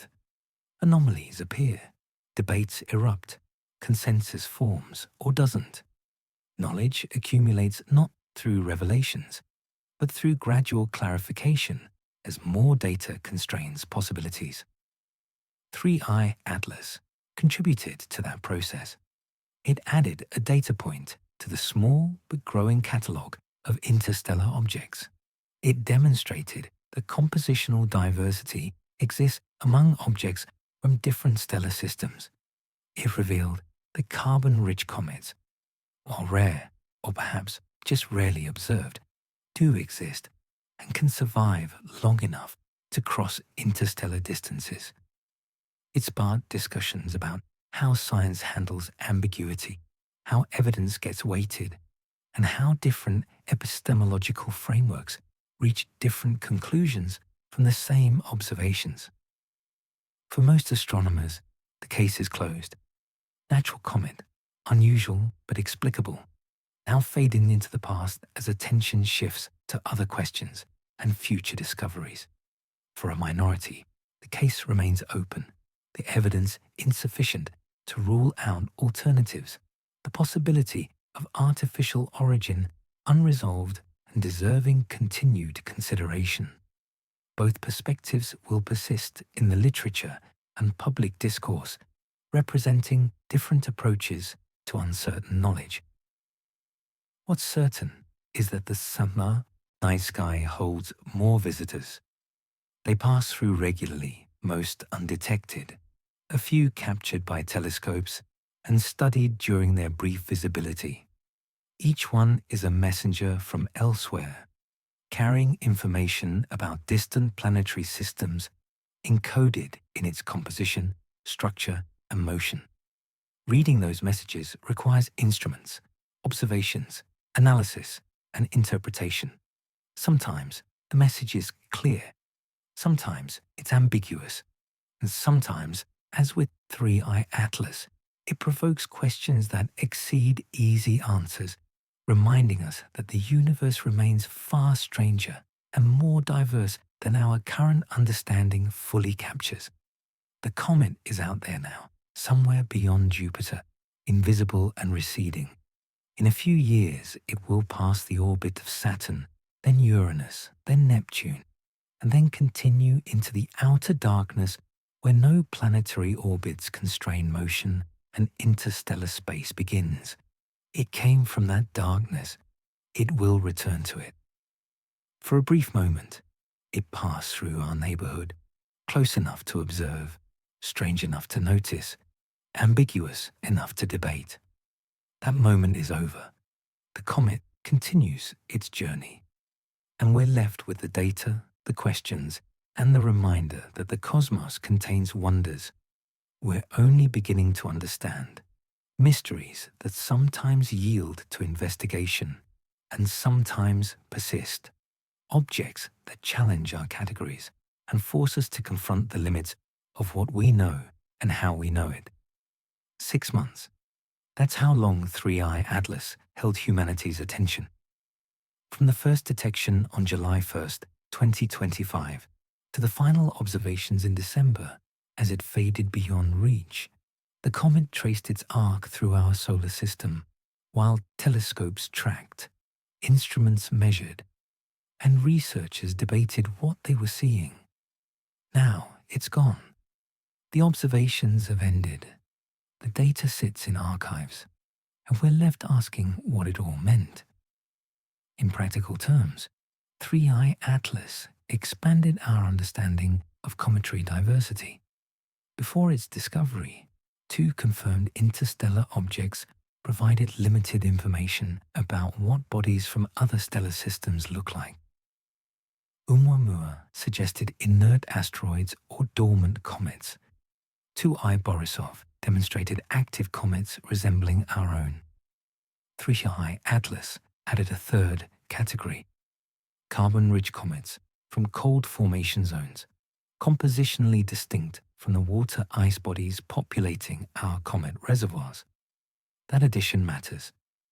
It shows that planetary systems produce varied outcomes, that the chemistry of comet formation depends on local conditions, and that samples from different systems reveal aspects of planet formation invisible in our solar system alone. The technical achievements deserve recognition.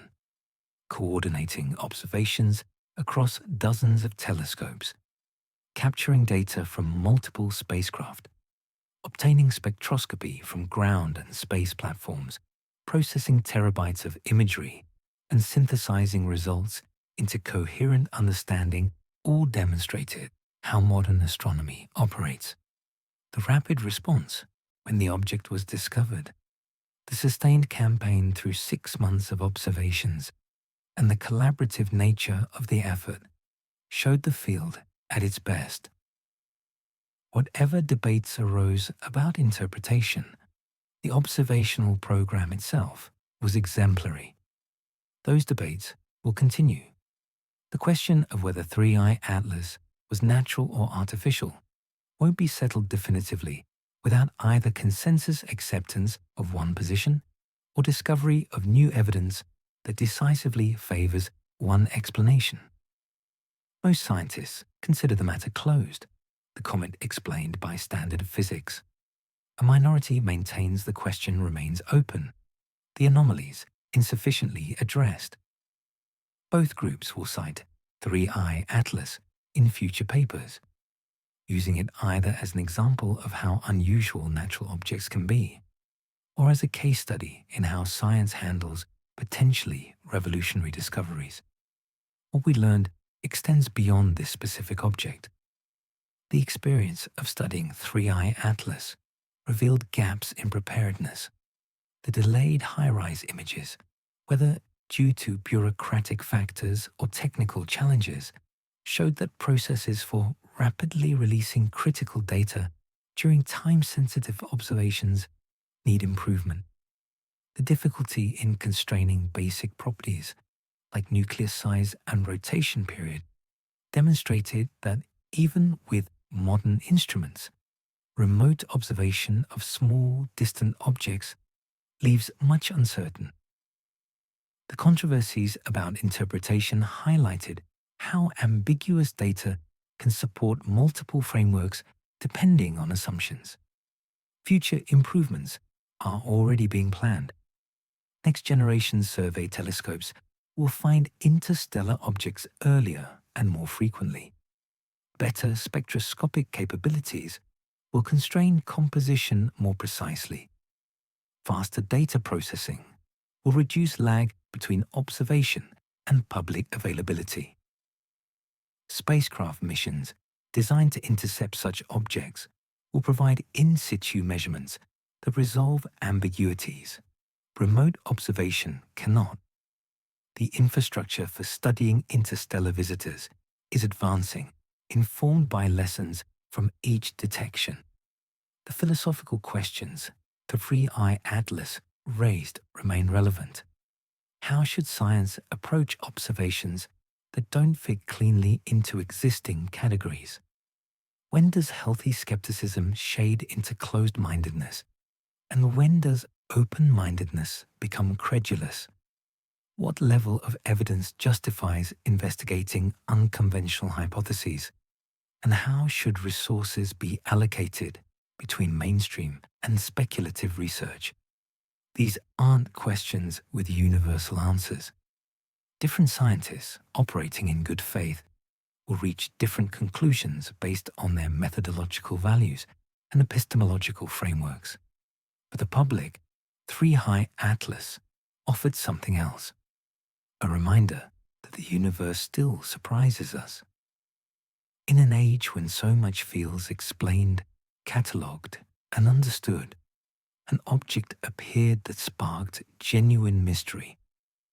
Whether the mystery stemmed from our incomplete knowledge of natural diversity or from encountering something beyond natural categories, the sense of not quite knowing was real. That uncertainty, that space between detection and understanding, is where discovery lives. The comet itself is indifferent to these human concerns. It follows the trajectory physics dictates, moving outward through the solar system at tens of kilometers per second, gradually fading as distance increases and solar heating declines. In a few years, it will cross the orbit of Pluto. In a few decades, it will reach the inner edge of the Oort cloud. In a few centuries, it will return to the interstellar medium, resuming the journey it began perhaps billions of years ago, when gravitational perturbations ejected it from whatever planetary system gave it birth. That journey connects our small moment of observation to cosmic timescales. The comet has been traveling longer than humans have existed as a species. It will continue traveling long after current civilizations have transformed into whatever comes next. Our 6 months of watching represent an infinitesimal fraction of its history.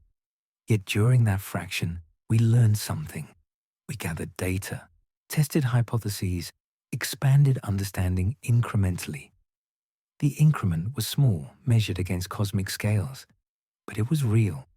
Science accumulates knowledge this way, through countless small increments from countless individual observations. 3i Atlas is one data point among millions that together build the understanding of how the universe works. Its contribution will be cited in papers, referenced in textbooks, and incorporated into models of planetary system formation and evolution. The controversies will fade as newer discoveries provide context or render old debates obsolete. The observations will persist as facts to be explained by whatever theoretical frameworks prove most successful. Meanwhile, other objects are already approaching. Some will be detected and studied. Most will pass through unnoticed. The solar system sits in a shooting gallery where projectiles from across the galaxy randomly intersect our orbit around the Sun. Every year brings new visitors. Every decade might bring one interesting enough to capture attention the way 3i Atlas did. And when the next such object appears, we'll be better prepared to study it, equipped with improved instruments, informed by past experience, and perhaps, hopefully, ready to approach its mysteries with both rigor and humility. The story of 3i Atlas ends here, but the story of interstellar objects continues. Each new chapter will add understanding. Each new visitor will carry its own messages from distant systems and alien environments. And if we're lucky, if we pay attention, if we build the right instruments and ask the right questions, those messages will gradually reveal how diverse and strange the galaxy truly is, how many ways matter can organize itself, and what possibilities exist in the vast spaces between stars where comets like 3i Atlas spend most of their existence drifting through darkness, carrying stories we can read only during the brief moments when their trajectories intersect ours and we're watching, waiting, ready to learn whatever secrets they're willing to share. There's a peculiar feeling that comes with watching something disappear.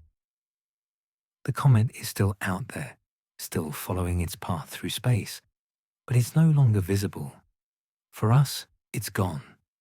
The opportunity to observe it, to measure it, to argue about it has passed. What remains is the archive of data, the scatter of interpretations, and the lingering question of what we actually saw.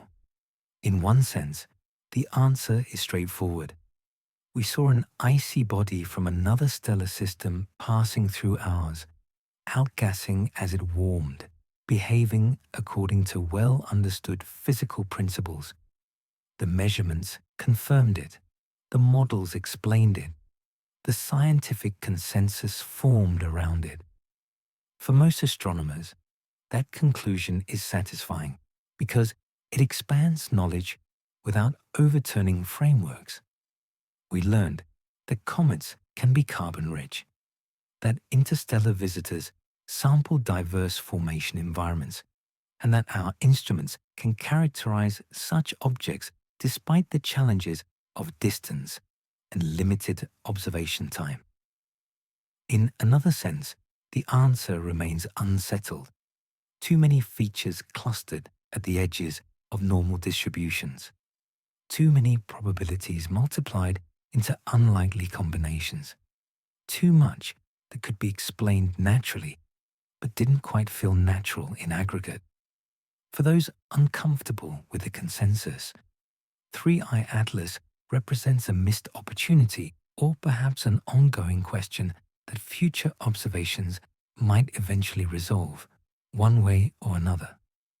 The truth, if we're being honest, is that we'll probably never know for certain. The object is gone. No follow-up mission will reach it. No additional data will arrive to settle ambiguities. We're left with what was collected during those 6 months, and that collection permits interpretation, but doesn't compel consensus. Different people, looking at the same evidence, drew different conclusions. That's not a failure of science. That's how science works when observing something genuinely novel at the limits of detection capabilities. What matters more than the specific answer about this specific object is what the case reveals about how we approach the unknown. When observations don't fit comfortably into existing categories, we face a choice: expand the categories to accommodate the new data, preserving continuity with established knowledge, or question whether the categories are adequate, opening the possibility that something outside them exists. Both instincts serve purposes. The conservative instinct prevents abandoning working frameworks prematurely. The exploratory instinct prevents missing genuine novelty by forcing it into inappropriate templates. Science needs both. It needs the rigor that demands extraordinary evidence before accepting extraordinary claims. It needs the curiosity that investigates unconventional possibilities when confronting genuinely ambiguous phenomena. The tension between these impulses drives progress, preventing both ossification and chaos.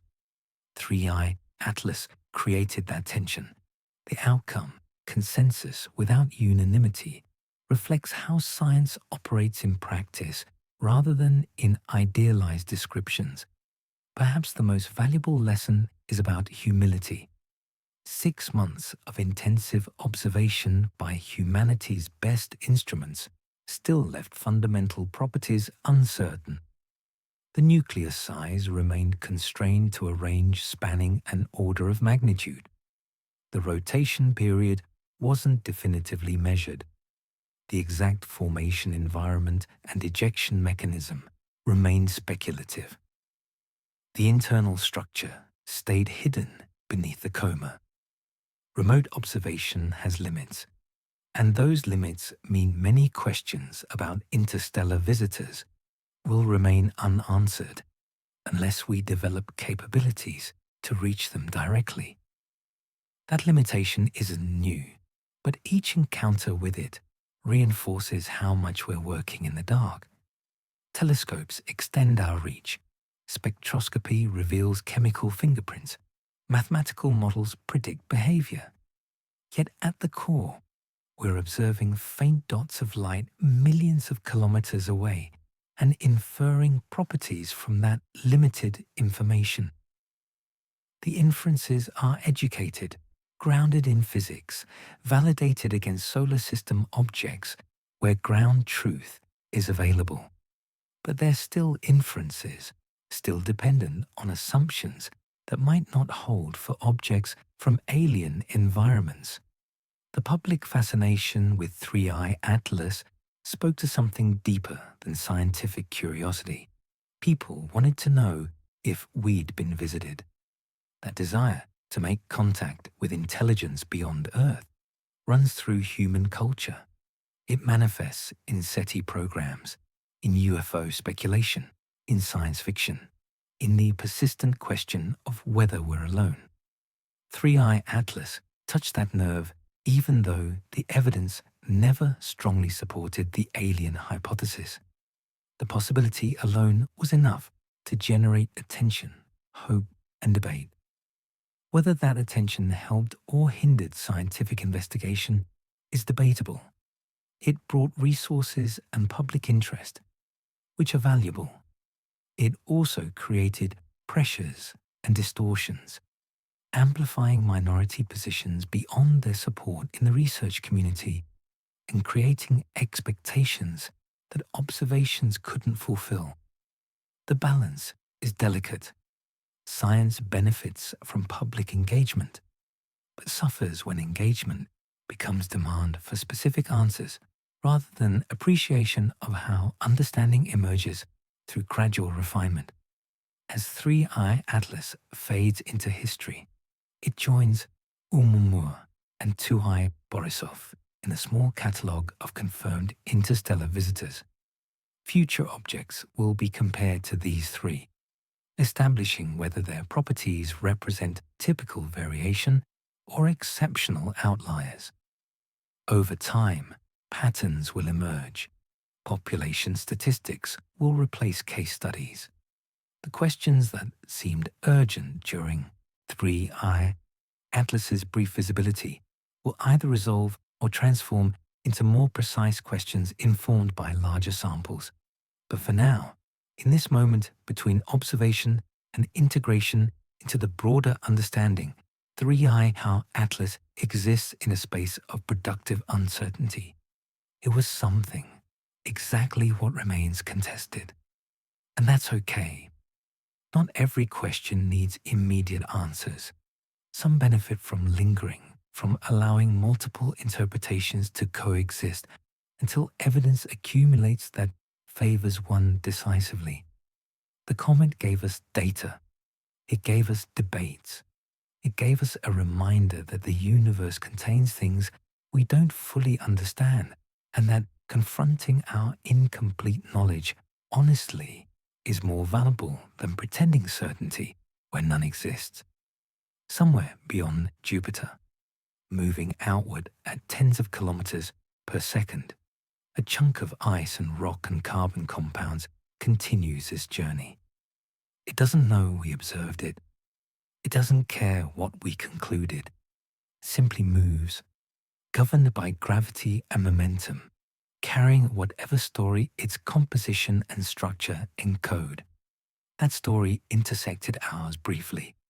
We read what we could, and now it continues, carrying its secrets back into the darkness, leaving us with questions, data, and the knowledge that next time, when another visitor arrives, we'll be a little more ready, a little more capable, and perhaps a little wiser about the limits of what we can learn from watching distant travelers pass through our small corner of an incomprehensibly vast galaxy. July 1st, 2025. A computer in Chile flagged a moving dot. 6 months later, that dot had become one of the most scrutinized objects in astronomy, the subject of hundreds of observations, dozens of papers, and endless debate. Now it's receding into darkness, and we're left to make sense of what just happened. Stories need endings. This one doesn't have a clean one. There's no definitive answer to what 3I Atlas was, no dramatic revelation that settled every question. It was an interstellar comet. That much is certain. Beyond that, certainty gives way to interpretation. Was it unusual? By some metrics, yes. Unprecedented. In composition, perhaps. Anomalous enough to warrant extraordinary explanations. That's where consensus fractured. We live in a time when astronomy has become extraordinarily powerful. Telescopes peer across billions of light years. Instruments detect individual photons from the edges of the observable universe. Spacecraft explore the outer planets and beyond. Yet, when something unfamiliar passes relatively close within our own solar system's backyard, we still struggle to determine basic properties. The nucleus was probably a few kilometers across. Probably. The rotation period was maybe several hours. Maybe. The composition was definitely carbon-rich. But whether that's rare or common for interstellar objects won't be known until more examples accumulate. That gap between capability and certainty is humbling. It reminds us that even sophisticated instruments observing nearby objects leave much unknown. And if we're uncertain about something a few 100 million kilometers away, visible for months, imagine how much remains unknown about objects we can barely detect or haven't detected at all. The universe is vast. Our sampling is sparse. Every data point matters, but every data point also reveals how much we're missing. 3i Atlas matters, not because it answered questions, but because it asked them. It forced astronomers to think about cometary diversity in new ways, to consider formation environments beyond our solar system, to grapple with observations that didn't fit templates perfectly. That's valuable. Science advances as much through puzzles as through confirmations. The objects that fit expectations validate understanding. The ones that don't expand it. The controversy matters too, though perhaps not for the reasons participants thought. The debate about natural versus artificial origin won't be remembered for its resolution. It'll be remembered as an example of how science handles deeply ambiguous evidence when stakes feel high and methodological approaches diverge. Both sides made arguments grounded in reason. Both pointed to real features of the data. That they reached different conclusions doesn't mean one was irrational. It means the data permitted multiple interpretations, and choosing between them required assumptions about priors, about how to weigh different types of evidence, about what threshold justifies investigating unconventional possibilities. There's no villain in this story. Loeb wasn't a crank seeking attention, despite accusations.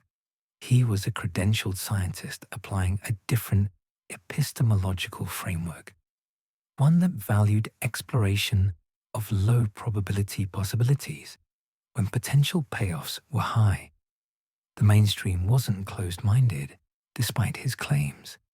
They applied standards that prevent science from fragmenting into speculation, unmoored from evidence.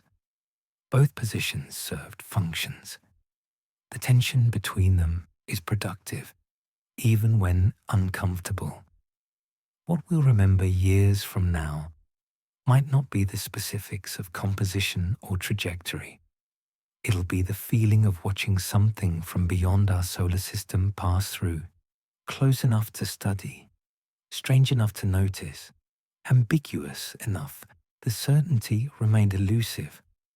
That feeling, that encounter with something genuinely unknown, is rare. Most of astronomy deals with distant objects that will never be anything but faint lights in telescopes. 3i Atlas was close, active, dynamic. For a brief time, we could watch it change, see jets appear and fade, measure composition shifts as it warmed and cooled. That intimacy with an interstellar visitor was unprecedented at the time. It won't be rare forever. The future holds more visitors. Better telescopes will find them earlier. Faster response protocols will capture more data. Eventually, spacecraft will reach them, providing ground truth that settles questions remote observation cannot. The ambiguities that plagued 3i Atlas studies will diminish. We'll know nucleus sizes precisely. We'll measure rotation directly. We'll sample compositions without spectroscopic intermediation. The questions will shift from what is it to where did it come from, and how long has it been traveling, and what can it teach us about planetary formation around other stars. But we're not there yet.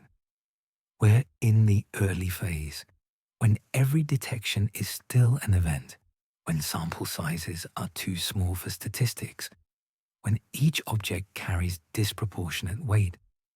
This is the frontier period, the era when more is unknown than known, when observations surprise more often than they confirm.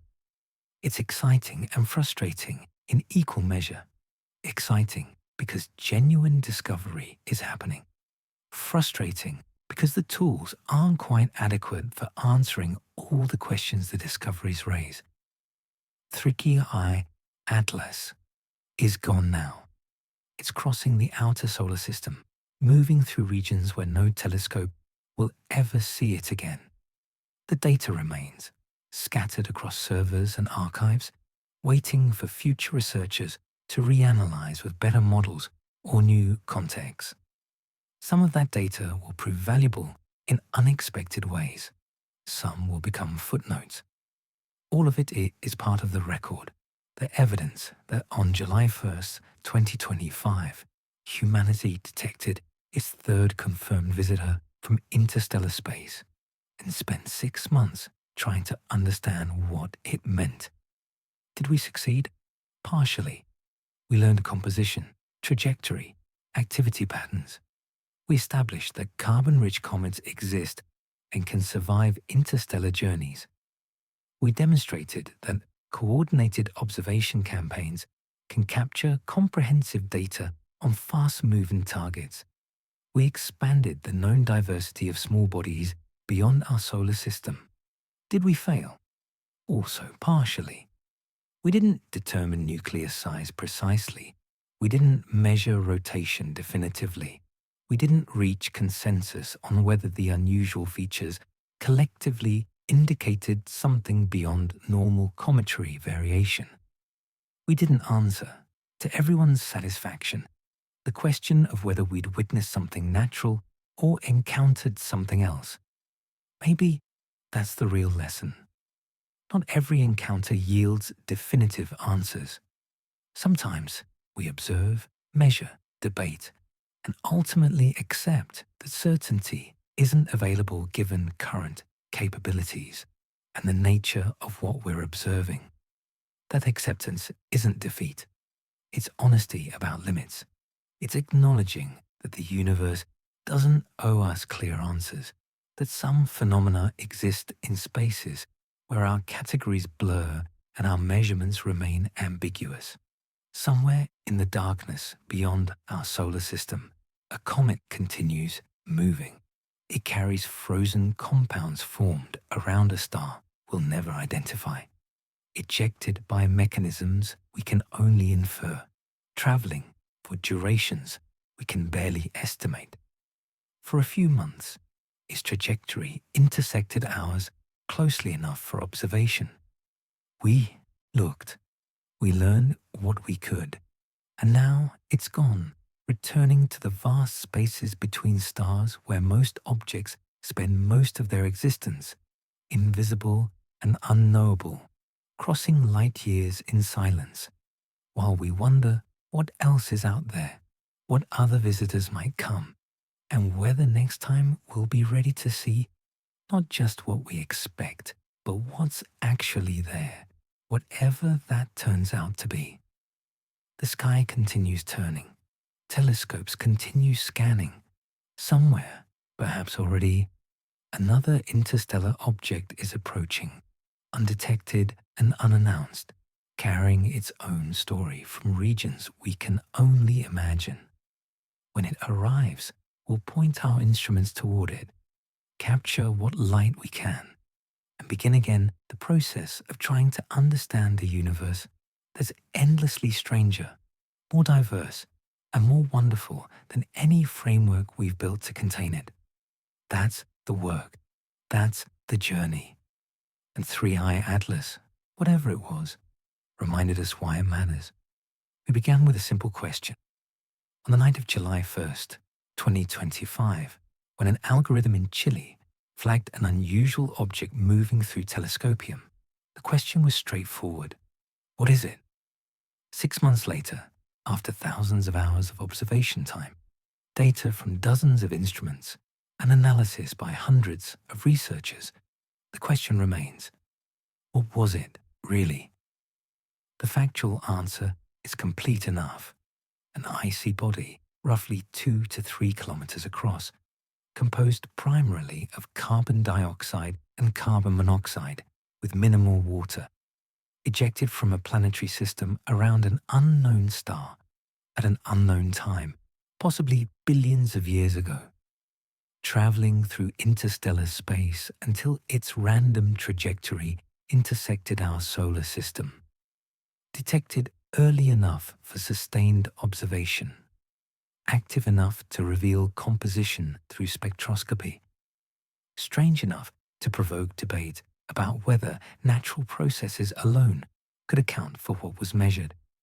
But facts don't tell the whole story.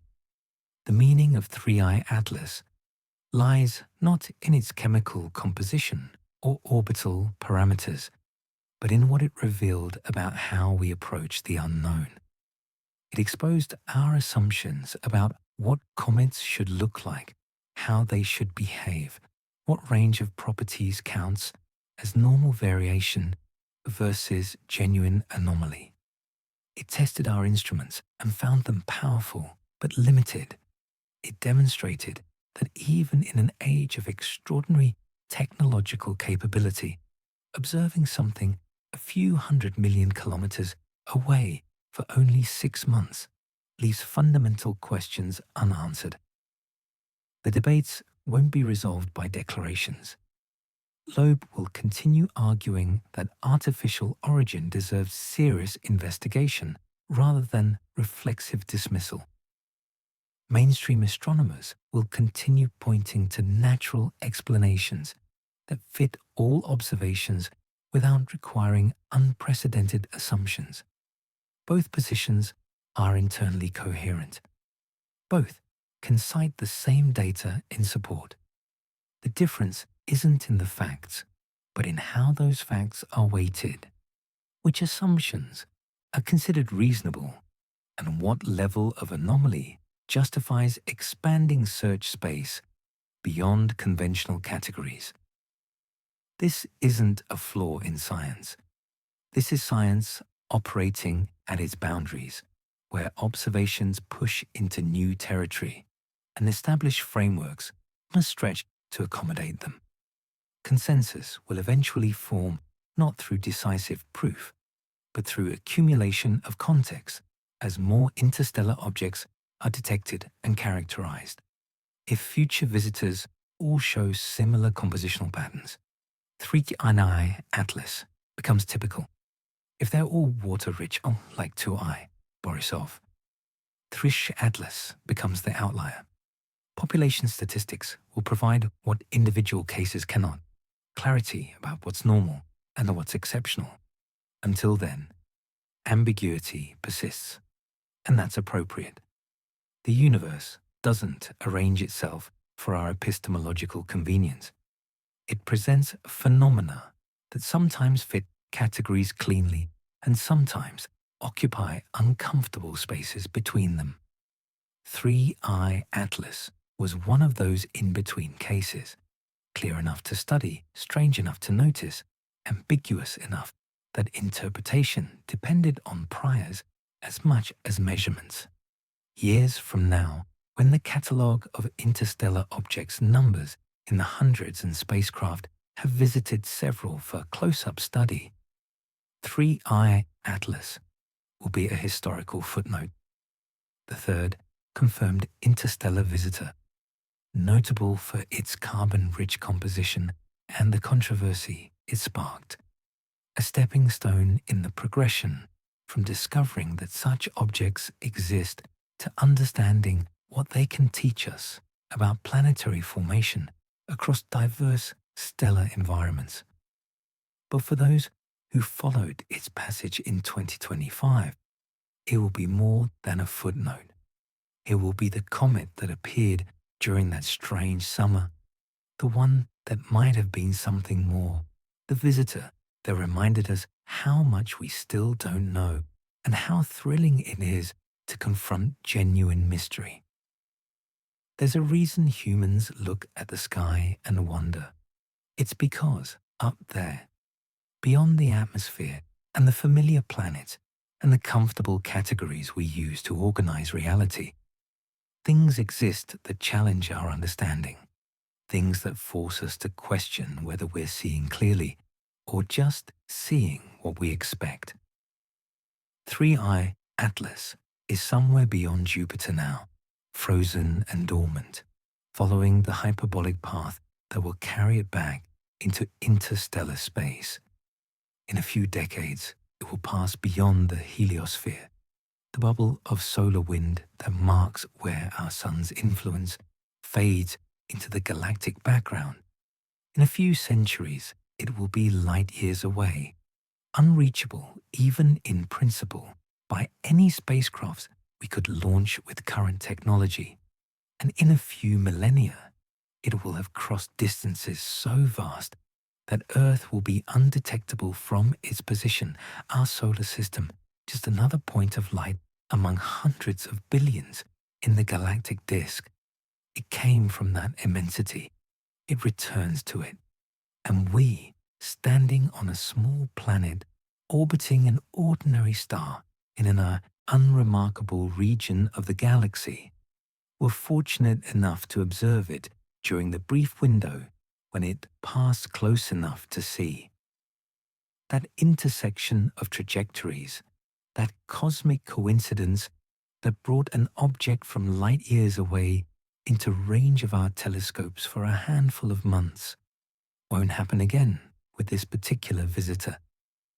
It's gone for good, carrying whatever secrets its composition and structure encode back into the darkness, where they'll remain unread by any intelligence capable of reading them.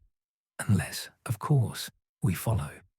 Unless the presence of interstellar visitors passing through our neighborhood motivates the development of technologies that can reach them.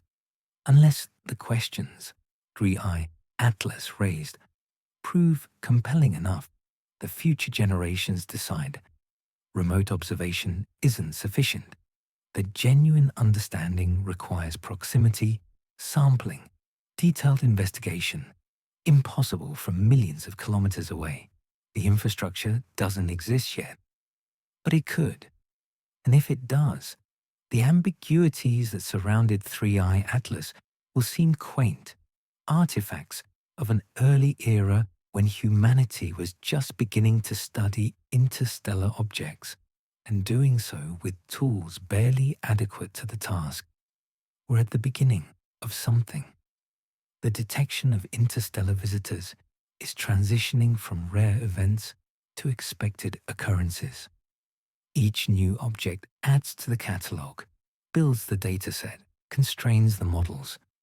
Within a generation, the properties of interstellar populations will be well characterized. Within a century, spacecraft might routinely intercept them. Within a few centuries, who knows? Perhaps we'll be sending our own objects into interstellar space, deliberately this time, carrying messages or instruments or even passengers toward destinations light years away. And perhaps, somewhere along their journeys, they'll pass through other solar systems where other civilizations will detect them, observe them, debate what they are, and wonder whether something more than natural processes sent them traveling through the dark. That's speculation. What's certain is that the sky holds more visitors. They're coming. They've always been coming. And now we're learning to see them, to study them, to ask what they can teach us about the galaxy we inhabit and the processes that shape worlds around other stars. 3i Atlas was a teacher, whether it intended to be or not. It taught us about cometary diversity, about observational limits, about how science handles ambiguity, and about the enduring human desire to find meaning in phenomena that resist easy categorization. On a clear night, if you know where to look and have a powerful enough telescope, you can still calculate where 3i Atlas is. The math gives you coordinates, a position in space based on its last measured velocity and the gravitational forces acting on it. But you won't see anything. It's too far, too faint, too cold to detect. It exists only in the calculations now, a mathematical ghost tracing an invisible path through the outer solar system and beyond. But it was real. We saw it. We measured it. We argued about it. And somewhere in those observations and arguments and accumulated data, we learned something about the universe and about ourselves. Maybe not everything we hope to learn, maybe not enough to settle every question, but something. And in science, in the long, patient work of building understanding one observation at a time, something is enough. It's how progress happens. It's how knowledge grows. One visitor at a time. One mystery at a time. One small step forward in the infinite journey toward understanding a cosmos that will always be stranger, deeper, and more full of wonders than any framework we build to comprehend it. The story of Three Eye Atlas is over. The larger story continues. And you, wherever you are, whatever you're doing right now, you're part of it. You're living in the time when humanity first learned to recognize visitors from other stars. That's extraordinary. Don't forget it. The universe is showing us things our ancestors could only imagine. And if we pay attention, if we keep looking up, if we remain curious about the mysteries passing through our small corner of infinite space, who knows what we'll discover next? Thank you for watching.